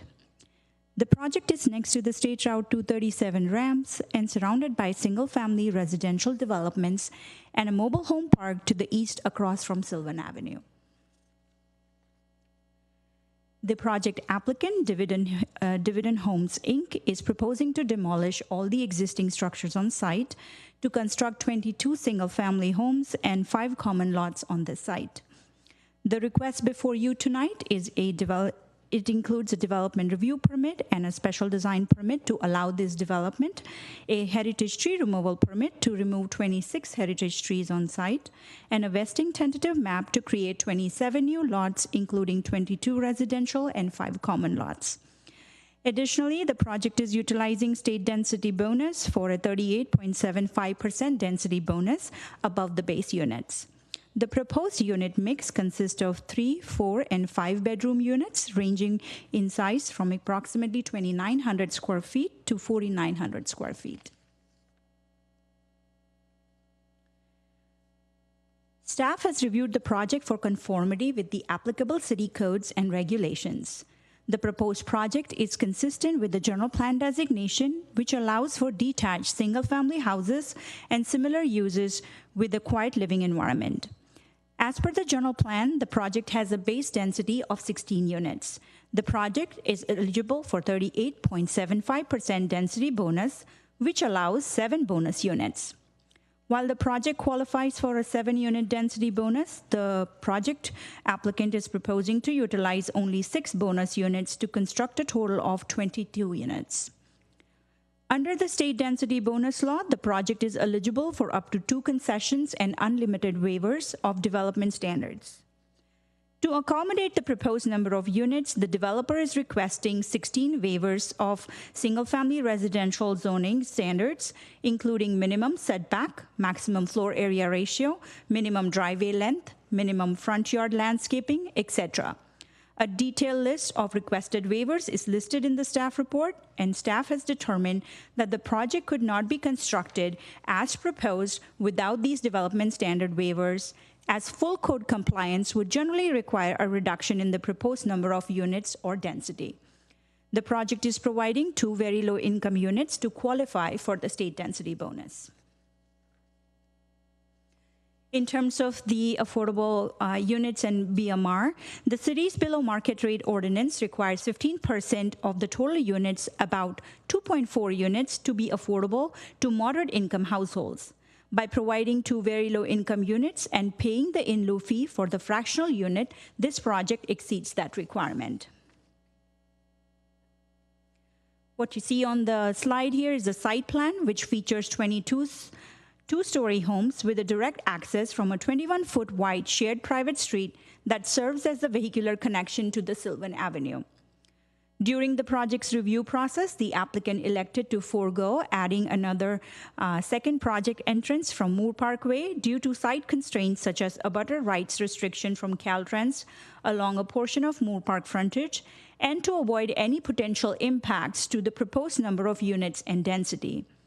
However, the developer worked with the city staff to align the project entrance with the mobile home park driveway across Sylvan Avenue to minimize the potential traffic conflicts. The project site is within half a mile of major transit stop and falls under Assembly Bill 2097, which limits the city's ability to impose minimum parking requirements.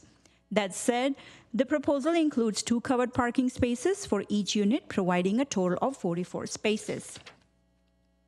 To enhance the walkability, the project features a 5-foot wide pedestrian walkway to the north side of the private street, which improves connectivity between Moore Parkway and Sylvan Avenue. Additional site features include a common trash enclosure near Lot 8 and a 7-foot tall sound wall along Moore Parkway to reduce the noise from State Route 237.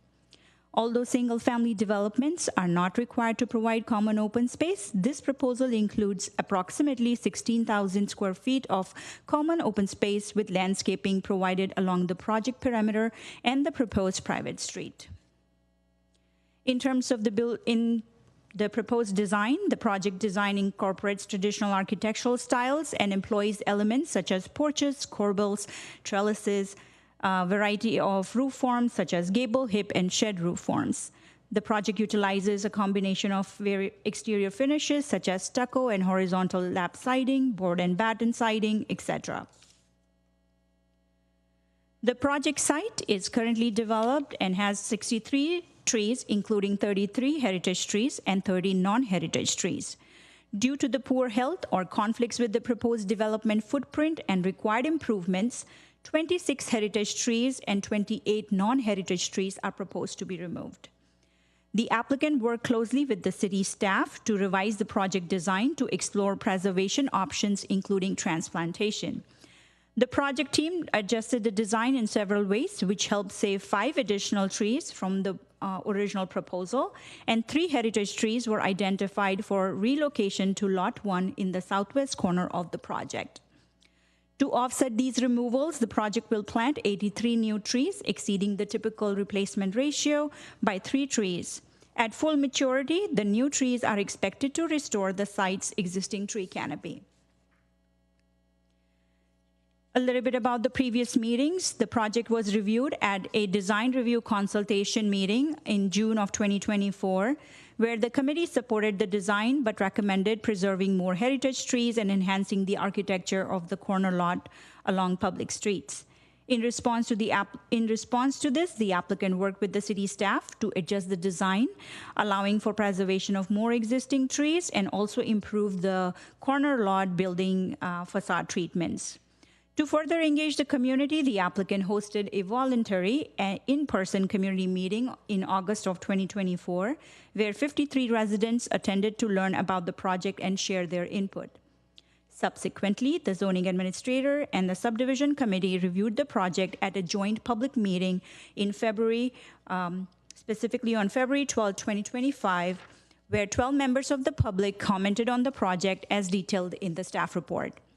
At this meeting, the zoning administrator explained the limitation under state density bonus law for city to impose the single-family residential zoning standards on the proposed development and recommended the city council to conditionally approve the project with one modification to condition of approval number 22, requiring the applicant to consider additional landscaping in between the project site and adjacent single-family neighbors. The developer was supportive of the modification to the condition of approval, expressing willingness to work to include additional landscaping. In conclusion, the project is found to be consistent with the applicant development standards, achieves general plan and housing element goals by increasing affordable housing opportunities in the city.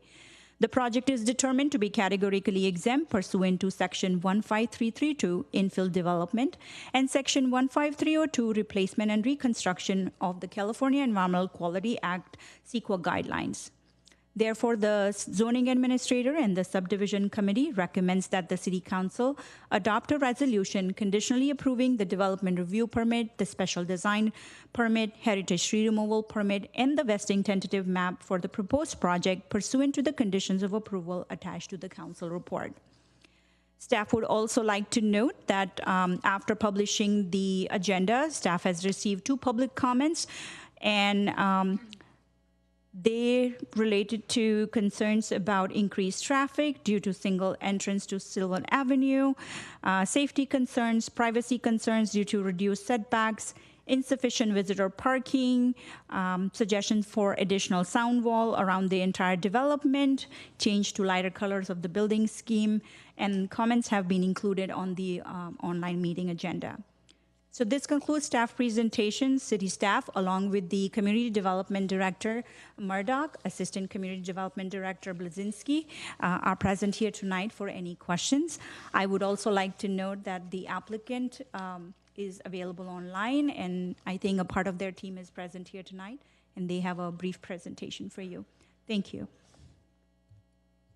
Great, thank you.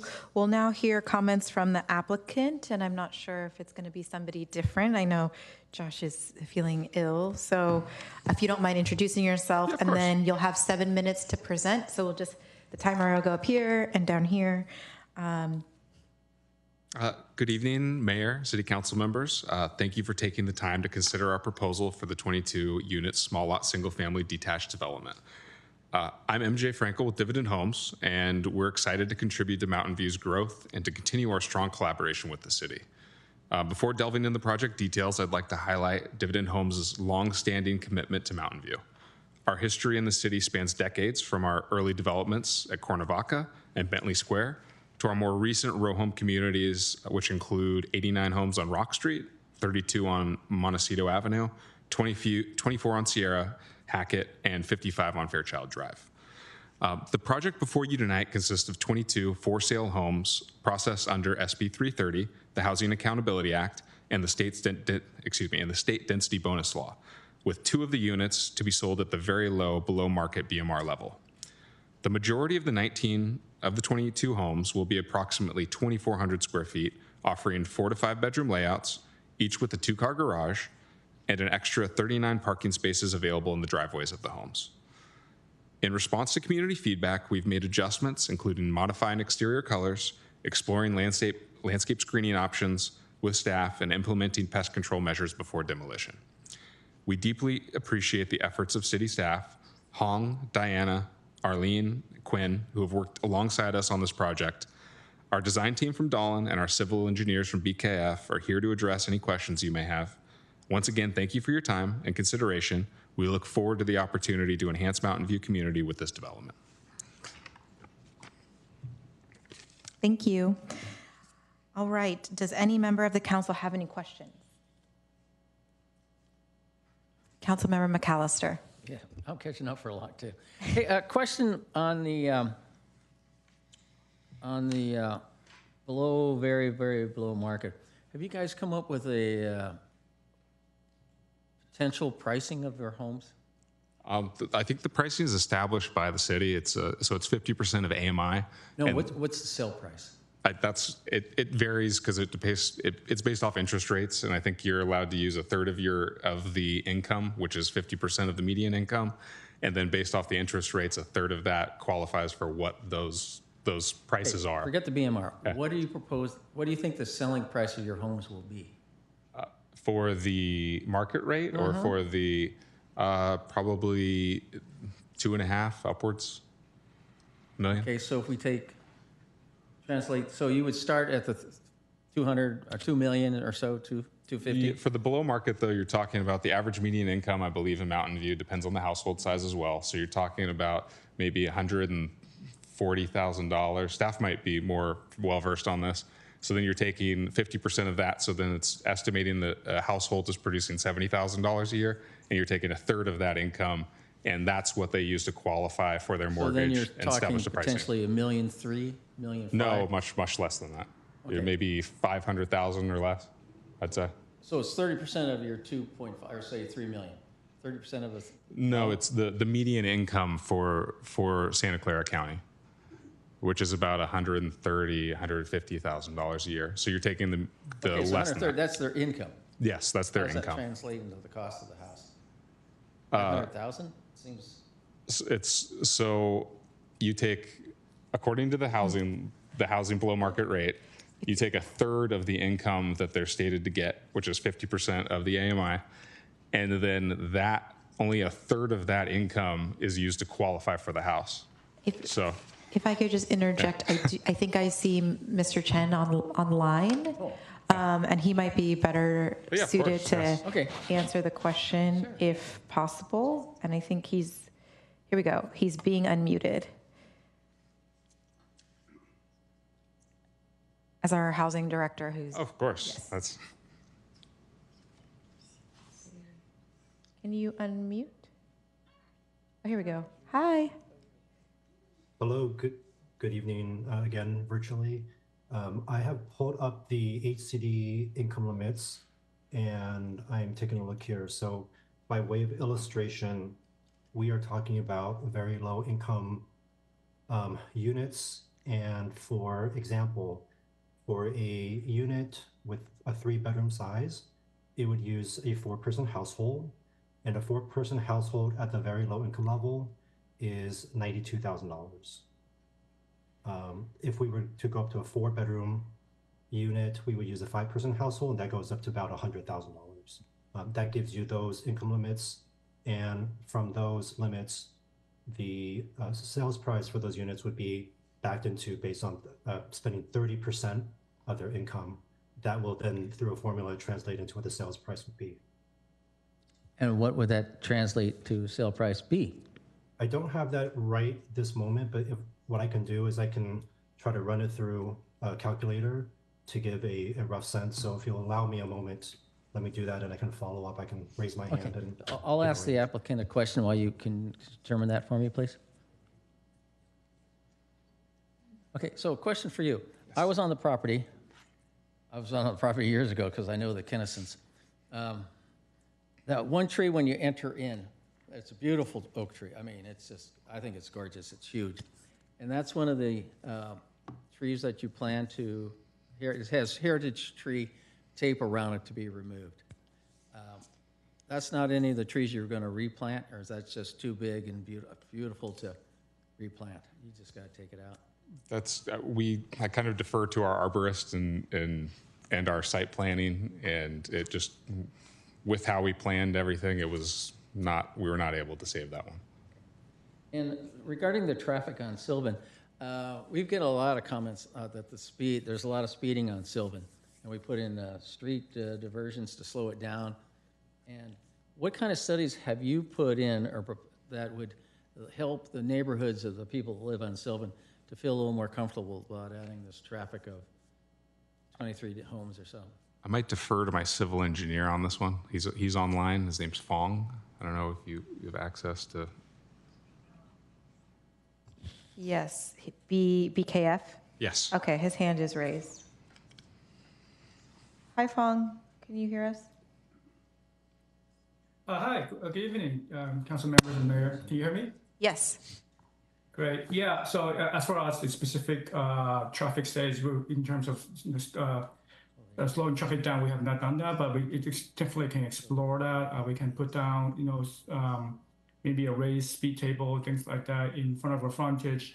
Well, that's something we need to work with city staff to make sure that any proposal that we incorporate does not impact the existing traffic flow. Is that your entrance going to be directly parallel or across the street from the entrance to the mobile home park? Yes. Correct, because we have control along that site, and as far as if we want to go further down South Sylvan, and that's the city that we haven't not done. That's something we could work with the city staff. you don't want to bring back the 7-Eleven? No, that's something else. Okay. Okay, thank you. I'm still waiting for Mark to find out the price. Okay. Do any other colleagues have questions? All right, I am not.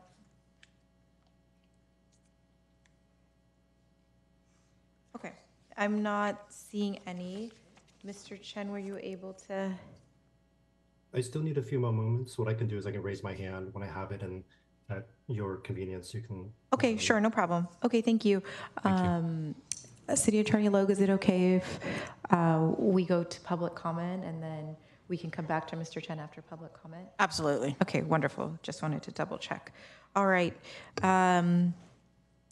We will now take public comment.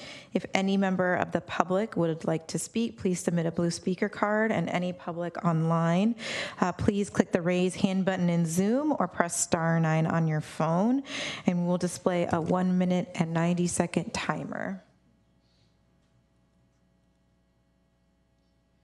Okay, I'm seeing Sue Lindener in person, John Kimball, Peggy Kimball, Lisa Arbotman. If you could start queuing up, please. And we'll start with Sue. Yes, please. Thank you for the opportunity to comment. I probably won't say anything that you haven't already read in my letters, but I appreciate being able to say it.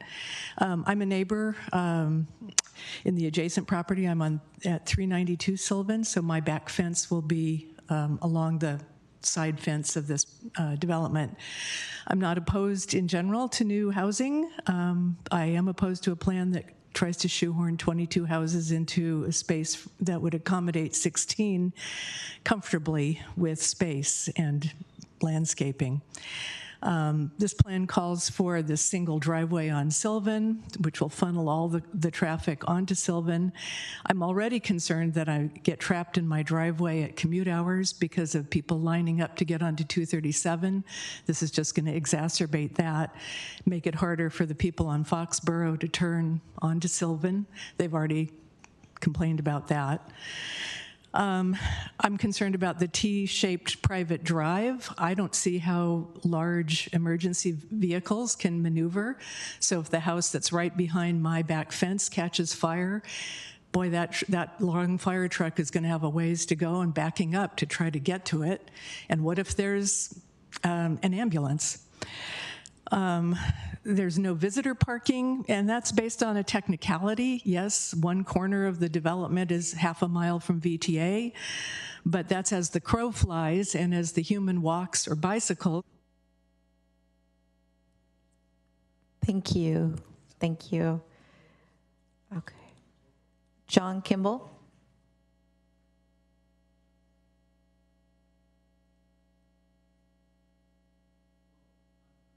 Teacher, elementary, I taught English in Taiwan, and we have a 55-year family history of the mobile home we own across the street. It's been in the family for 55 years. And there are two mobile home parks side by side on Sylvan, and with 300 plus total people.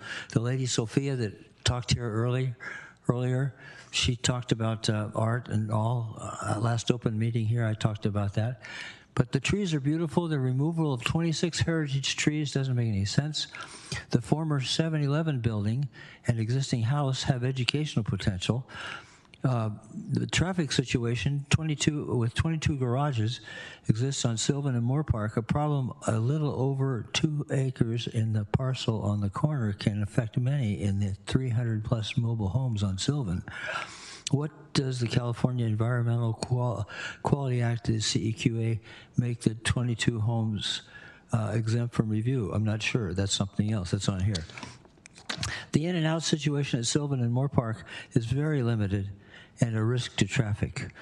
People from the mobile home park who spoke at the last time, I've gone back and talked to some of these people, and they felt we were just ignored. Thank you. Peggy Kimball, then Lisa, then Salvatore. Good evening, all the councilors and the mayor. In the beginning, you said art and music is so important for our community. There is a school, before it was a Montessori training program. They still have Montessori schools located there, not vacancy, not having used for a long time, but a lot of equipment and education materials are there.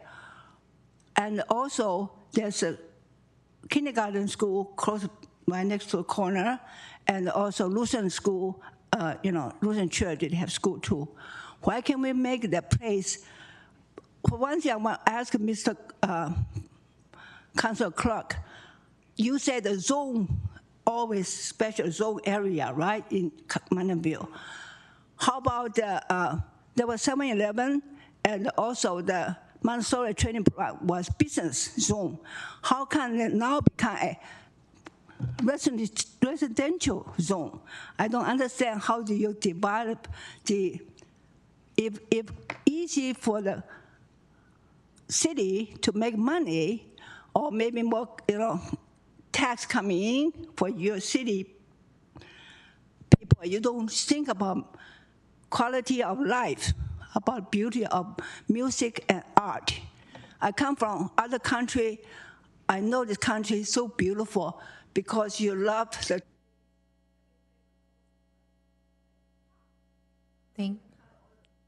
Thank you. Thank you.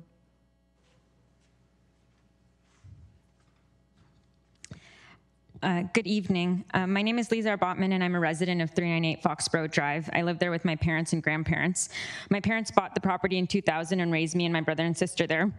We believe in Mountain View's growth and development and understand the need for more housing and affordable housing. We are not against the project in its entirety, but have some significant concerns we'd like to raise. First, the entrance points, which has already been discussed to some extent. It's set for Sylvan Avenue right before the entrance onto 237. This is already a major thoroughfare, and traffic at this intersection is severe during rush hour. There's also significant foot traffic on Sylvan Avenue because of the large park in the area, with many parents and children walking there during all times of the day. We think the entrance point should be changed to Moore Park Avenue, where the current entrance is to the old Montessori school that will be demolished. I also noticed that they said that there's going to be a pedestrian access point on that side of the development, but there's no pedestrians walking on that side of the street, and there's not even a sidewalk in some of those areas, so I don't really understand what the use of that is.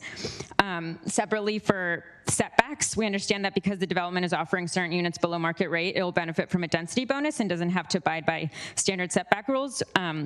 We oppose the proposed setbacks for lots 18 through 20 as they will affect the privacy between those homes, decrease light and ventilation, jeopardize safety from fires and earthquakes, and affect landscaping. And then finally, for fencing, because I know I'm running out of time, we would like for there to be a pre-engineered sound wall surrounding the entire development, not just on the outer edges, to reduce noise pollution during construction and when all these homes are occupied. This will ensure better quality of life for everyone, reduce friction between.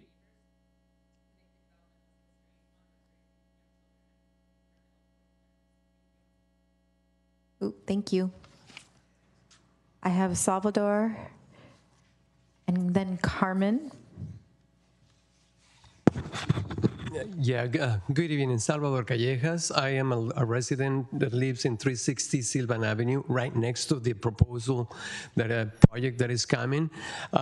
We submitted a few letters to you guys, to the developers. We have never heard anything from anybody, and it's not that we're not opposed. We have very concerned about the setbacks. We're talking about rules and all of that. I wonder since when, the rules, the setbacks were purposely set for a reason. You know them all. Why are we allowing to cut those setbacks even more than a half? I would urge you to take a look at number 18, 20, especially 18, 19, and 20. They're right next to our fence. We can probably scratch each other. Please urge you to check and do the right thing. Setbacks are very important. The exit, why is it now more important, the exit on Sylvan, than where the school used to be? there was a school. Now it's not important. The exit where it used to be the school now is considered more important to go through the other side. That will avoid traffic and safety for the neighbors on the Newbridge Park in front of us. Thank you.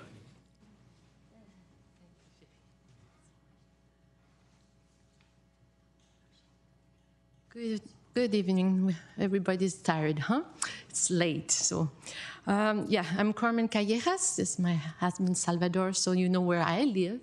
We will have 4 houses near to our fence, and I'm very concerned about our quality of life. We have been in Monteview in this home for 20 years. We really enjoy the open space. This is very nice. And suddenly we will be surrounded with all these houses. It's life, okay? And I feel after I heard all this comment tonight about trees and things, and I wish to be a tree. Maybe we will consider my life is as important as a tree, historic tree, right? I think we deserve to be safe where we live and to feel have some quality of life we deserve and have the right for. So I think to live close to a house of 5 feet, I don't think this is correct and right. And I think we can do better than that.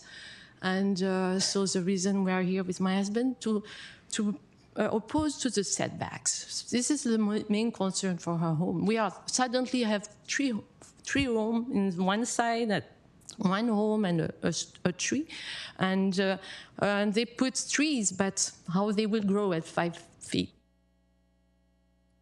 Thank you. I do not see any virtual public comment. So I'm going to come back to Mr. Chen with the question that Councilmember McAllister had.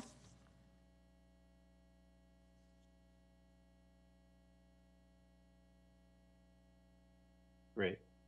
Thank you, Mayor. So in running the calculator that we have, and it's highly variable based on, for example, the interest rate assumed, the HOA that the homeowners will need. So this would be something definitely that we would want to follow up with the developer after the meeting as a process to set the housing costs. But depending on the unit and the income level, it could be anywhere from $200,000 to say $250,000. So again, it will depend on the actual inputs used at the time that the units are being sold, but that'll give you the rough range of the sales prices for the BMR units.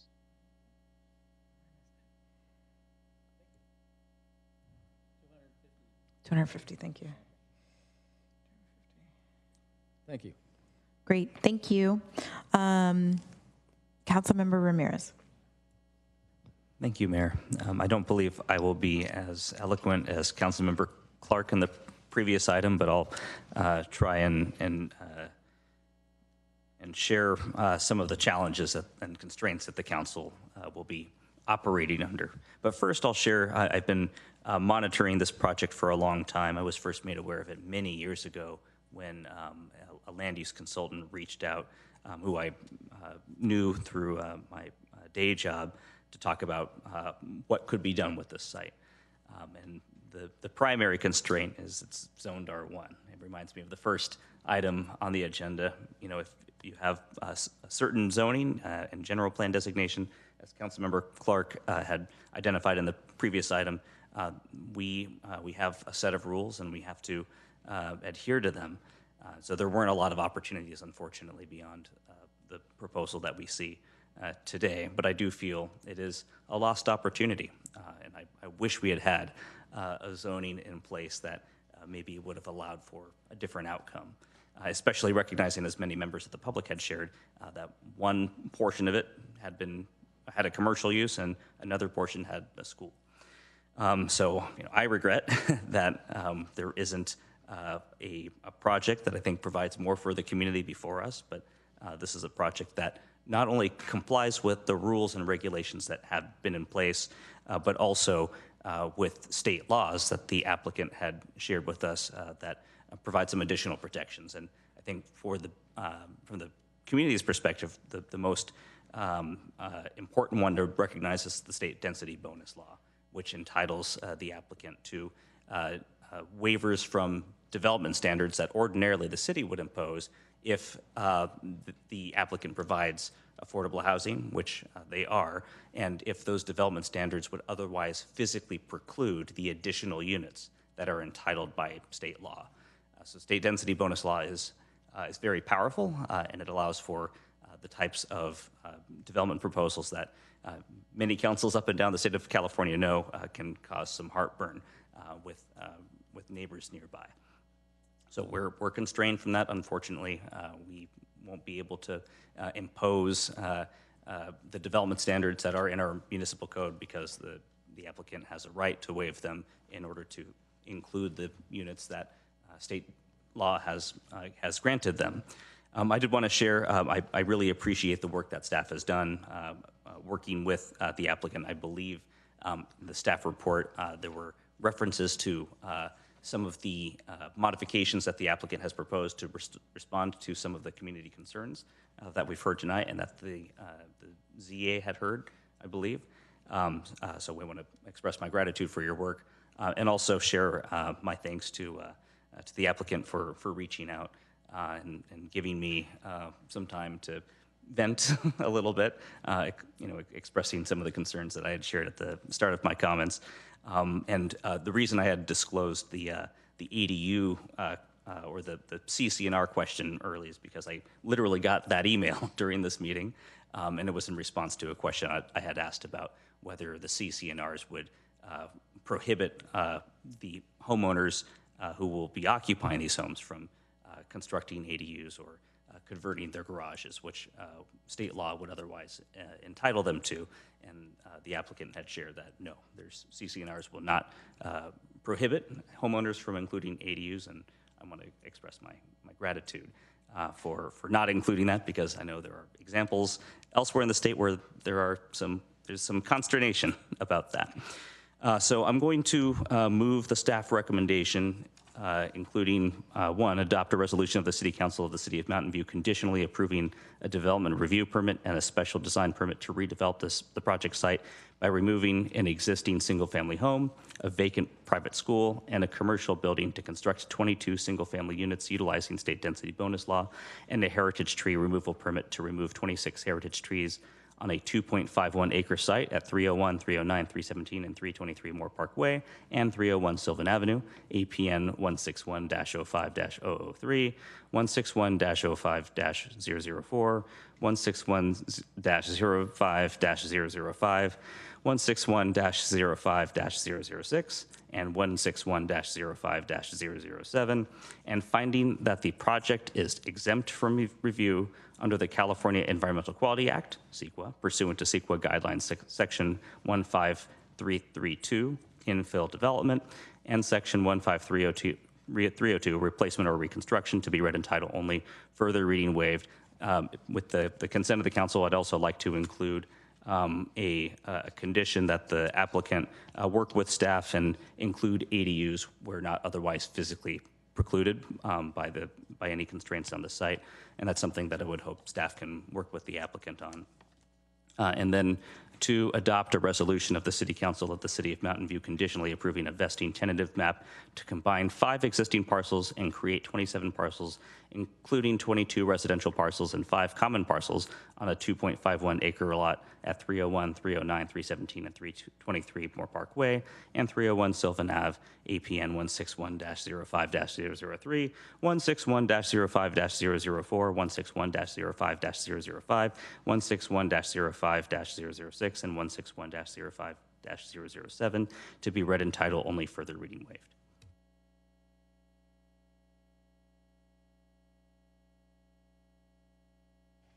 Councilmember Clark. Thank you. I just wanted to comment briefly since it came up. In the last one of the prior items, I realized I was probably probably the least popular person in the room. But one of the reasons for that was, all of those units had turned over very recently, and anyone who had done some diligence would know what could be built next to you, right? And so the concerns were all valid, but the rules were kind of set, and if you did your homework, you knew what could be there. I think what's different here, and why I hear a number of the concerns that have been expressed, especially with respect to the setbacks, are those are rules that we had implemented locally for good reason, right? And the state recently basically came and said, too bad. So in that case, I understand why. I understand why the state. I think. I think some of those rules were well-intentioned, but they also have unintended consequences in specific sites in different cities where, locally we have a lot more, I think, information and have the ability to speak with our neighbors to understand what setback requirements should be. So I share your frustrations, especially on the setbacks. I did meet with the applicant, and if something were to be proposed in some of the final conversations between staff and the applicant with respect to either an emergency access on Moore Park or a full driveway there, I think it would. I personally live in a 52-unit complex with one ingress and egress. I can say that people come and go at all times. It really doesn't back up or anything like that, but I don't back onto Sylvan. So that's different. So I don't think you're going to have 22 units creating a huge traffic jam, but I do think but would really make a big difference, I think, would have a secondary ingress and egress on an adjacent street, because it allows people to get, to choose which way to go in the most constrained circumstances. So sorry, that's a long way of saying that, if they're, if the applicant is open to doing some sort of emergency ingress or egress, or even extending the driveway, I know staff mentioned it might cost a unit, but I think there might be some ways to do that where it wouldn't. So I would be open to that. I realize we can't necessarily require that tonight, and I realize that we can't necessarily. I realize the applicant's entitled to the waiver of the setback, but I just wanted to voice those comments in case they're helpful. Councilmember Showalter. Yeah, well, I was going to go a step further. I was going to ask for a friendly amendment to require a point of egress on Moore Park. I'm not going to be able to support this without that. I just look at the way this is configured, and to me, it just doesn't look safe. And I think that that's our job as council members, is to create things that look safe. And I think without that extra outlet, this one doesn't really meet that test. And I'm really sorry to say that, because we need housing. But I would like to know if the applicant is willing to provide another point of egress on Moore Park. Yeah. We're happy to explore that with staff and see. And of course, it is a constraint of if we do lose a unit, then it reduces the housing that we can produce. So that would of course be an issue to us. But we're open to exploring to see if there's a way to do it without losing the unit. Yes. Thank you. Well, what if it caused you to? Please come back. What if it caused you to lose a unit? I mean, would you still be willing to do it? I don't know that. I'd have to go consult with the principals. I don't know. I mean, the whole purpose of the housing law is you waiver out to get those units and produce those housing. That's true. Yeah. That's true. But we all want everything to be safe at the same time. Thank you. Okay. Well, anyway, I think it's important that we add that as a strong desire on the part of council, and I would ask for that to be added as a friendly amendment. Thank you. Councilmember Ramirez. Thank you, Mayor. So exploration, I'm happy to include, but it was noteworthy that 3 separate council members asked essentially that question in the written question submitted in advance, and Staff provided very thorough responses, and it was clear we could not impose that condition, but with the consent of the applicant to explore and work with staff, I would be comfortable including that.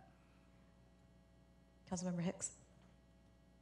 Yes, I also had that conversation with the applicant in our office, and when we were having that conversation, your associate did say that maybe by eliminating a bioswale, not a unit, it looked like they could provide an emergency, you were part of that conversation, exit onto Moore Park. So, I mean, I think if we explore it, it can be done, which I know is different than what staff has been saying, but we had somebody with more information in the room.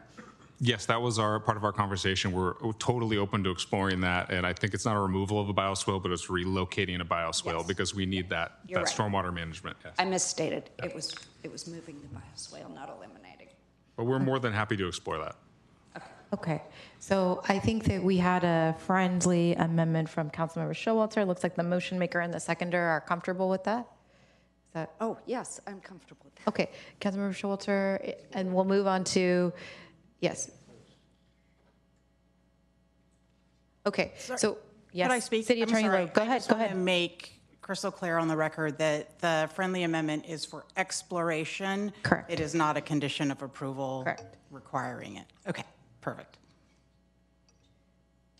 All right, Councilmember Hicks. Yeah, and I also seconded it because I support the idea of allowing ADUs if possible. I think that's good for any home of this size to make sure that that's possible.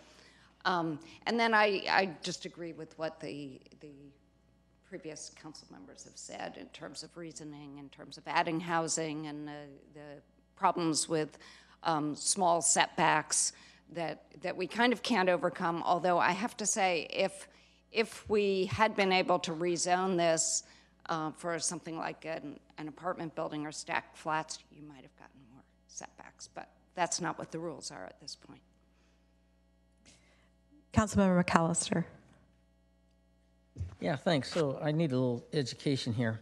So when I was looking at Table 2, density bonus waivers, reduction of development standards, so the requirement is the city, but the proposal is what the state overrides us on? Is that correct? Okay, wow. Chris, where the hell we been, huh?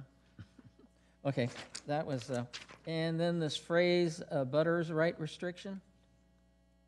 Could you, it basically says because of the state says, well, what the hell does that mean, please? What is that?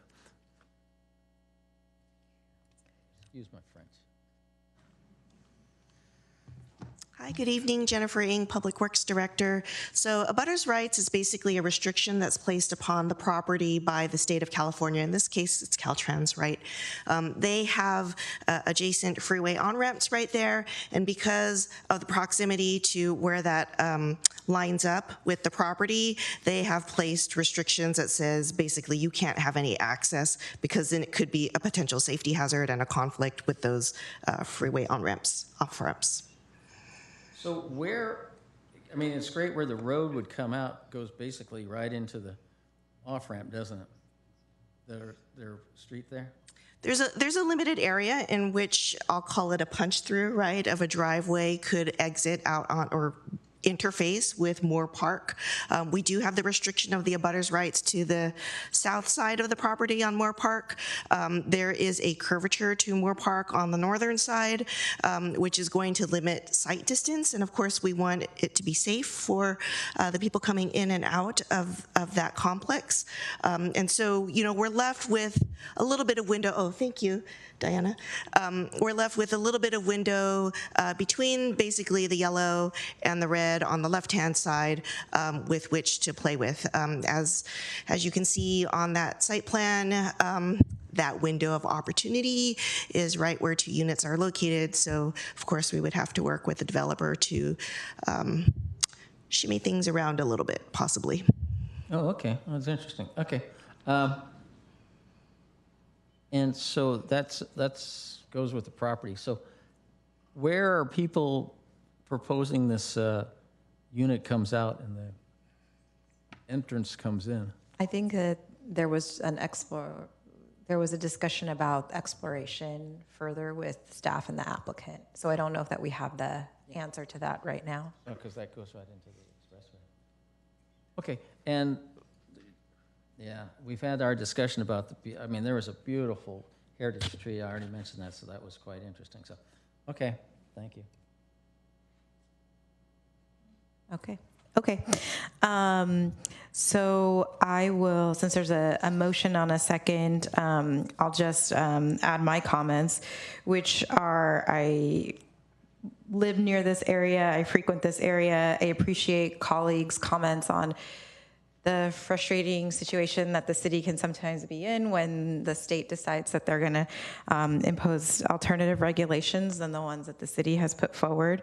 But to me, this area, the safety is the number one concern, both vehicular safety, but also pedestrian. Not only is the St. Stephen's there's the Building Kids, which is a daycare, and I know that there's also like a trail connection that people use across from Dana Gardens. So I feel that I was saving what I would say are comments versus questions till now, because I really hope that the applicant will take to heart the feedback from the community and the feedback from council on how we can make this work and make it a win-win for the community. I think I understand maximizing the amount of units, but also trying to find ways where it can integrate into the community where people can feel safe. I think we just did a redesign near Dana. There's lots of slip lanes in that area. My goal is to address slip lanes at some point because I find them very dangerous. And people do not look as they are exiting 237. And so as we're going to be building, more residences here, I just really want to take that into account. So I think more vehicular access would be really important, and maximizing the pedestrian access so people can get through to get to Sylvan Park. So with that, shall we vote? I just got a clarifying question. Is there another question before we vote? I'm sorry. Okay. So part of the motion includes the exploring, not ADUs, but a second entrance? It included both. Okay, it included exploration of ADUs, and it also looked into the exploration of another maybe emergency exit or some sort of driveway on Moore Park, perhaps, maybe. So when you say emergency exit, not a primary? We do not know because it needs to be explored. But I think it would be something of that sort, was what I understood from Councilmember Showalter. Okay. Yes. But I just want to add on to your comment, Mayor, that I would prefer have not exit onto Sylvan. As we already mentioned before, we've always, for 10 years, we've had people complain about the traffic on Sylvan, and I think we're just going to make it worse. So, yeah, I will back anything that will try to get that main entrance off of Sylvan. Thank you. Okay. All right. Now we will vote.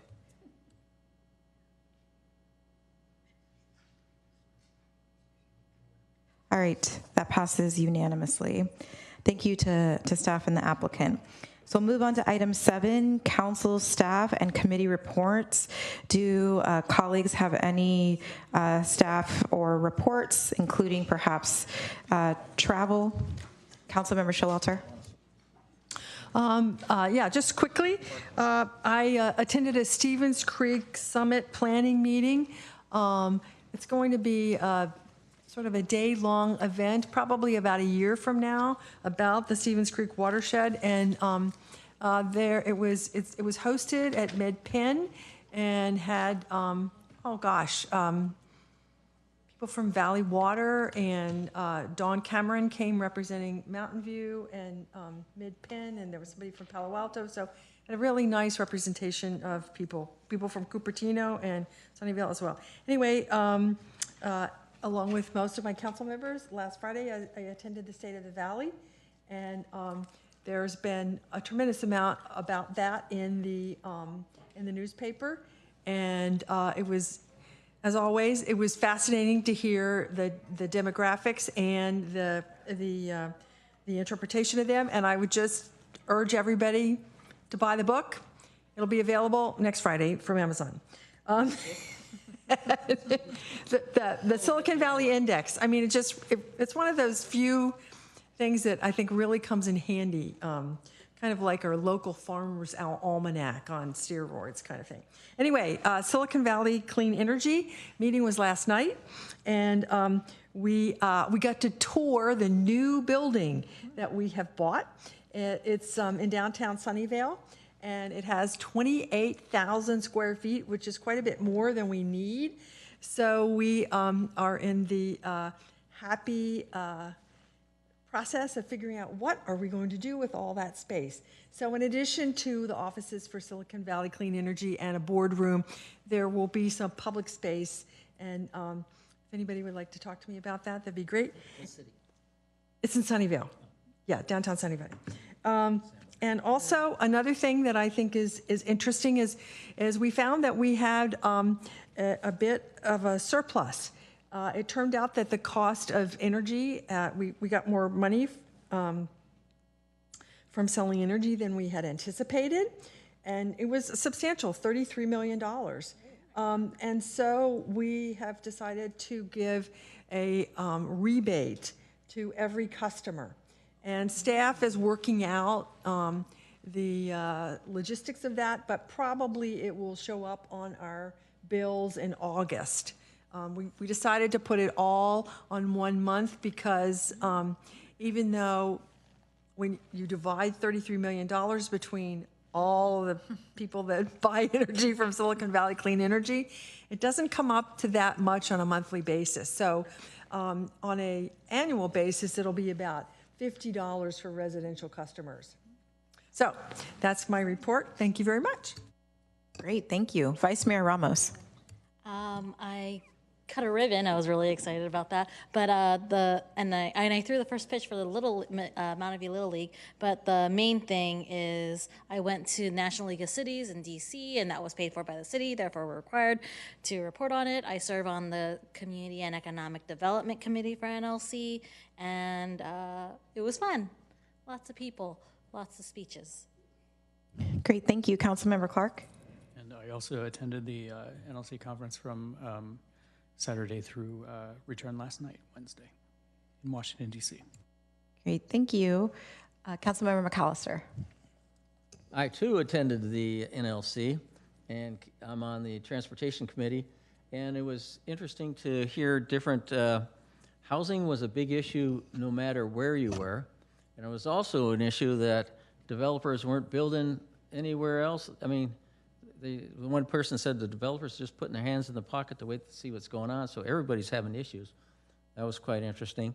On the transportation side, I did learn about that the grants are going to be harder to come by, and that when you talk about anything coming from the feds, you do not talk green, because they are just, this particular narrative from this council, this presidency, or term, they don't want to hear, they just want to hear practical things. So it's going to be helpful as we guide forward to get our grants, so that was pretty good. And I did hear our vice president speak, so that was quite interesting. And so I'll just leave that at that. And then I did get to meet a lot of other people. So I sat next to a mayor of Johnson City, and I think it's Kentucky. And we were in a transportation infrastructure talking, and we were talking about broadband availability. And he was talking, his town's about 80,000 people. And in that town, everybody has access to 10 gigabytes of broadband. And I'm going, how'd you do it? And they said they worked in collaboration with their power company. So that's an aspiration of mine, and hopefully the cities, to get broadband available to all of our residents at a particular cost. And another takeaway, and this is sort of a side note, when we were talking about smart meters, water smart meters, I had if you had the paper from the Palo Alto Post, rate hikes for leaking pipes, and one reason about smart meters, it helps you figure out where pipes are leaking, and the city of Palo Alto losing millions of gallons. I can't tell if it was a year, but they were losing 6.2 of their water, which is equivalent to 1.4 million gallons. And their way of doing is that they are expediting their smart meters so that they can track the loss of water and make it much more useful for them. And that's something that we might feel comfortable about, expediting our smart meters to watch our water waste. But that was good for the environment. So that's what I did. Thanks. Great, thank you very much. All right, not seeing any other folks in the queue, I'll move to item 8, which is adjournment.